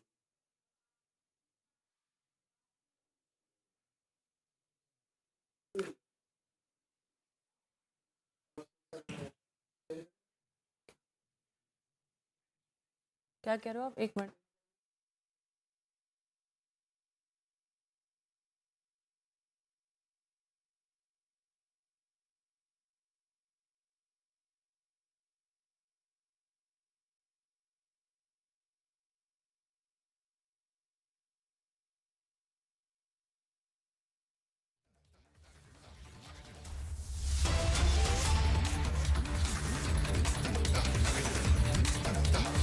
A team of 9 ED officials, viewers, are at Soren's house right now, and after a long game of cat and mouse, we've seen he's been evading the ED team for quite some time now, and there has been a lot of speculation that is he going to be arrested.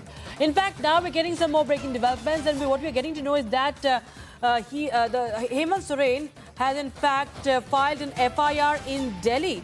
Now, this is the big update we have right now. He has filed an FIR against the ED. So this is the big update. And remember, he has filed the case, the FIR at SC/ST police station.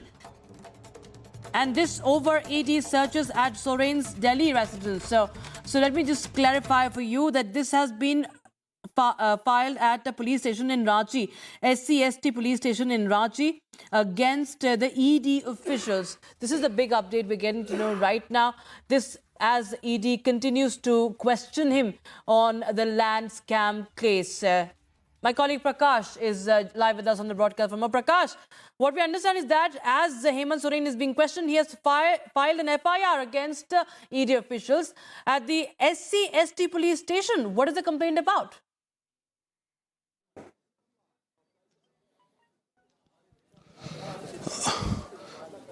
Yes, Hemant Soren has lodged a complaint with the SC/ST police station in Ranchi against his alleged atrocities by the ED and the ED action against him in Delhi. That is what the official complaint.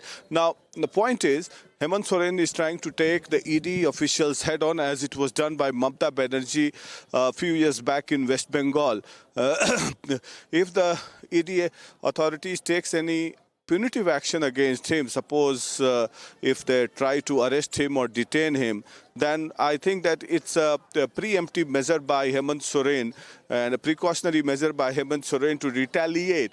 And since he is the Chief Minister of Jharkhand, the police officials belong to the Jharkhand government on his direction, and the Home Ministry is also under him. So on one direction, the complaint letter can be converted into FIR, and very soon the police can swing into action and arrest the ED authorities as well. So this is part of a precautionary and a preemptive measure, as it was done by Mamata Banerjee when there was a tussle between the state police and the agencies.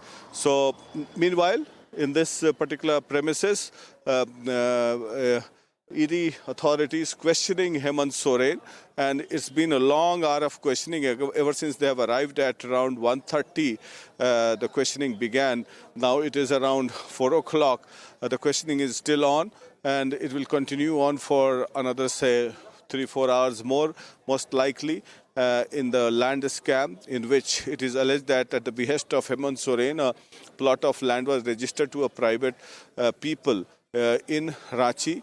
And on the basis of a confessional statement that it was alleged that Hemant Soren had directed the then DC of Ranchi, Chavi Ranjan, to register that plot of government land, which is illegal, and various other incriminating documents were also recovered from the registry office in Ranchi. So all those evidences have been put forward before Hemant Soren, and corroborative evidences have also been put forward before Hemant Soren, and the questionnaire have been prepared in such a way that the ED manages to get anything out of it, and so they can frame Hemant Soren. Back to you.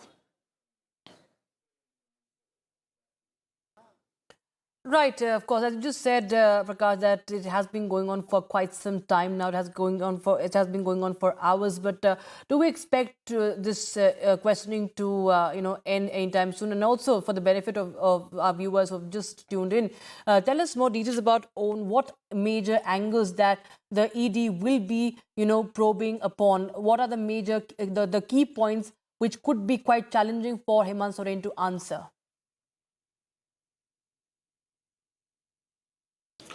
Yes, the key points are: one, that at whose behest the government land was sold to a private person. Were you involved in the selling and purchase of the land? Also, as claimed, did Hemant Soren direct the then DC Chavi Ranjan, who is under judicial custody, who is in jail at the moment, to get the plot registered? On what basis?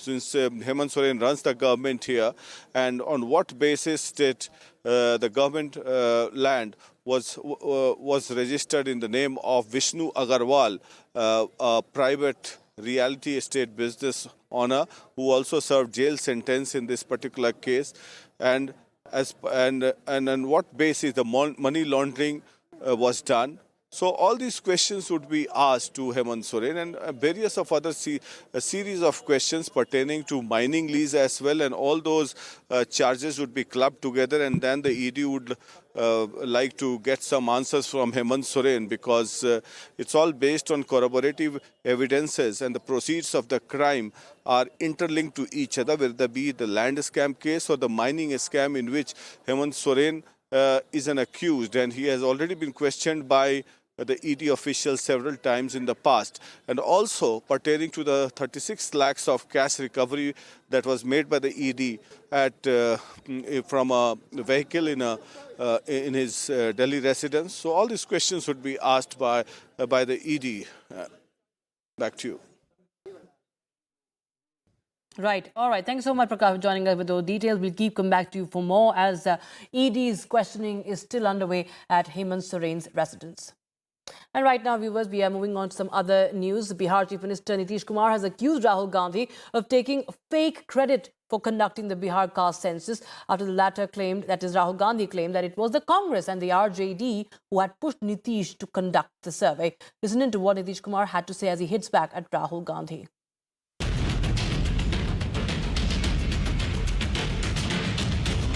से पढ़ करके कोई फालतू चीज है? आपका census कब हुआ? आप जानते नहीं, आप भूल गए। आप बोलिए ना, हम तो 9 पार्टियों को बैठा करके किए। और आप जानते हैं, आपको अच्छी बात है, 19 में और 20 में पूरे असेंबली में, काउंसिल में, सब जगह हम ये बात कहते थे। और फिर 2021 में प्रधानमंत्री से भी मिलने गए और उनको भी कहा, तो वो लोग कह दिए कि चलिए अभी तो हम लोग कुछ नहीं करेंगे। बाद में हमको हो गया था एक इनडायरेक्टली कि चलिए अपना करिए, तो हमने सबको बुलाया, तो हमने किया है जी। उस समय तो अपोजिशन दूसरे तरफ था, उन लोगों को भी कहे थे और ले भी गए थे। और क्या होना चाहिए ये आप अच्छी तरह नहीं जानते हैं, कितने लोग किस काम को करेंगे, वो सब मेरा किया हुआ है ना जी। तो कोई अपना क्रेडिट झूठे लेता रहता है। आज जितना काम किए, जितनी बहाली किए हैं, आई सब हमारा 7 निश्चय 2 महीने किया हुआ है और उसी के चलते कर रहे थे। कोई अपना क्लेम करता है, छोड़िए ना इस सब का कोई value. Now, a big development in the Gyanvapi case. A Varanasi court has allowed the Hindu side to worship, that is, the devotees to worship inside the sealed basement of Gyanvapi complex. And as per the court order, Hindu devotees can now offer prayers at the Vyas Ji Ka Tehkhana, a sealed area. It's a sealed basement inside this complex. This is, of course, a big victory for the Hindu side, as there is no stopping the Gyanvapi truth viewers. Take a listen to what Hindu side lawyers, the petitioners, had to say. देखिए, Kashi Vishwanath trust को भगवान की कैसे पूजा पाठ हो, इसके लिए कोई आदेश की जरूरत नहीं होती है। उनको पता हो कौन कौन से भगवान की पूजा पाठ हो, क्या विधि हो। देखिए, वहाँ पे वही मैं बता रहा हूँ, उसकी निटी-गिटीज में वो काशी विश्वनाथ ट्रस्ट डिसाइड करेगा। हमारा जो लीगल काम था, वो लीगल काम हमने पूरा किया है। अब काशी विश्वनाथ ट्रस्ट के ऊपर है कि उसकी पूजा पाठ स्टार्ट। तो 7 दिन के अंदर ये पूजा शुरू हो जाएगी। 7 दिन के अंदर पूजा पाठ। ये कोर्ट ने तय कर दिया कि 7 दिन के अंदर। जी, कोर्ट ने अपने आदेश में लिखा। तो जो कोर्ट का आदेश है, मैं आपको वही बता रहा हूँ। सभी को जाने की अनुमति होगी जी, सारे लोगों को, भक्तों को, पुजारी को, सारे लोगों को जाने की अनुमति। तो जो भी काशी विश्वनाथ मंदिर में दर्शन करने जाते हैं, वो सारे लोग अब जा सकते हैं वहाँ? जी बिल्कुल बिल्कुल बिल्कुल जा सकते हैं। तो एक बड़ी बात होगी, एक बड़ी बात है कि जहाँ पर मैं ये कहना चाहता हूँ,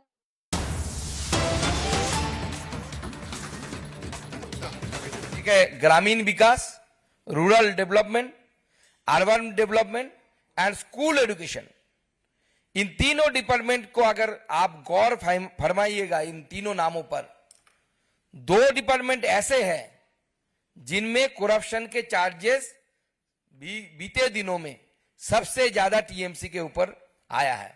even x education minister of the state is presently under the behind the bar.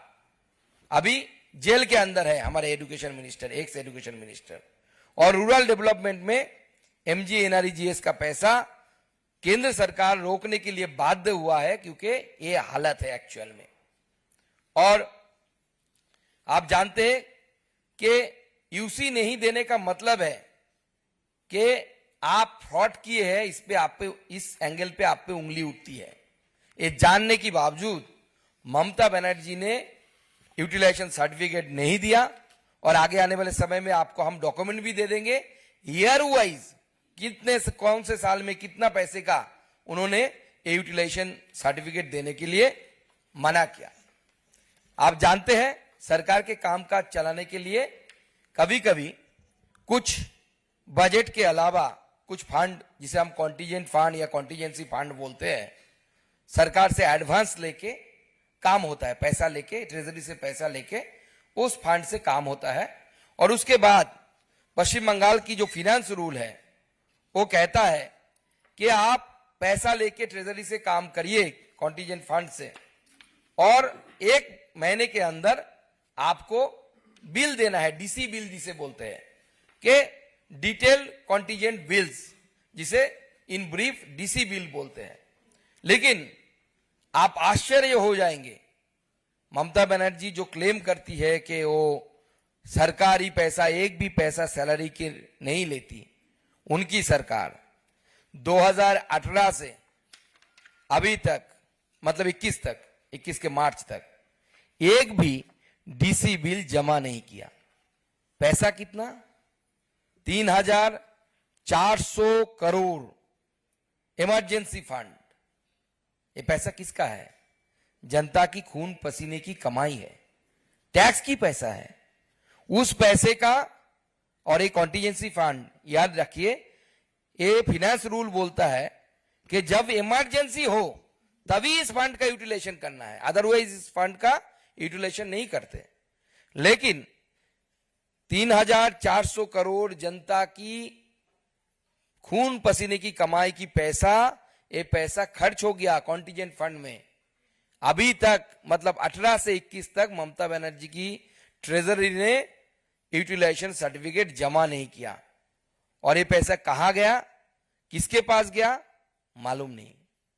और सबसे आश्चर्यजनक बात है, यानी सबसे गौर करने की वाली बात है कि ये फंड का, ये कॉन्टिजेंसी फंड का 1/3 3,400 करोड़ का लगभग 1/3 1,169 मतलब 1169 करोड़ रुपीस जो खर्च हुआ है कॉन्टिजेंट फंड में, वो होम मिनिस्ट्री से हुआ है।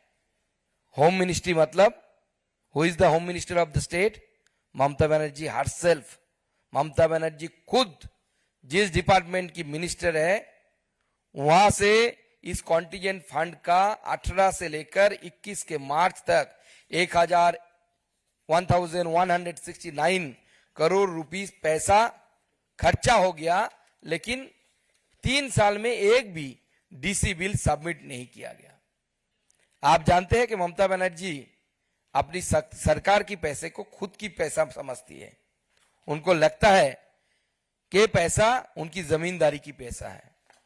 इस पैसा के यूटिलाइज करने के लिए एक अनोखे किस्म का अकाउंट पश्चिम बंगाल में यूटिलाइज हो रहा है, जो कैग ने देखा। वो है, बोलते उनको नाम दिया गया पर्सनल लेजर्स और पर्सनल अकाउंट्स। और ए पब्लिक मनी, इस पर्सनल अकाउंट्स और पर्सनल लेजर, इनके नाम से किस विषय में खर्चा किया गया, ये पीडी डिपॉजिट जिसे बोलते हैं, ये किस विषय पे खर्चा किया गया किसी को पता नहीं। और जानते हैं कि पश्चिम बंगाल में, आप सबको पता होगा, पश्चिम बंगाल की जो फाइनेंस रूल है, वेस्ट बंगाल ट्रेजरी रूल जिसे बोलता जाता है, पीडी अकाउंट्स इसलिए खोला जाता है कि किसी प्रोजेक्ट का काम चल रहा है, उस प्रोजेक्ट का पैसा आप पीडी अकाउंट्स में काम के लिए ले जा सकते हैं, और काम खत्म होते होते फाइनेंशियल ईयर एंड हो तक वो फंड जो आप पीडी अकाउंट में कंसोलिडेटरी फंड से लेके गए हैं, वो फिर से वापस उस कंसोलिडेटरी फंड में चले आना चाहिए। लेकिन देखा जा रहा है कि 31 मार्च 2021 को जो कंसोलिडेटेड फंड में वापस आना था अमाउंट, पीडी अकाउंट में अगर ले भी जाते हैं आप, लेकिन देखा जा रहा है कि लगभग पूरे स्टेट में 160 ऐसे पीडी अकाउंट्स है, पीडी लेजर है, जिसमें 3,465 करोड़ रुपया पड़ा हुआ है, जो total violation of finance rule है। और ये पब्लिक मनी है, और पब्लिक मनी परे रहने का मतलब जनता की पैसा लूटे जाने की कोशिश है, लूटने की कोशिश है। और अगर एक कैग रिपोर्ट्स को ध्यान से देखा जाए, पैसा लूटने के लिए हर जगह पे ममता बनर्जी की सरकार के द्वारा कोशिश किया गया, और एक कैग रिपोर्ट ममता सरकार के मुंह पर एक तमाचा है। In other news, Guwahati Customs seized 103 gold biscuits at the Indo-Bhutan border near Daranga.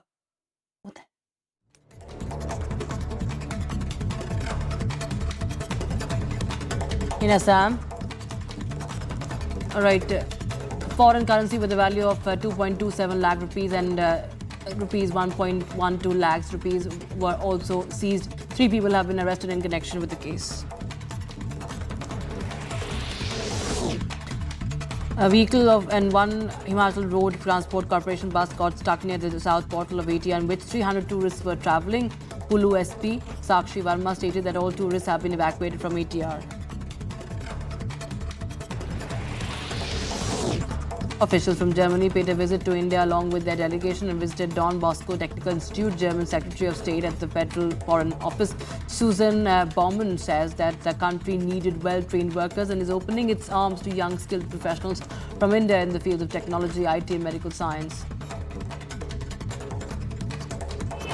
India is a really great country and has a lot of potential, and Germany has really modernized his immigration legislation in order to repeat to the German labor market needs. And so we look at India for different sectors and to find Lok Sabha has revoked the suspension of 3 opposition members who were initially suspended during the winter session of the parliament. These leaders face suspension for violating the rules during the session, and their case was referred to the Privileges Committee. Now, a total of 146 members, unprecedented in number, were suspended from both the Lok Sabha and Rajya Sabha for similar reasons. Several passengers were injured after a tragic bus accident occurred in Madhya Pradesh.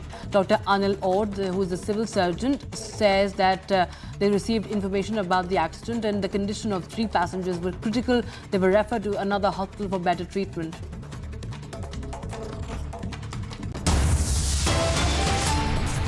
Time for short break, viewers. On the other side, Samajwadi Party Congress seat sharing talks are hitting a deadlock. Is Akhilesh Yadav next to dump the Indi? And stand by for the most anticipated moment of the fiscal year with Ornab and India's #1 news team. Only on Republic TV. Stay tuned.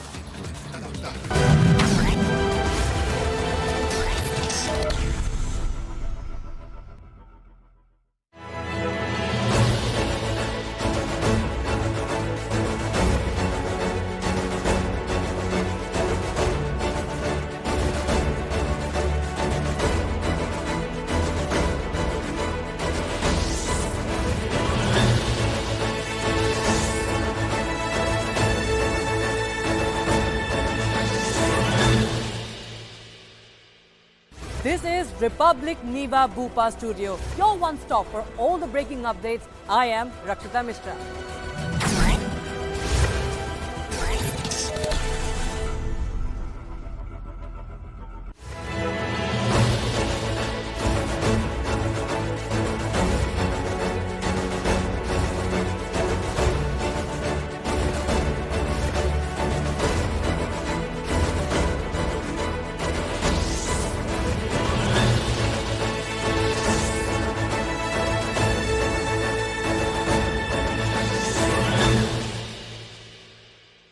This is Republic Niva Bhupa Studio, your one-stop for all the breaking news updates, and I am Nikita Sahai.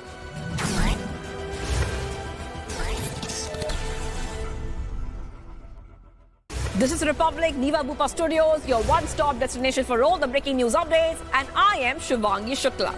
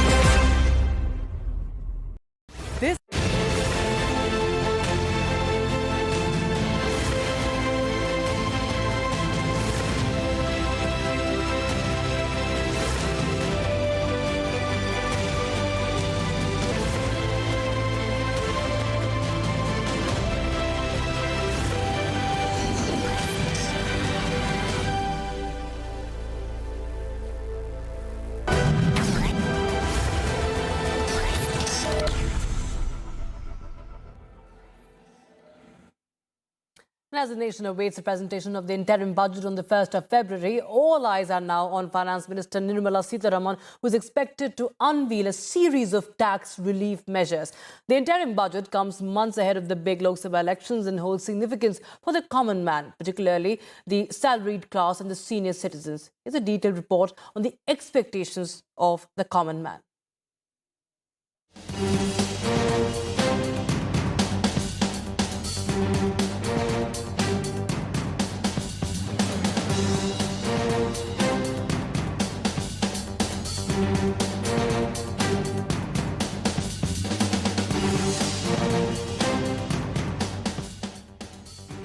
As the clock ticks down to the big interim budget, the common man's expectations are reaching a crescendo. With the burden of inflation and rising prices having to be borne, the common man is awaiting the big budget with hopeful eyes.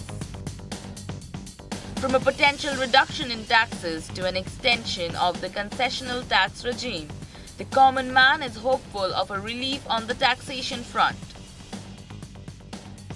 The income tax slab is another area of keen interest, with many hoping that the revision could lead to a reduced tax liabilities or an expansion of income brackets.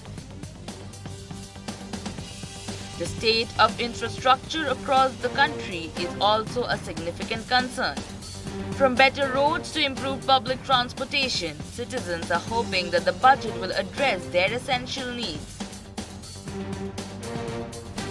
It's indeed a wish list that mirrors the hopes of millions. And with merely hours to go, the salaried class is eagerly waiting to see how their concerns and aspirations will be addressed in the interim budget. Bureau Report, Republic TV.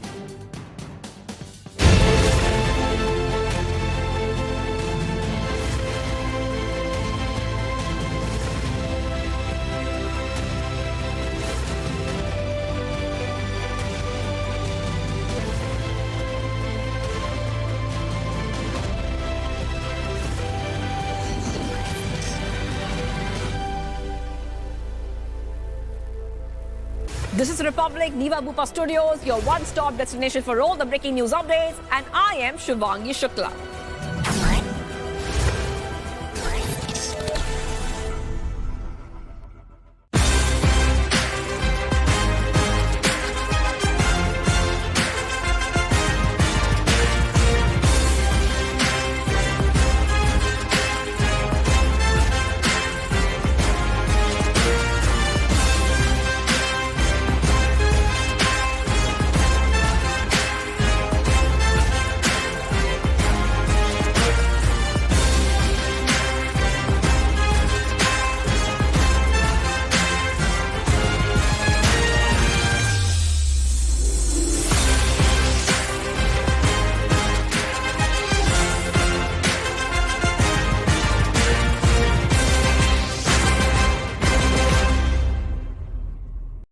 This is Republic Niva Bupa Studio, your one stop for all the breaking updates. I am Rakshita Mishra.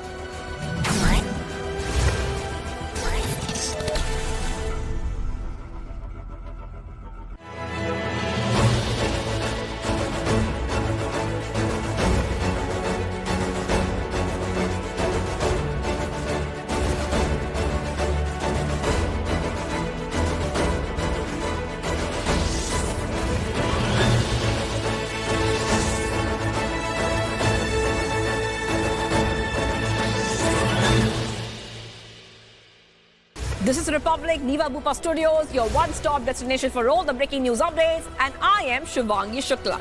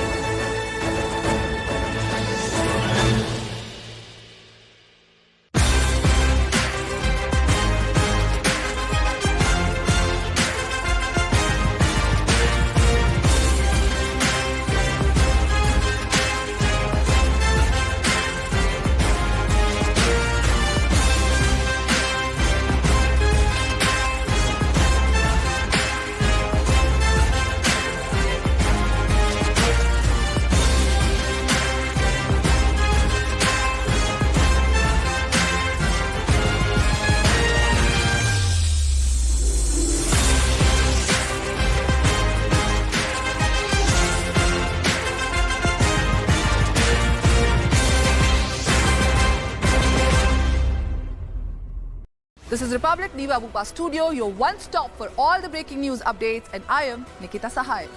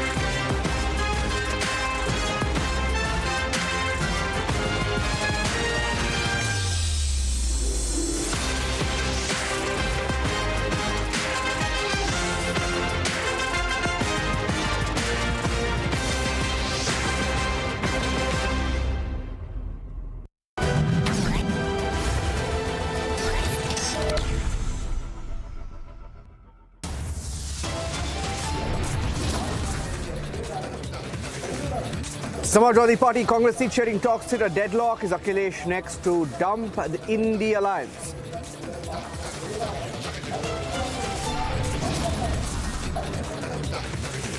Under scanner in the land scam, ED quizzing Jharkhand Chief Minister Hemant Soren in Ranchi now.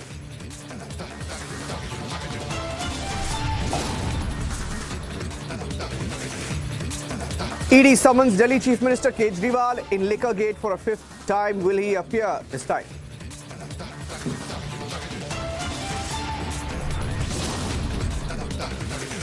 Big development in the Gyanvapi case. Court allows the Hindu side to offer prayers at the Gyanvapi complex.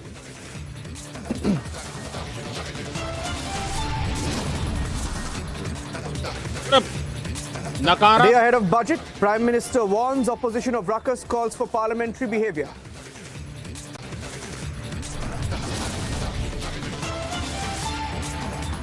And stand by for the most anticipated moment of the fiscal year with Team Arnab, India's #1 news team on Budget Day Live.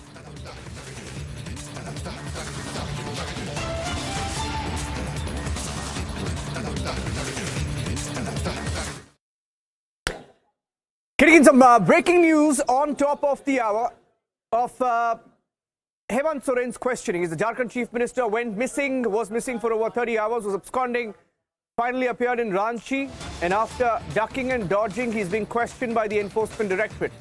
And we're getting in some more breaking news that during the questioning, as per sources, Hemant Soren denying that the luxury cars that were seized belonged to him. Getting in more details of the questioning. The team reached his residence around 1 p.m. to record the statement in the money laundering case linked to the alleged land scam. Comes 2 days after the Enforcement Directorate conducted 10-hour-long searches at his residence in the national capital, and a day after a luxury car and cash stash exceeding 30 lakh rupees was found at his Delhi residence. Prakash, my colleague, joining us with the details. Prakash, focus on whether he will now be arrested. Prakash.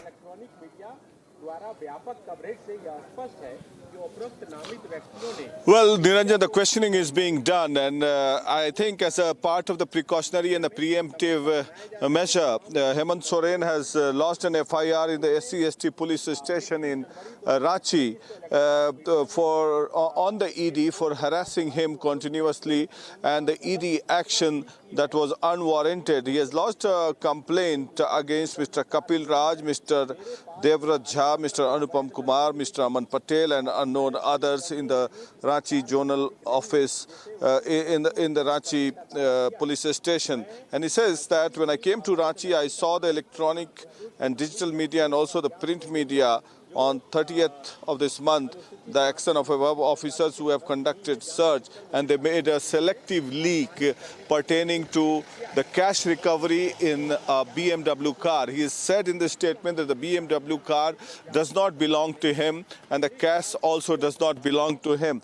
They have been continuously harassing him. Now, if we look at this FIR, Niranjan, a similar case had happened in West Bengal when there was a direct confrontation between the West Bengal police and the CBI officials, and similarly a similar case happened with Aam Aadmi Party's Arvind Kejriwal as well. So maybe taking a cue from both those incidences, Hemant Soren may have lodged a FIR in the SC/ST police station in consultation with his lawyer, so that if the ED tries to arrest or detain him, then similarly the Jharkhand police can also reach his residence and arrest the ED officials. Maybe that would be a part of the game plan. I'm just assuming this, but as far as the investigation is concerned, in this Ranchi residence, I'll ask my camera person to pan the residence. You can see the security personnel deployed here, and 144 have been imposed here so that nobody enters into this area, and a quarter of 100 meters have been made. So the questioning is being done, and the questioning is pertaining to the land scam, and the questions pertains to whether or not Hemant Soren directed the then Deputy Commissioner Chavi Ranjan to get a plot of land registered in a private person's name, and that to a government land, which was illegal. A confessional statement was made by one of the officials in registry office during the course of the raid and the seizures that were made. He had confessed that on the direction of the Chief Minister, the certain plot of land was registered. So that tantamounts to misuse of the office of the Chief Minister.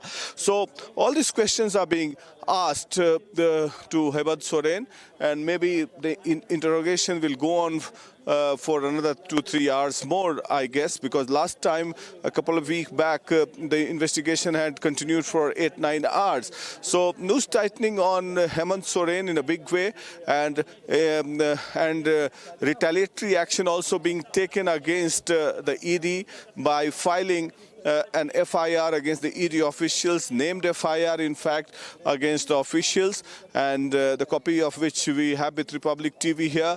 And I think that this is a preemptive and precautionary measure and retaliatory action against the ED officials in case the ED officials tries to arrest him. But it looks unlikely in the given political circumstances the ED officials will arrest him today because there are certain protocols related to the arrest of a chief minister, and we had similarly it has happened in the past when Lalu Prasad was the chief minister of United Bihar. He was arrested when he was charge-sheeted in the forgery scam in 1996 by his own government, and has made Rabri Devi the chief minister of Bihar. Similarly, he has pitched for Kalpana Soren, the wife of Hemant Soren, and it has been agreed upon unanimously by the alliance partners. The signatures have been made despite opposition from Hemant Soren's eldest brother's wife, Sita Soren, who happens to be an MLA. They have the numbers, but that is not a problem. But we'll have to wait and watch how things unfolds, and the questioning to be over, and after that what kind of action is taken. So it's a retaliatory action by Hemant Soren by filing an FIR against the ED officials. Back to you. What is your sense, Prakash, about this counter FIR that he's got filed? What are the implications of that? What's his game there? Well, I just said, Niranjan, the game is a precautionary and a retaliatory action to have a confrontation with the ED officials. And of course, once the ED officials, if at all they decide to arrest him, then the central paramilitary forces will have to be enforced and put into action, because the state machinery and the state police belongs to the Jharkhand chief minister. So as a part of the move, the SC/ST, the case has been lodged in SC/ST for harassing Hemant Soren without any reason. That's what he has leveled the charges in the FIR, And if at all this kind of situation arises, then he can direct his police, because Hemant Soren at the same time is the Home Minister of Jharkhand as well. And then there can be a confrontation with the agencies as well as the paramilitary forces if at all they are deployed to arrest him. But I think it looks unlikely that he would be arrested. But we are keeping a close watch on the developments as well as the investigations and interrogation here at the CM's residence in Ranchi with Hemant Soren in this residence being questioned for the past 4 hours or so. Back to you. Thank you for that, Prakash, for joining us with the details. Hemant Soren being questioned, we're picking up some details. He's also filed a counter FIR. We'll go across and get you more details of that. Let's quickly get you a quick news report ahead of the budget being tabled in this election year. Vice President Jagdeep Dhankar, while addressing the Parliament, lauded the NDA government, acknowledging that Ram Mandir was now a reality, also saying that doubts regarding Article 370 are now history.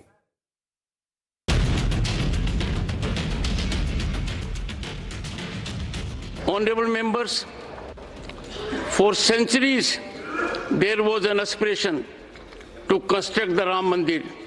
Today it is a reality.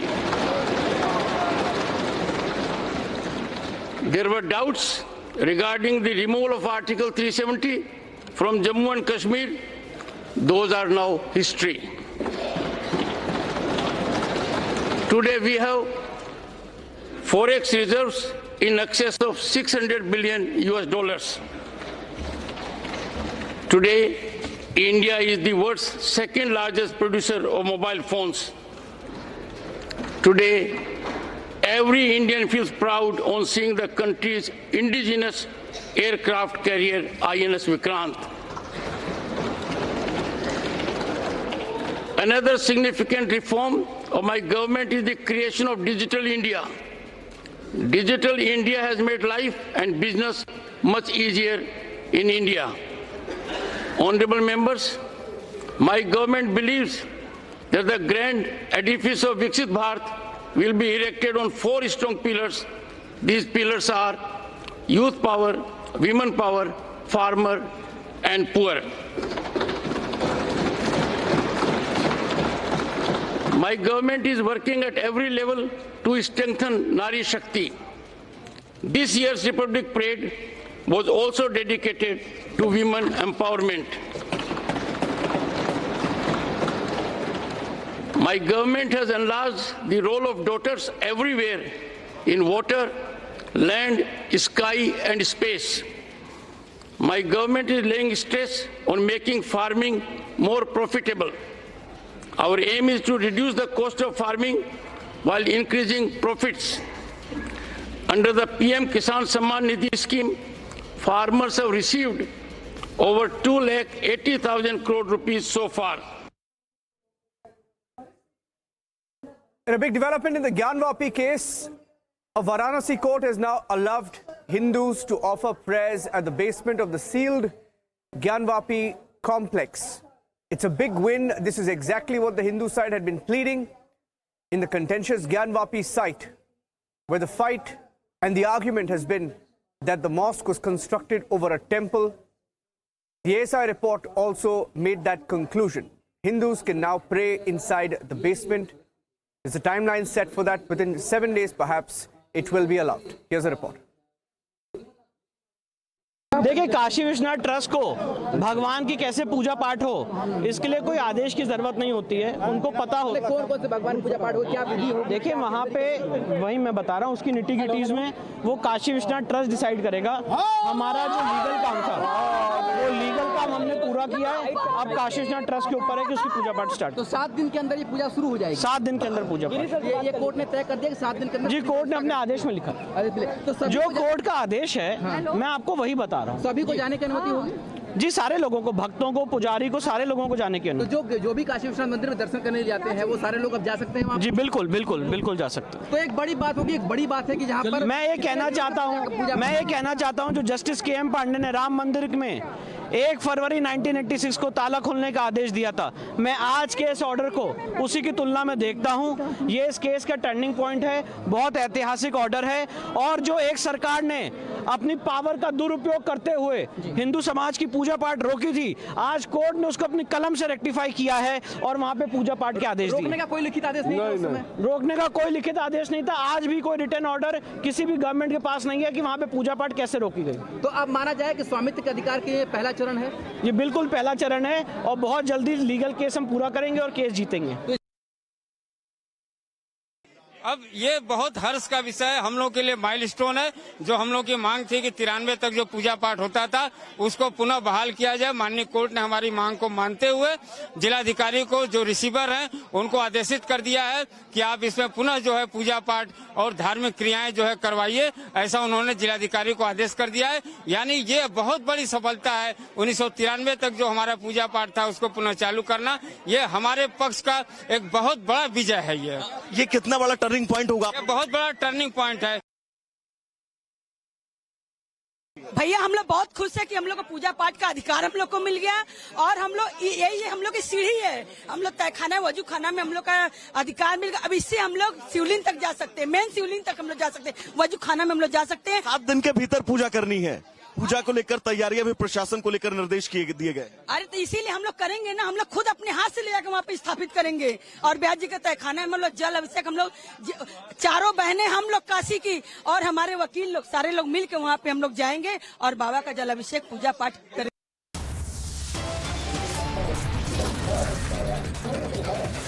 Taking a short break here on Republic TV, coming back with details of the India alliance. Another friction within the alliance. Akhilesh Yadav on the verge of a split over seat sharing.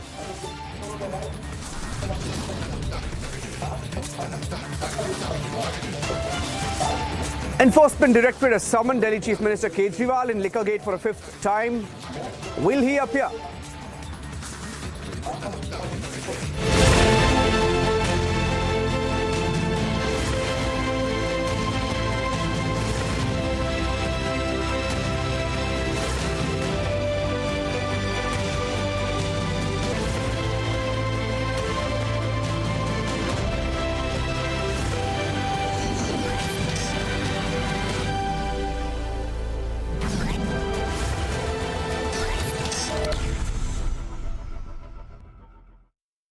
This is Republic Niva Bupa Studios, your one-stop destination for all the breaking news updates, and I am Shivangi Shukla.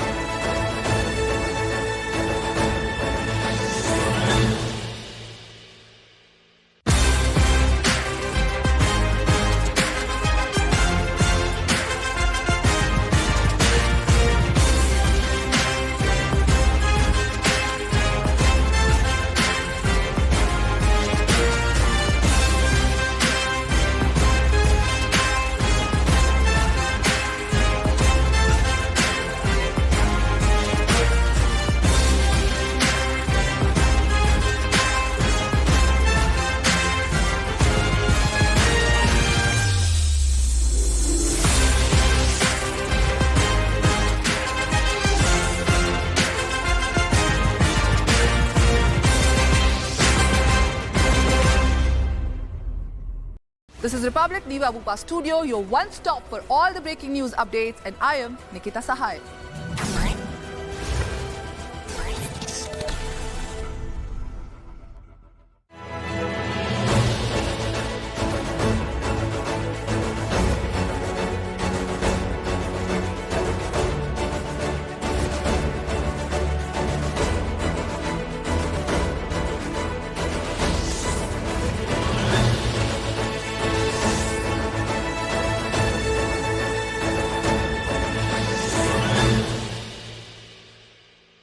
This is Republic Niva Bupa Studio, your one-stop for all the breaking updates. I am Rakshita Mishra.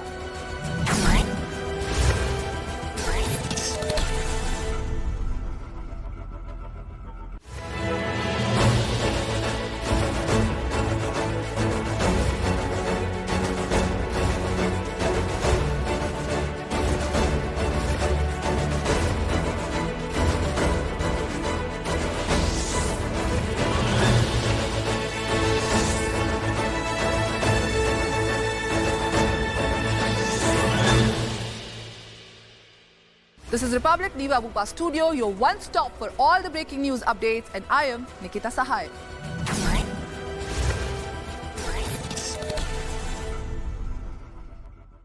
This is Republic Niva Bupa Studios, your one-stop destination for all the breaking news updates, and I am Shivangi Shukla.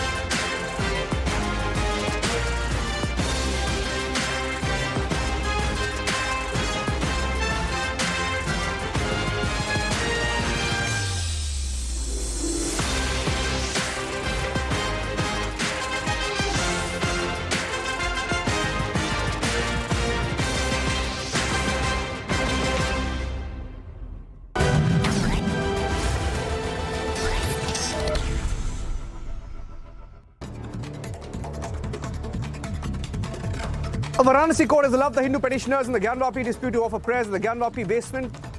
Hindu pujas will begin in 7 days from now. District administration has been directed to make the arrangements.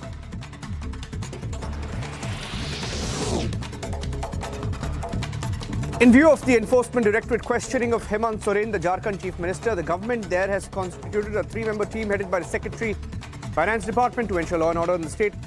Hemant Soren has been summoned for questioning in connection with the money laundering case linked to an alleged land scam.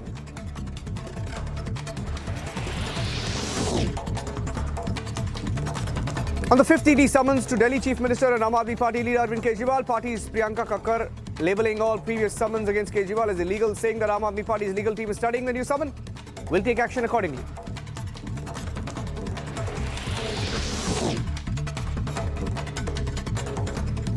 Responding to Chandigarh Mayor's re-election demand, Punjab Advocate General Gurbinder Singh Harry said that the writ petition has been filed against tampering, fraud in election process by presiding officers, adding that the court has issued notices to the Union Territory Administration, Police, the elected mayor and the presiding authority to appear before it on the 26th of February.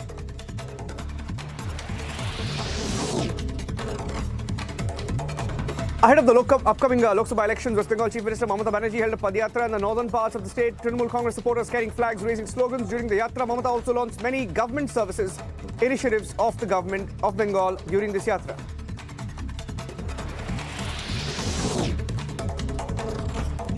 Passengers on an Indigo flight travelling from Delhi to Diogar raised slogans, protested against the airline after the flight was cancelled. Flights were cancelled due to unusual weather conditions and poor visibility in Delhi.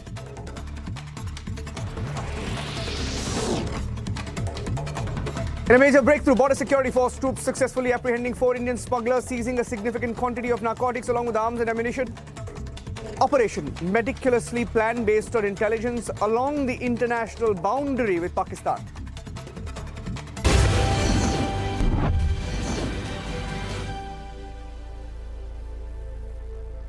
Hello viewers, here's a short glossary of words which will help you understand the budget and the economy better. Fiscal deficit. It's a difference between a government's total expenditures and the revenue it generates, excluding money from borrowings.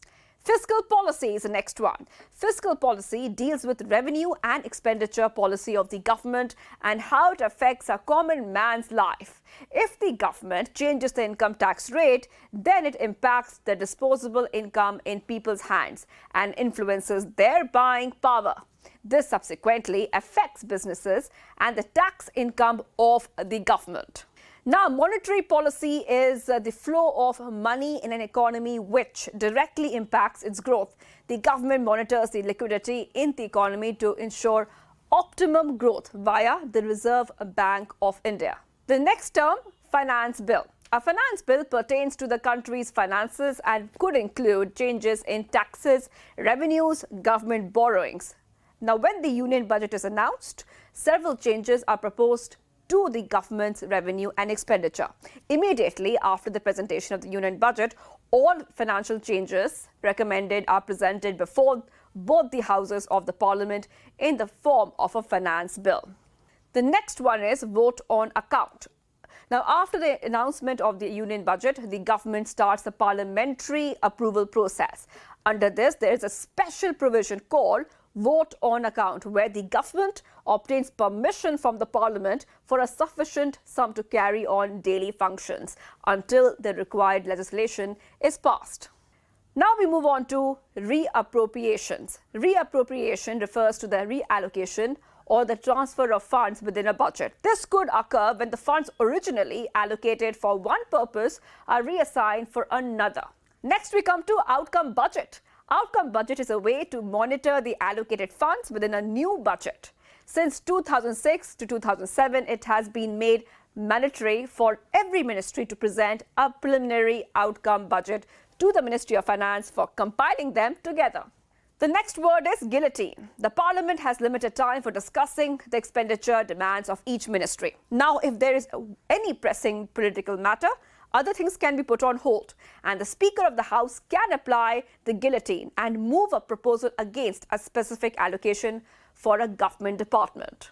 Let's move on to cut motions. A cut motion is a special power vested in members of the Lok Sabha to oppose a demand being discussed for specific allocation by the government in the finance bill as part of the demand for grants. If the motion is adopted, it amounts to a no confidence vote, and if the government fails to jot up the numbers in the lower house, it is obliged to resign according to the norms of the house. And treasury bills. When the central government approaches the financial market to raise money, it does so by issuing two types of debt instruments: treasury bills and government bonds. Treasury bills are issued whenever the government needs money for a short period. These treasury bills are issued only by central government. They have a maximum maturity period of 364 days. And a government bond is a debt instrument issued by the central and state governments of India. Issuance of such bonds occur when the issuing body, whether it is the central government or any state government, faces a liquidity crisis and requires funds for the purpose of infrastructure development.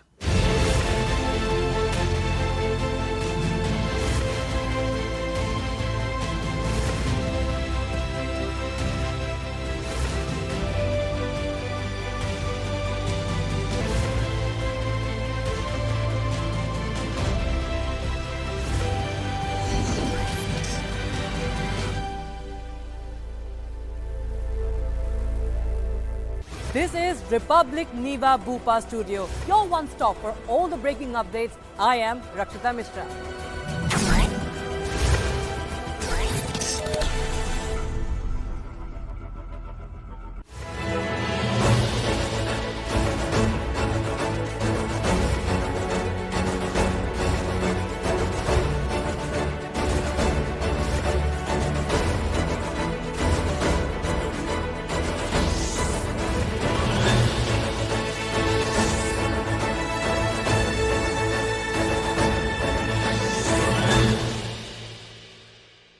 This is Republic Niva Bhupa Studio, your one-stop for all the breaking news updates, and I am Nikita Sahai.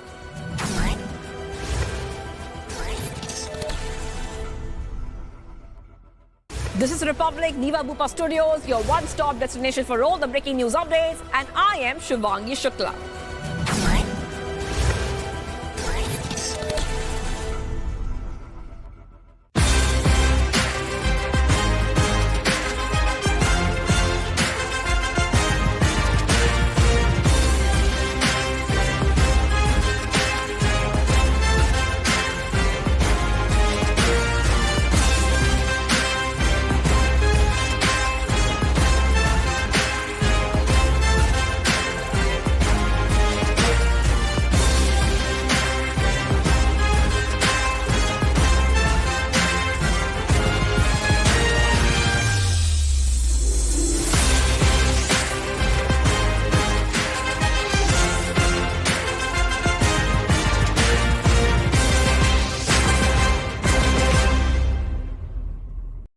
This is Republic Niva Bhupa Studio, your one-stop for all the breaking updates. I am Rakshita Mishra.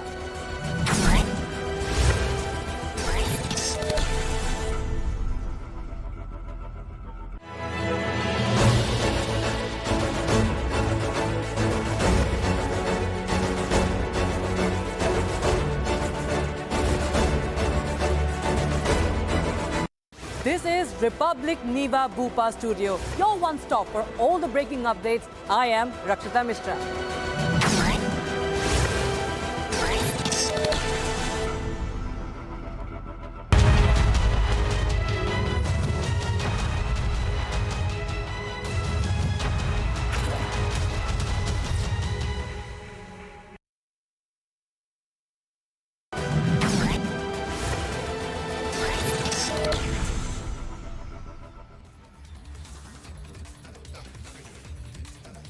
Very good evening, viewers. We are live on Breaking Republic TV. I am Rakshita Mishra with you. Let's get started with all the top stories that are making headlines.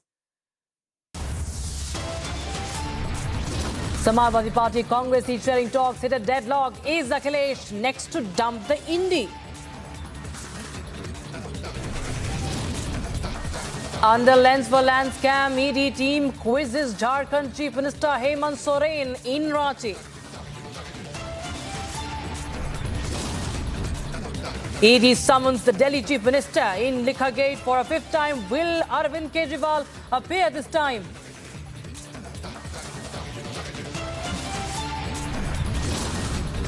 Big development in Gyanvapi case. Court allows the Hindu side to offer prayers at the Gyanvapi complex.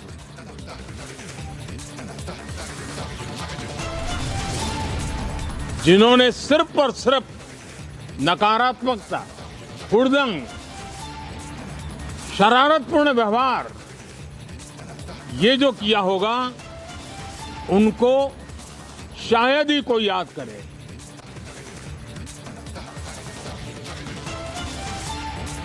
A day ahead of budget, Prime Minister warns opposition of ruckus, calls for parliamentary behaviour.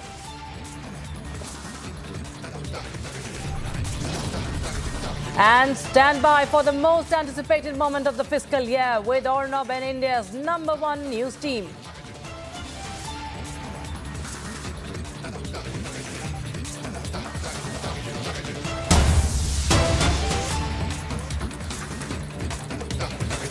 And we start with breaking news coming in from Karnataka. After Karnataka Congress MLA H.C. Balakrishna, Telangana Chief Minister Revan Reddy has now said that promises made by the party will be implemented in Telangana only if the Congress is voted to power at the centre. So you can see yet another statement that is coming in, this time from Telangana.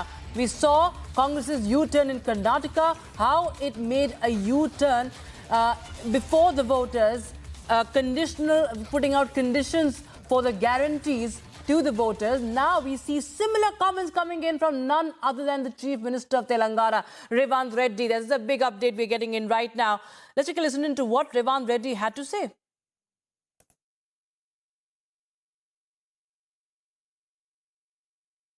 చేది మేమే ఈ ఎన్నికల్లో కేంద్రంలో కాంగ్రెస్ అధికారంలోకి వస్తేనే తెలంగాణకు ప్రజలకు ఇచ్చిన హామీలు 100% అమలు జరుగుతాయి. ఇంతకాలం కేసీఆర్ అడిగింది లేదు, మోడీ గారు ఇచ్చింది లేదు. ఇప్పుడు ఇచ్చేది మేమే, తెచ్చేది మేమే. తెలంగాణ ప్రజలకు ఇచ్చిన హామీలు అమలు జరగాలి అని అంటే ఈ రాష్ట్రంలో 17కు 17 సీట్లు కాంగ్రెస్ పార్టీ గెలవాలి. ఇచ్చేది మేమే ఈ ఎన్నికల్లో కేంద్రంలో కాంగ్రెస్ అధికారంలోకి వస్తేనే తెలంగాణకు ప్రజలకు ఇచ్చిన హామీలు 100% అమలు జరుగుతాయి. ఇంతకాలం కేసీఆర్ అడిగింది లేదు, మోడీ గారు ఇచ్చింది లేదు. ఇప్పుడు ఇచ్చేది మేమే, తెచ్చేది మేమే. తెలంగాణ ప్రజలకు ఇచ్చిన హామీలు అమలు జరగాలి అని అంటే ఈ రాష్ట్రంలో 17కు 17 సీట్లు కాంగ్రెస్ పార్టీ గెలవాలి. My colleague Aneri is joining us live from Hyderabad now. Aneri, we heard earlier in the day what the Congress MLA from Karnataka had to say, putting out such conditions to serve the people of the state. And now none other than the Chief Minister of a state, Chief Minister of Telangana, who belongs to the Congress party, is putting out now conditions for providing guarantees. We earlier had 5 guarantees could be cancelled if they don't vote for, people don't vote for the Congress party. What is going on in Congress's mind? All right, I'm getting to know that Nalin Kohli of the BJP is joining us on the phone line for more. Mr. Kohli, after Karnataka, we have Revan Reddy from Telangana, the Chief Minister, saying that that the guarantees will only be provided if they are voted to power in the Lok Sabha polls. This is an insult of the people of India, the voters of Telangana. It is an insult, it is contemptuous to the people of India, the citizens. What do they think? That they will keep voters? That they can make a statement कि यदि आप हमें vote देंगे और हम जीतेंगे तो आपको ये benefit मिलता रहेगा. How can they treat the voters with such lack of dignity compared to the Prime Minister Modi comment? सबका विकास, सबका. When he became Prime Minister in 2014, I am the Prime Minister of 120 of those who voted for me, those who did not vote for me. The Chief Minister of Telangana, if he has said so, requires an urgent lesson in the Constitution of India in Article 14. Can you discriminate against a citizen of this country on the basis of how they voted? This is against the constitutional spirit. It's against the constitutional mandate. It's against the oath that he has taken for office to serve the people of Karnataka. His oath is not to serve the people who voted for the Congress party in Karnataka. If such a perverse approach is allowed to be given any wings or any basis, it will lead to the collapse of the Constitution. The Constitution of India is not in threat because of what the Congress party says and makes false allegations against the BJP. The Constitution of India comes under threat when these kind of statements come which go against the constitutional spirit and scheme.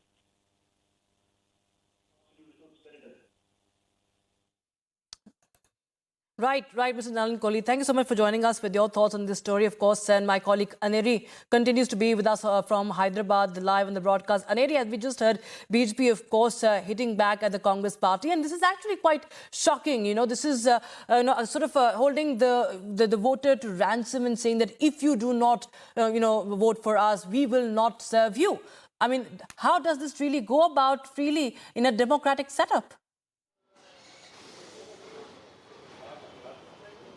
Well, definitely a lot of confusion going on among the Congress party, because we see that this Congress party who has formed the government here in the state of Telangana just 1.5 months back, who had promised and who had said that they will implement all of these promises within 100 days of forming the government, and now the 6 promises which are put forth by the Congress party here in the state of Telangana, by which they have come to power. Now, Telangana Chief Minister Revan Reddy happens to say that once Congress comes to power at the center, then they will be able to implement all of these promises 100%. But also at the same time, he also hit it out at the Chief Minister, the former Chief Minister KCR, where he had said that KCR never asked the center, nor Prime Minister Narendra Modi ever gave anything to the state, and that is the reason why it is the Congress which has to come into power at the center, and then only it will be possible to implement all of these promises, all of these guarantees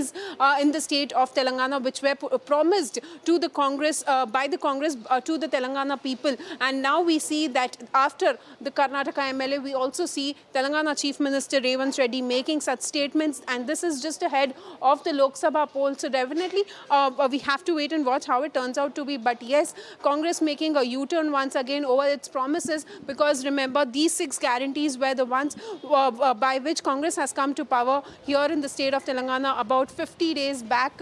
But now, and they had during the election campaigning also, they had stated that these promises will be fulfilled within 100 days of forming the government. So now such statement coming in from Revan Reddy, definitely will have to see how it turns out to be. Absolutely. Thank you so much for joining us with those details from Hyderabad and Neri. And right now, viewers, we're getting in some more breaking news. And now this with regards to the budget. And remember, we're counting down to the interim budget. And Prime Minister Modi, we're getting to know, is likely to speak on the 5th of February in Lok Sabha and the 7th in the Rajya Sabha. So this is a big update we're getting in right now Prime Minister Modi, remember, spoke today ahead of the budget session, promising to get back in power, delivering the full budget, and also speaking on the Nari Shakti and how it will be, the interim budget will be focusing on Nari Shakti, the women power. And right now we're getting to know that as far as the budget session is concerned, that Prime Minister will be speaking on the 5th in the Lok Sabha and on the 7th in the upper house. That is the Rajya Sabha. So this is the big update we're getting in with regards to what Prime Minister Modi is, when Prime Minister Modi is going to make a speech or is going to address the Parliament. On the 5th of February, we are going to see the address on the in the Lok Sabha and the 7th in Rajya Sabha. So this is the update we're getting in as we count down to the interim budget, the last budget, of course, before the general elections. And Prime Minister Modi's address, of course, will be extremely crucial as far as the budget is concerned. Today we heard Prime Minister Modi also vowing to come back in power and also saying that he's confident to have a positive discussion. Also, he warned the opposition parties of creating a ruckus, saying that they need to introspect what have they done in the previous sessions and how constructive they can actually prove to be. That is something that the opposition has to decide for the budget session, for the benefit of the country. And today, of course, the budget session started with the address by the President of India, Draupadi Murmu. It was a joint sitting, and Prime Minister Modi will be addressing the Lok Sabha on the 5th of February. That is the latest piece of information that we're getting in right now. And of course, remember, viewers, tomorrow is the day when Republic TV will be getting you the biggest coverage on this interim budget. It is an interim budget, but of course it reflects a lot as far as the 10 years of Modi government is concerned.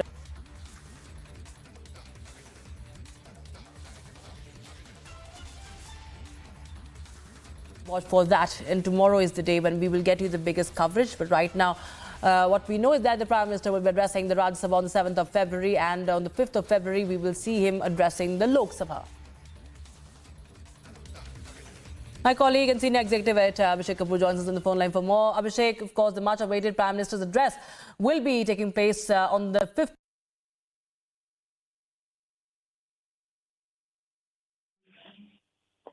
Well, it's Rakshita. So this is a customary part of the Parliament session, the first session of the Parliament as the year begins. And like the President's address, so the motion of thanks. And when the motion of thanks happens, every party gets an opportunity to participate and reflect on their own political worldview on President's address. So, of course, the ruling party as also the opposition benches. And when it comes to the ruling party, of course, the Prime Minister's address is most keenly awaited. And that's why we are getting to hear that insofar as Lok Sabha is concerned, Prime Minister would participate in the motion of thanks and speak on the 5th of February. And when the motion moves to the Rajya Sabha for the passage, the Prime Minister would be speaking on February 7th.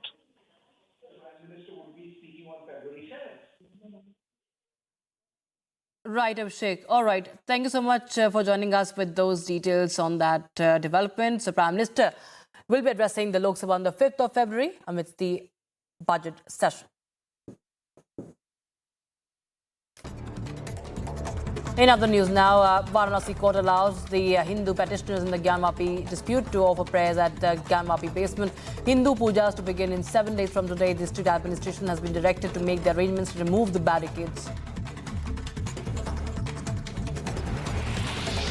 In view of ED questioning of Chief Minister Hemant Soren, Jharkhand government has constituted a 3-member team headed by the Secretary of Finance Department to ensure law and order in the state. Remember, Chief Minister Soren has been summoned for questioning in connection with a money laundering case linked to an alleged land scam. On the 5th, the ED summoned to Delhi Chief Minister and Aam Aadmi Party Supremo Arvind Kejriwal. Party's Priyanka Thakkar has labelled all previous summons against Kejriwal illegal and said that Aam Aadmi Party's legal team is studying the new summon and will take action accordingly.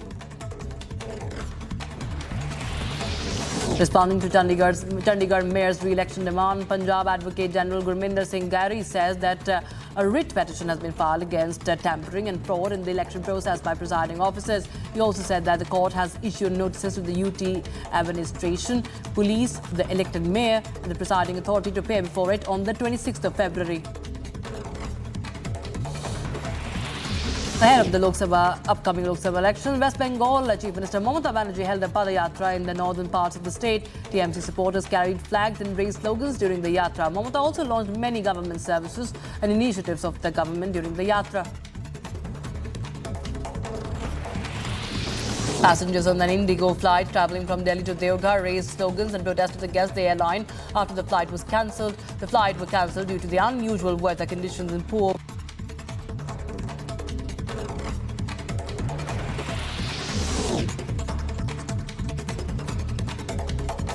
for Indian smugglers and seized a significant quantity of narcotics along with arms and ammunition. Operation was meticulously planned based on intelligence along with the international boundary with Pakistan.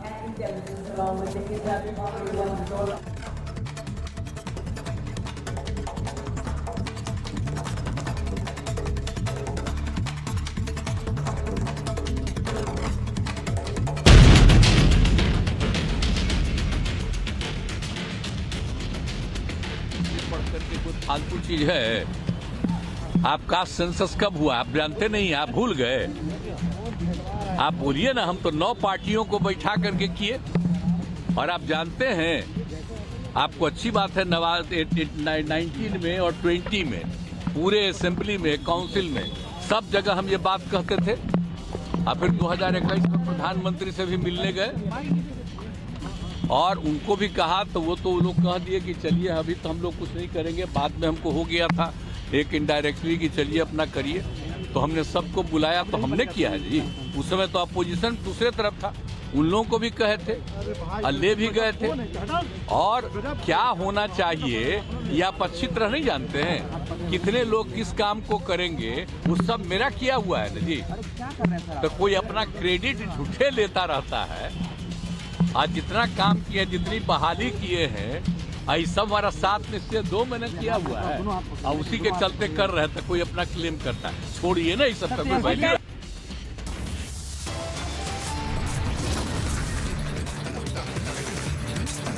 Seat sharing talks hit a deadlock. Is Akhilesh Yadav next to dump the India alliance? And stand by for the most anticipated moment of the fiscal year with Arnav Goswami and India's #1 news team only on Republic TV. Stay tuned.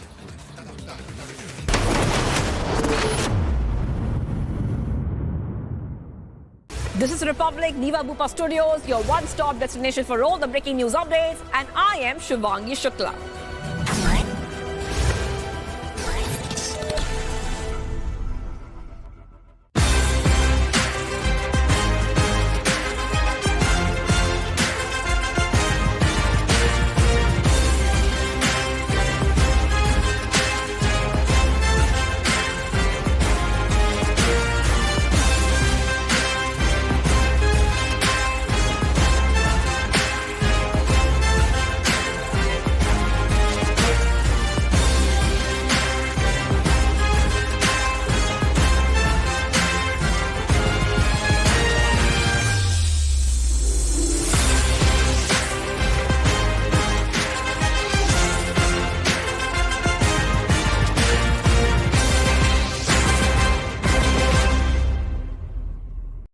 This is Republic Niva Bupa Studio, your one stop for all the breaking updates. I am Rakshita Mishra.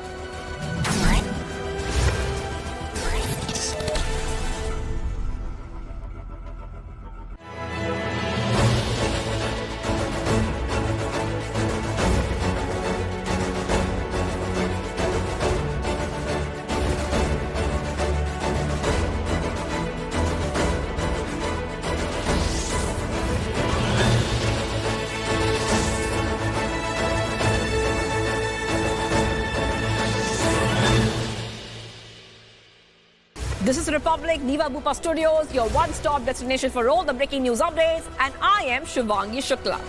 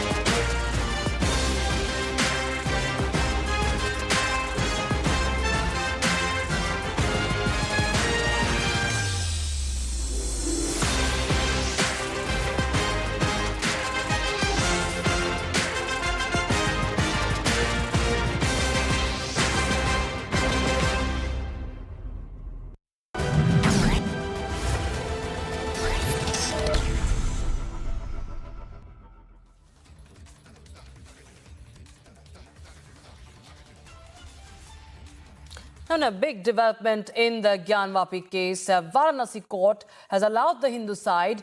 The Hindu side had petitioned for worship inside the sealed basement of Gyanvapi complex, and now the permission has been granted. The devotees can now offer prayers at the Vyasji ka Tehkhana. It's a sealed basement inside the complex. Take a listen in to what Vishnu Shankar Jain, who's the lawyer from the Hindu side, and the other petitioner had to say. देखिए, Kashi Vishwanath trust को भगवान की कैसे पूजा पाठ हो, इसके लिए कोई आदेश की जरूरत नहीं होती है। उनको पता हो कौन से भगवान पूजा पाठ हो, क्या विधि हो। देखिए, वहाँ पे वही मैं बता रहा हूँ, उसकी निटी-गिटीज में वो काशी विश्वनाथ ट्रस्ट डिसाइड करेगा। हमारा जो लीगल काम था, वो लीगल काम हमने पूरा किया है। अब काशी विश्वनाथ ट्रस्ट के ऊपर है कि उसकी पूजा पाठ स्टार्ट। तो 7 दिन के अंदर ये पूजा शुरू हो जाएगी। 7 दिन के अंदर पूजा पाठ। ये कोर्ट ने तय कर दिया कि 7 दिन के अंदर। जी, कोर्ट ने अपने आदेश में लिखा। तो जो कोर्ट का आदेश है, मैं आपको वही बता रहा हूँ। सभी को जाने की अनुमति होगी? जी, सारे लोगों को, भक्तों को, पुजारी को, सारे लोगों को जाने की अनुमति। तो जो भी काशी विश्वनाथ मंदिर में दर्शन करने जाते हैं, वो सारे लोग अब जा सकते हैं वहाँ? जी, बिल्कुल बिल्कुल बिल्कुल जा सकते हैं। तो एक बड़ी बात होगी, एक बड़ी बात है कि जहाँ पर मैं ये कहना चाहता हूँ जो जस्टिस के.एम. पांडे ने राम मंदिर में 1 फरवरी 1986 को ताला खोलने का आदेश दिया था, मैं आज के इस ऑर्डर को उसी की तुलना में देखता हूँ। ये इस केस का टर्निंग पॉइंट है, बहुत ऐतिहासिक ऑर्डर है, और जो एक सरकार ने अपनी पावर का दुरुपयोग करते हुए हिंदू समाज की पूजा पाठ रोकी थी, आज कोर्ट ने उसको अपनी कलम से रेक्टिफाई किया है और वहां पे पूजा पाठ के आदेश दिए। रोकने का कोई लिखित आदेश नहीं था उस समय? रोकने का कोई लिखित आदेश नहीं था। आज भी कोई रिटर्न ऑर्डर किसी भी गवर्नमेंट के पास नहीं है कि वहां पे पूजा पाठ कैसे रोकी गई। तो अब माना जाए कि स्वामित्व के अधिकार के पहला चरण है? ये बिल्कुल पहला चरण है, और बहुत जल्दी लीगल केस हम पूरा करेंगे और केस जीतेंगे। अब ये बहुत हर्ष का विषय है, हम लोग के लिए माइलस्टोन है। जो हम लोग की मांग थी कि 93 तक जो पूजा पाठ होता था उसको पुनः बहाल किया जाए, माननीय कोर्ट ने हमारी मांग को मानते हुए जिलाधिकारी को, जो रिसीवर हैं, उनको आदेशित कर दिया है कि आप इसमें पुनः जो है पूजा पाठ और धार्मिक क्रियाएं जो है करवाइए। ऐसा उन्होंने जिलाधिकारी को आदेश कर दिया है। यानी ये बहुत बड़ी सफलता है। 1993 तक जो हमारा पूजा पाठ था उसको पुनः चालू करना, ये हमारे पक्ष का एक बहुत बड़ा विजय है। ये कितना बड़ा टर्निंग पॉइंट होगा? बहुत बड़ा टर्निंग पॉइंट है। बिल्कुल बिल्कुल, ये हिंदू समाज की जीत है, और तो हिंदू समाज की, देश के सभी सनातन धर्मियों की जीत है। और व्यास जी के तहखाने पर जो है कल से ही विश्वनाथ ट्रस्ट के माध्यम से पूजा पाठ का अभियान शुरू कर दिया जाएगा। पुजारी कौन नियुक्त होगा, और खासतौर से नंदी के सामने जो बैरिकेडिंग काट करके वहां से, ताकि दर्शनार्थी आ सके, भक्तगण आ सके, उसकी भी योजना कल से ही हम लोग चालू कर देंगे। जो है ऐसा परिसर होगा जहां पर पूजा होगी और नमाज, क्योंकि वहां पर पहले से अदा की जा रही है। कह तो रहे, जहाँ वेद मंत्रों की ध्वनियां गूंजनी चाहिए, जहाँ घंटी घड़ियाल बजना चाहिए था, जहां मंत्रों की ध्वनियां गूंजनी चाहिए थी, वहां पर जो हर अल्लाह अकबर नारे थे, लेकिन होते थे। लेकिन अब नहीं, वह हर समय जो है वह बंदे जहां जो वेद मंत्रों की ध्वनियां गूंजेंगी कल से। इतना बड़ा टर्निंग पॉइंट है सर आप लोगों के लिए? हिंदू समाज के लिए बहुत बड़ा टर्निंग पॉइंट है। हम लोग हर्षित हैं और सभी सनातन धर्मी हर्षित हैं। भैया, हम लोग बहुत खुश है कि हम लोग को पूजा पाठ का अधिकार हम लोग को मिल गया, और हम लोग यही हम लोग की सीढ़ी है। हम लोग तहखाना वजू खाना में हम लोग का अधिकार मिल गया। अब इससे हम लोग शिवलिंग तक जा सकते हैं, मेन शिवलिंग तक हम लोग जा सकते हैं, वजू खाना में हम लोग जा सकते हैं। 7 दिन के भीतर पूजा करनी है। पूजा को लेकर तैयारियां भी प्रशासन को लेकर निर्देश दिए गए। अरे तो इसीलिए हम लोग करेंगे ना, हम लोग खुद अपने हाथ से ले जाकर वहाँ पे स्थापित करेंगे। और ब्याज जी का तहखाना में हम लोग जल अभिषेक, हम लोग चारों बहनें, हम लोग काशी की और हमारे वकील लोग, सारे लोग मिल के वहाँ पे हम लोग जाएंगे और बाबा का जल अभिषेक पूजा पाठ करेंगे। Break on the other side. We are now getting you the latest and the biggest coverage on the budget, viewers. So stand by for the most anticipated moment of the fiscal year with Arnab and India's #1 news team on Republic TV.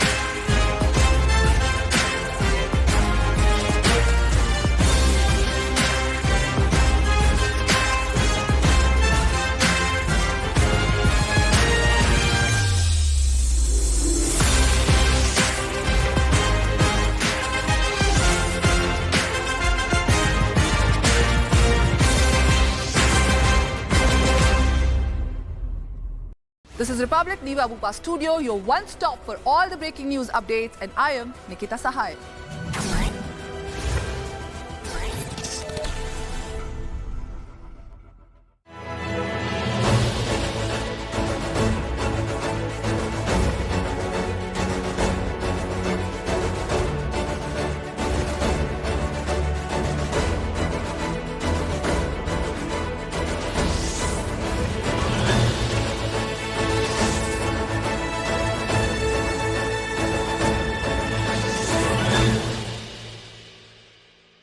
This is Republic Niva Bupa Studio, your one stop for all the breaking updates. I am Rakshita Mishra.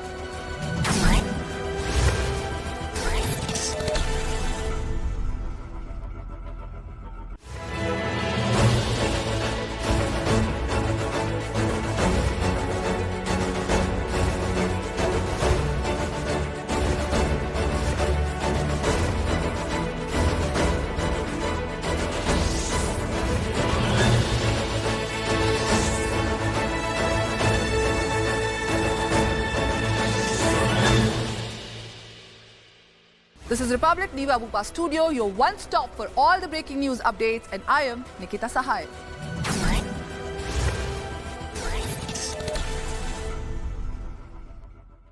This is Republic Niva Bupa Studios, your one-stop destination for all the breaking news updates, and I am Shivangi Shukla.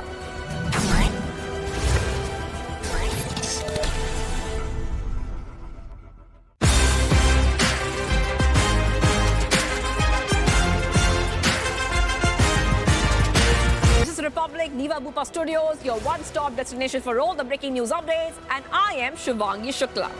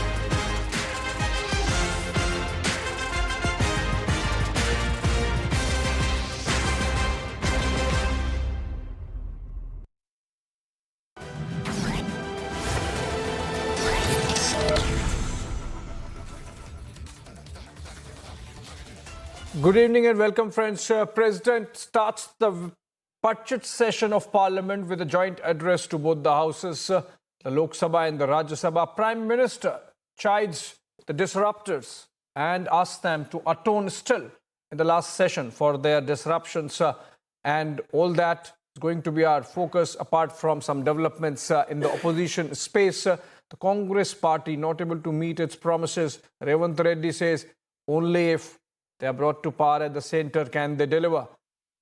Let's begin with the headlines first.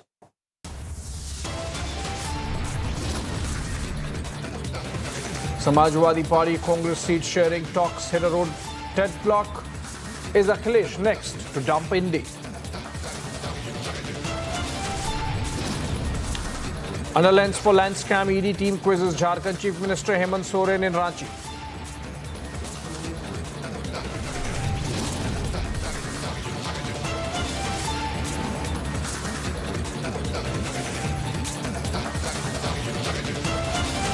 ED summons Delhi Chief Minister Kejriwal in Liquorgate for a fifth time. Will he appear this time?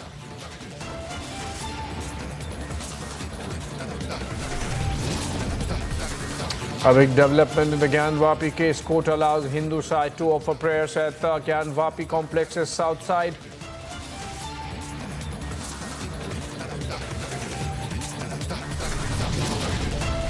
इन्होंने सिर्फ और सिर्फ नकारात्मकता, हुड़दंग, शरारतपूर्ण व्यवहार ये जो किया होगा उनको शायद ही कोई याद करे।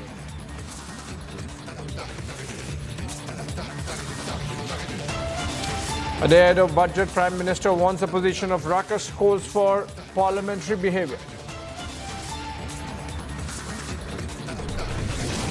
And stand by for the most anticipated moment of the fiscal year with Ornov and India's #1 news team.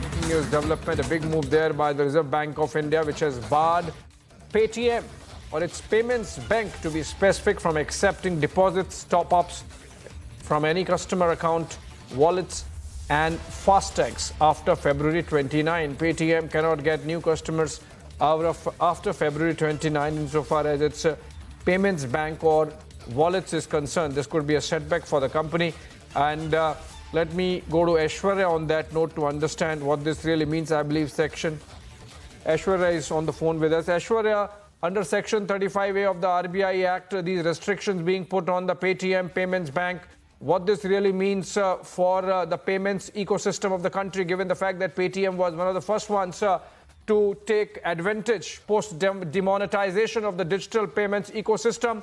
And now it seems they are in a fragile state, and that's why the RBI taking this action. Well, absolutely, Abhishek. Before anything goes south, RBI taking a preemptive action, and RBI bars Paytm Payments Bank from accepting deposits, top-ups, and even any customer account, wallets, and even fastags.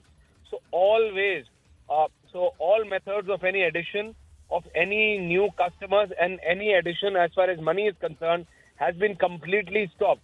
And this has been implemented with immediate effect, and post 29th of February, that is 29th of Feb, is going to be the last day for Paytm as of now, as per these records, that they can have any transaction, whether it's through any customer account, either it's through their own wallet or it's through fastags, because fastag is something which is used by a maximum number of people, and Paytm fastag is one of the most used fastags on all highways. So this is something which the people of this country should be aware of, that post February 29th, as per the present orders of the RBI, the Paytm fastag wallets and customer accounts will not be in use. Okay.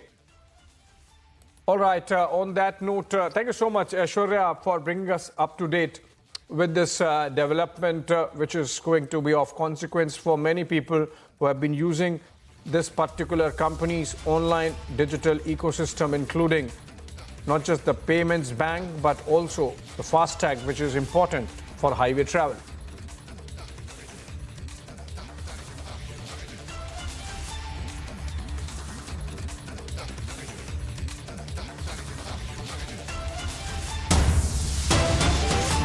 Okay, from one to another, breaking news development. We're keeping it fast-paced for you. Getting in visuals from outside the Jharkhand Chief Minister Hemant Soren's residence in Ranchi, in fact, where two buses have now arrived. Sources say the MLAs are being moved from his residence, and you see in these pictures these buses which have gone inside. It seems the MLAs are being carted away or are to be carted away somewhere. We'll try and connect with Prakash Singh. He's reporting live from Ranchi for us today, and he should be here with us in 30 seconds, I am told. But remember, Hemant Soren has been with his MLAs since morning, and in fact, we are told, there are reports that he has got them to sign two letters, in one of which his wife, Kalpana, has been named as a possible successor, and in another, one of his colleagues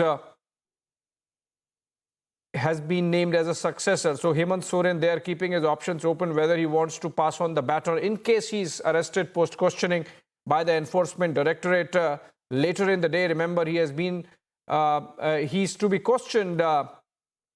He's being questioned as we speak since morning, and if the questioning leads to arrest later in the evening, he has to pass on the baton to somebody. Let's go to Prakash Singh. He's, I'm told, live with us now. Prakash, over to you. What are these buses about? Are they meant to cart away the MLAs somewhere? And also, if you can share something about the possible succession plan that Hemant Soren might be putting in place in the likelihood of his arrest post the questioning by the Enforcement Directorate later in the evening.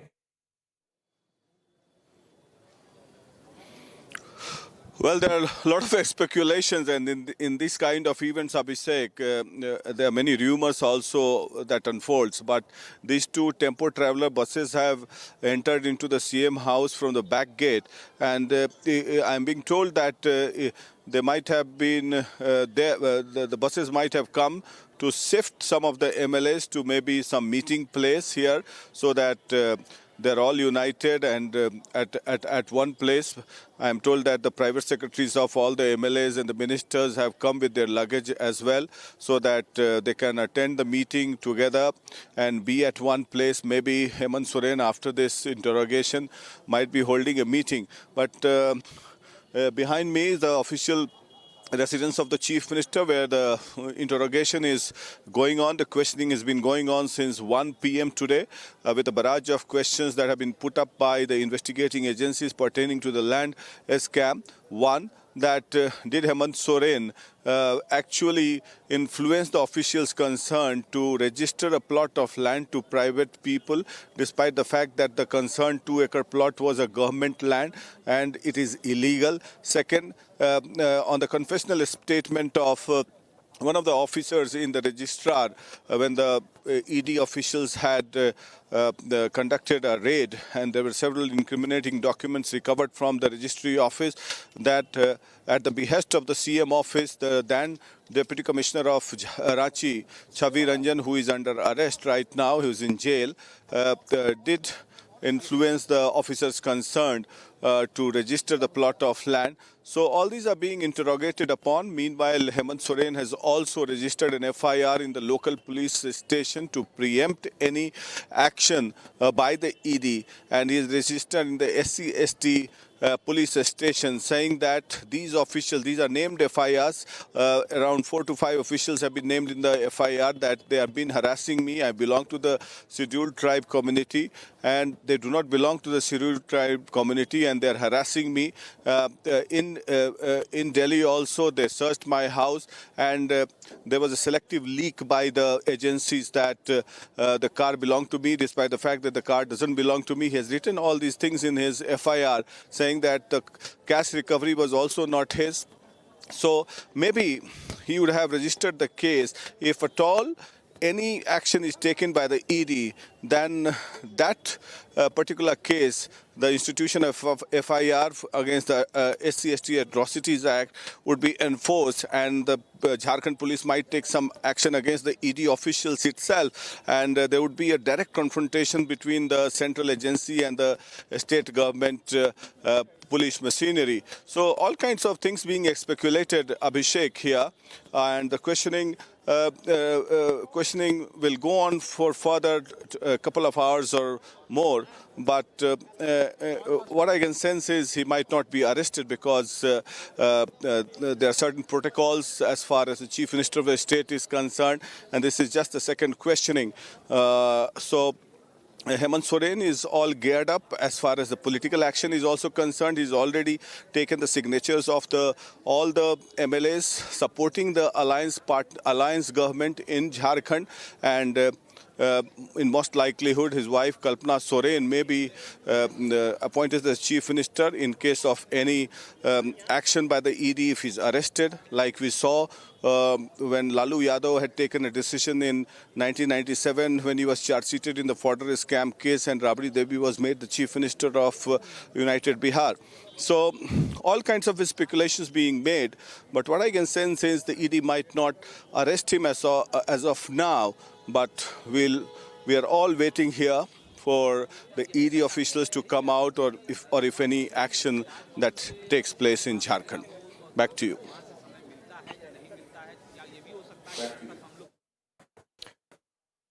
Okay, Prakash, but tell us what's going to be the political fallout of all these developments insofar as the opposition space is concerned. For example, you think that this is going to weaken the bond that was there between JMM and the Congress, or JMM and the larger India alliance if this happens? Well, that's for sure, because the attention would be diverted somewhere else, and if they are engulfed in all sorts of corruption cases, first they would try and salvage the situation and manage that. So if you look at all the politicians, be it Hemant Soren, be it Mamata Banerjee, they are Arvind Kejriwal, they are all marred with corruption charges. So it is further weakening the India alliance for sure. And Congress party alone cannot do anything, because the main purpose of the India alliance was to put up a direct fight against the BJP in every state. Now with Nitish Kumar gone, the original initiator of the India alliance, it has given a big jolt to the India alliance, and specifically Rahul Gandhi, and today Nitish Kumar hitting out at Rahul Gandhi that he doesn't know anything. So whereas the NDA bloc is marching ahead with a proper plan, a strategy, and whereas the India alliance leaders are settling their court cases as well as the corruption charges against them. Back to you. All right. Thank you so much, Prakash. Fast-paced developments there all around from Ranchi in Jharkhand to Chandigarh to Lucknow and to Hyderabad. We'll keep getting you all updates on a very news-heavy day. Of course, the parliament session that started today, with a lot of comments and reactions coming in from there as well. On that note, let's take a look at what's happening around the country in the top wrap-up stories. Varanasi court allows the Hindu petitioners in the Gyanvapi dispute to offer prayers at the Gyanvapi basement. Hindu pujas to begin in 7 days from today. District administration has been directed to make the arrangements.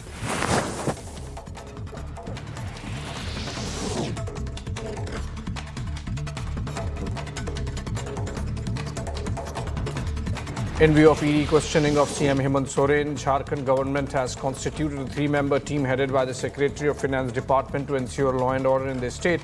Remember, CM Soren has been summoned for questioning in connection with the money laundering case linked to an alleged land scam. The questioning has been going on since morning.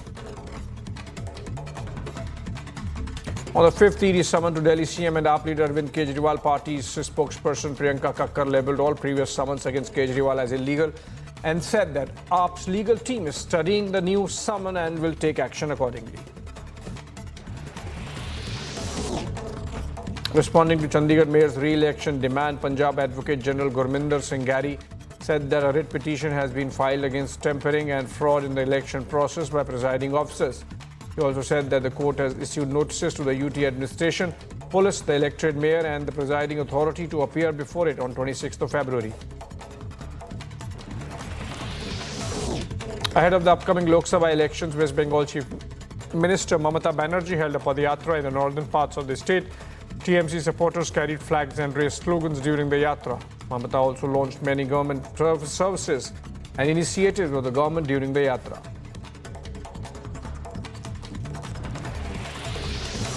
Passengers on an Indigo flight travelling from Delhi to Deoghar raised slogans and protested against the airline after the flight was cancelled. Flights were cancelled due to unusual weather conditions and poor visibility at Delhi.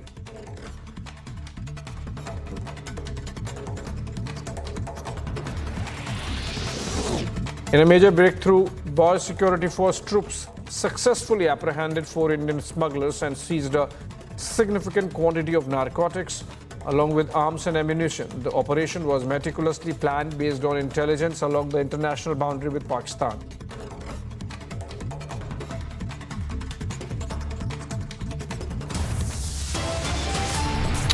Alright, on that note, we slip into a short break. On the other side, Samajwadi Party Congress seat sharing talks hit a deadlock or a roadblock. Is Akhilesh going to dump Indy next?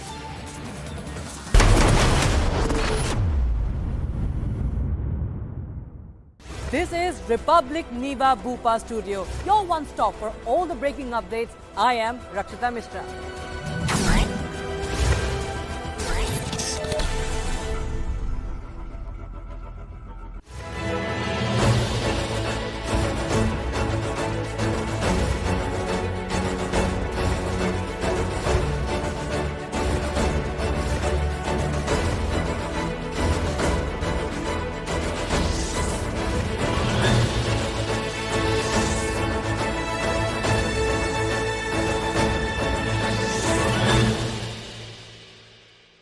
This is Republic Niva Bupa Studio, your one-stop for all the breaking news updates, and I am Nikita Sahai.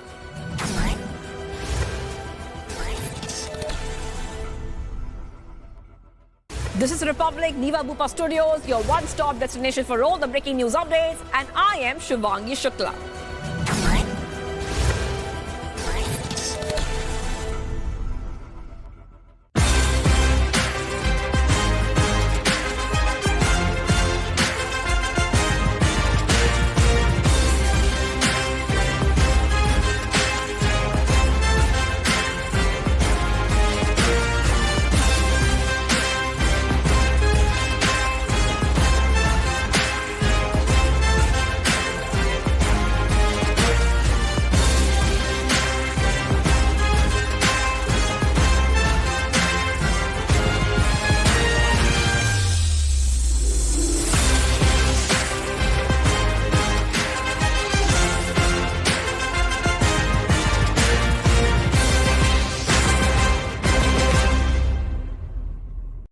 This is Republic Niva Bupa Studio, your one-stop for all the breaking updates. I am Rakshita Mishra.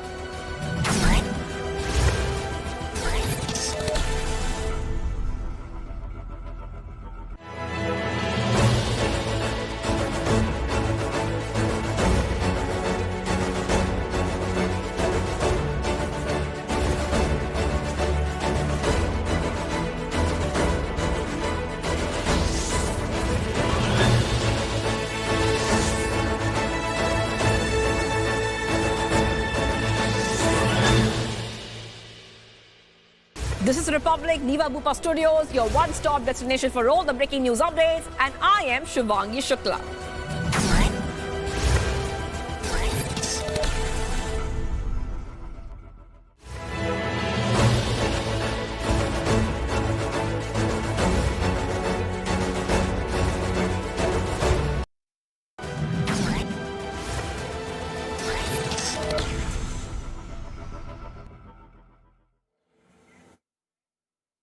Welcome back. In a big development in the Gyanvapi case, a Varanasi court allowed the Hindu side to worship inside the sealed basement of Gyanvapi complex. As per the court order, Hindu devotees can now offer prayers at the Vyaska Tehkhana, a sealed area inside the complex. Listening to all the reactions that have come in from Varanasi on the development. देखिए, Kashi Vishwanath trust को भगवान की कैसे पूजा पाठ हो, इसके लिए कोई आदेश की जरूरत नहीं होती है। उनको पता हो कौन से भगवान पूजा पाठ हो, क्या विधि हो। देखिए, वहाँ पे वही मैं बता रहा हूँ, उसकी निटी गिटीज में वो काशी विश्वनाथ ट्रस्ट डिसाइड करेगा। हमारा जो लीगल काम था, वो लीगल काम हमने पूरा किया है। अब काशी विश्वनाथ ट्रस्ट के ऊपर है कि उसकी पूजा पाठ स्टार्ट। तो 7 दिन के अंदर ये पूजा शुरू हो जाएगी। 7 दिन के अंदर पूजा पाठ। ये कोर्ट ने तय कर दिया कि 7 दिन के अंदर। जी, कोर्ट ने अपने आदेश में लिखा। तो जो कोर्ट का आदेश है, मैं आपको वही बता रहा हूँ। सभी को जाने की अनुमति होगी जी, सारे लोगों को, भक्तों को, पुजारी को, सारे लोगों को जाने की अनुमति। तो जो भी काशी विश्वनाथ मंदिर में दर्शन करने जाते हैं, वो सारे लोग अब जा सकते हैं वहाँ? जी बिल्कुल बिल्कुल बिल्कुल जा सकते हैं। तो एक बड़ी बात होगी, एक बड़ी बात है कि जहाँ पर मैं ये कहना चाहता हूँ जो जस्टिस के.एम. पांडे ने राम मंदिर में 1 फरवरी 1986 को ताला खोलने का आदेश दिया था, मैं आज के इस ऑर्डर को उसी की तुलना में देखता हूं। ये इस केस का टर्निंग पॉइंट है, बहुत ऐतिहासिक ऑर्डर है। और जो एक सरकार ने अपनी पावर का दुरुपयोग करते हुए हिंदू समाज की पूजा पाठ रोकी थी, आज कोर्ट ने उसको अपनी कलम से रेक्टिफाई किया है और वहां पे पूजा पाठ के आदेश दिए। रोकने का कोई लिखित आदेश नहीं था उस समय। रोकने का कोई लिखित आदेश नहीं था। आज भी कोई रिटर्न ऑर्डर किसी भी गवर्नमेंट के पास नहीं है कि वहां पे पूजा पाठ कैसे रोकी गई। तो अब माना जाए कि स्वामित्व के अधिकार के ये पहला चरण है। ये बिल्कुल पहला चरण है और बहुत जल्दी लीगल केस हम पूरा करेंगे और केस जीतेंगे। अब ये बहुत हर्ष का विषय है, हम लोग के लिए माइलस्टोन है। जो हम लोग की मांग थी कि 93 तक जो पूजा पाठ होता था उसको पुनः बहाल किया जाए, माननीय कोर्ट ने हमारी मांग को मानते हुए जिलाधिकारी को, जो रिसीवर हैं, उनको आदेशित कर दिया है कि आप इसमें पुनः जो है पूजा पाठ और धार्मिक क्रियाएं जो है करवाइए। ऐसा उन्होंने जिलाधिकारी को आदेश कर दिया है। यानी ये बहुत बड़ी सफलता है। 1993 तक जो हमारा पूजा पाठ था उसको पुनः चालू करना, ये हमारे पक्ष का एक बहुत बड़ा विजय है। ये कितना बड़ा टर्निंग पॉइंट होगा? बहुत बड़ा टर्निंग पॉइंट है। बिल्कुल बिल्कुल ये हिंदू समाज की जीत है और तो हिंदू समाज की देश के सभी सनातन धर्मियों की जीत है।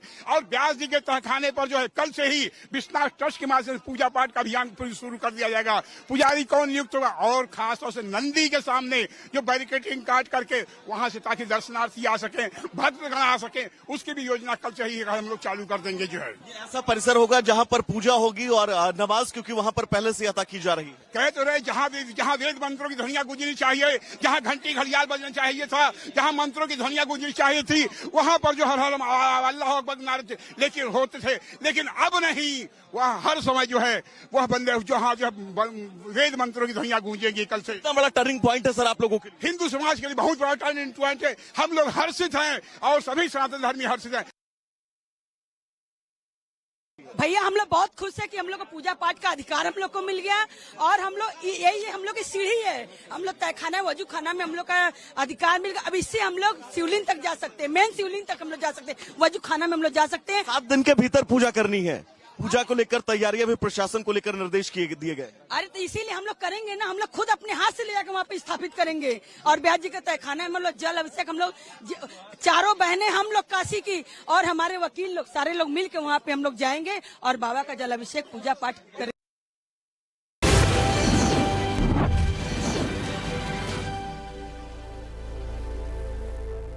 Hello viewers, here's a short glossary of words which will help you understand the budget and the economy better. Fiscal deficit. It's a difference between a government's total expenditures and the revenue it generates, excluding money from borrowings. Fiscal policy is the next one. Fiscal policy deals with revenue and expenditure policy of the government and how it affects a common man's life. If the government changes the income tax rate, then it impacts the disposable income in people's hands and influences their buying power. This subsequently affects businesses and the tax income of the government. Now, monetary policy is the flow of money in an economy which directly impacts its growth.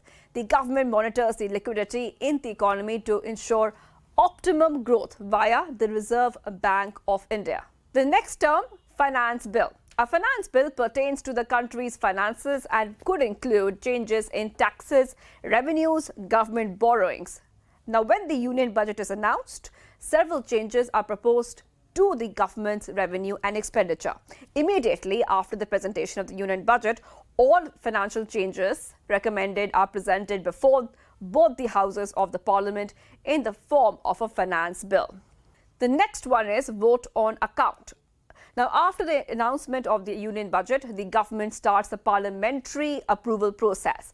Under this, there is a special provision called vote on account, where the government obtains permission from the parliament for a sufficient sum to carry on daily functions until the required legislation is passed. Now we move on to reappropriations. Reappropriation refers to the reallocation or the transfer of funds within a budget. This could occur when the funds originally allocated for one purpose are reassigned for another. Next, we come to outcome budget. Outcome budget is a way to monitor the allocated funds within a new budget. Since 2006 to 2007, it has been made mandatory for every ministry to present a preliminary outcome budget to the Ministry of Finance for compiling them together. The next word is guillotine. The Parliament has limited time for discussing the expenditure demands of each ministry. Now, if there is any pressing political matter, other things can be put on hold, and the Speaker of the House can apply the guillotine and move a proposal against a specific allocation for a government department. Let's move on to cut motions. A cut motion is a special power vested in members of the Lok Sabha to oppose a demand being discussed for specific allocation by the government in the finance bill as part of the demand for grants. If the motion is adopted, it amounts to a no confidence vote, and if the government fails to jot up the numbers in the lower house, it is obliged to resign according to the norms of the house. And treasury bills. When the central government approaches the financial market to raise money, it does so by issuing two types of debt instruments: treasury bills and government bonds. Treasury bills are issued whenever the government needs money for a short period. These treasury bills are issued only by central government. They have a maximum maturity period of 364 days. And a government bond is a debt instrument issued by the central and state governments of India. Issuance of such bonds occur when the issuing body, whether it is the central government or any state government, faces a liquidity crisis and requires funds for the purpose of infrastructure development.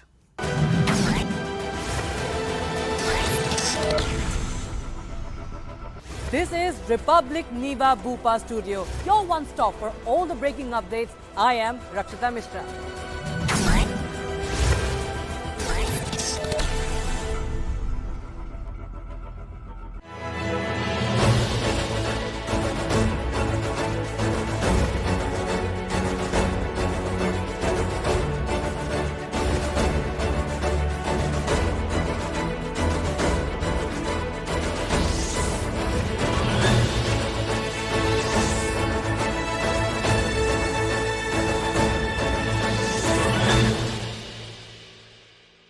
This is Republic Niva Bhupa Studios, your one-stop destination for all the breaking news updates, and I am Shivangi Shukla.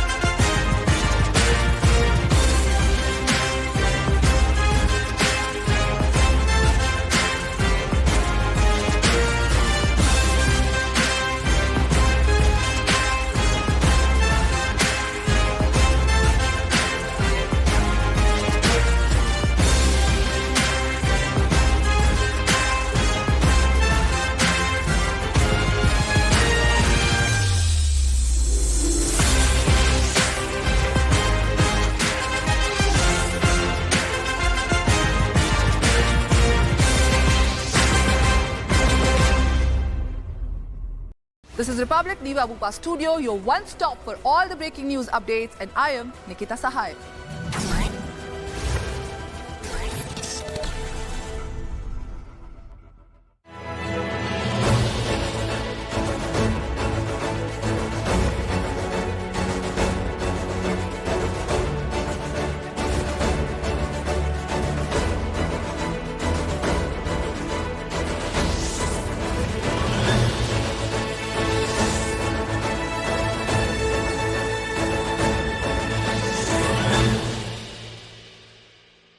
This is Republic Niva Bhupa Studio, your one stop for all the breaking updates. I am Rakshita Mishra.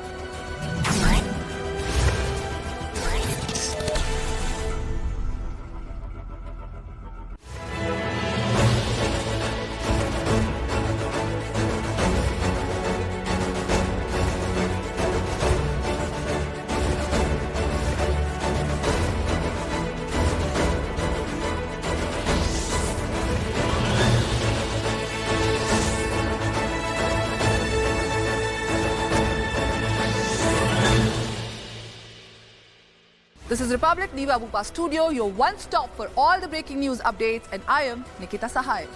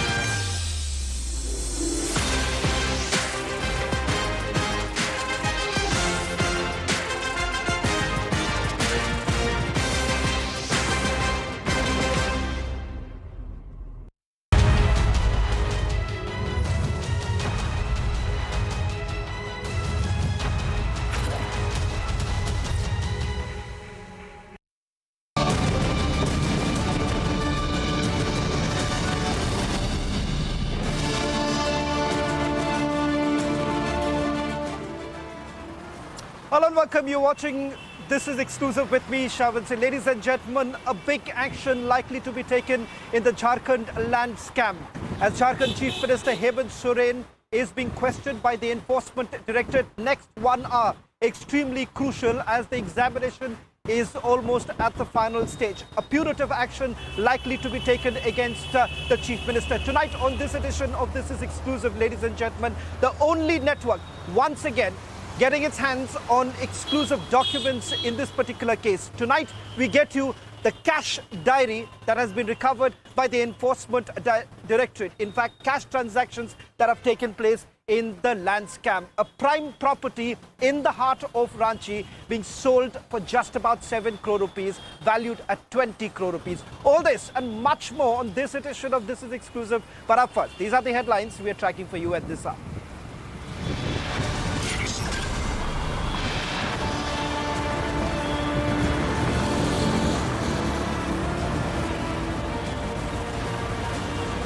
Samajwadi Party Congress seat sharing talks hit a deadlock. Is Akhilesh next to dump Indy?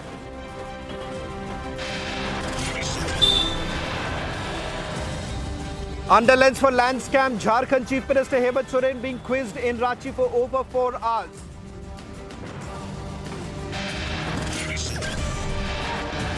ED summons Delhi Chief Minister Kejriwal in Liquor Gate for a 5th time. Will he appear this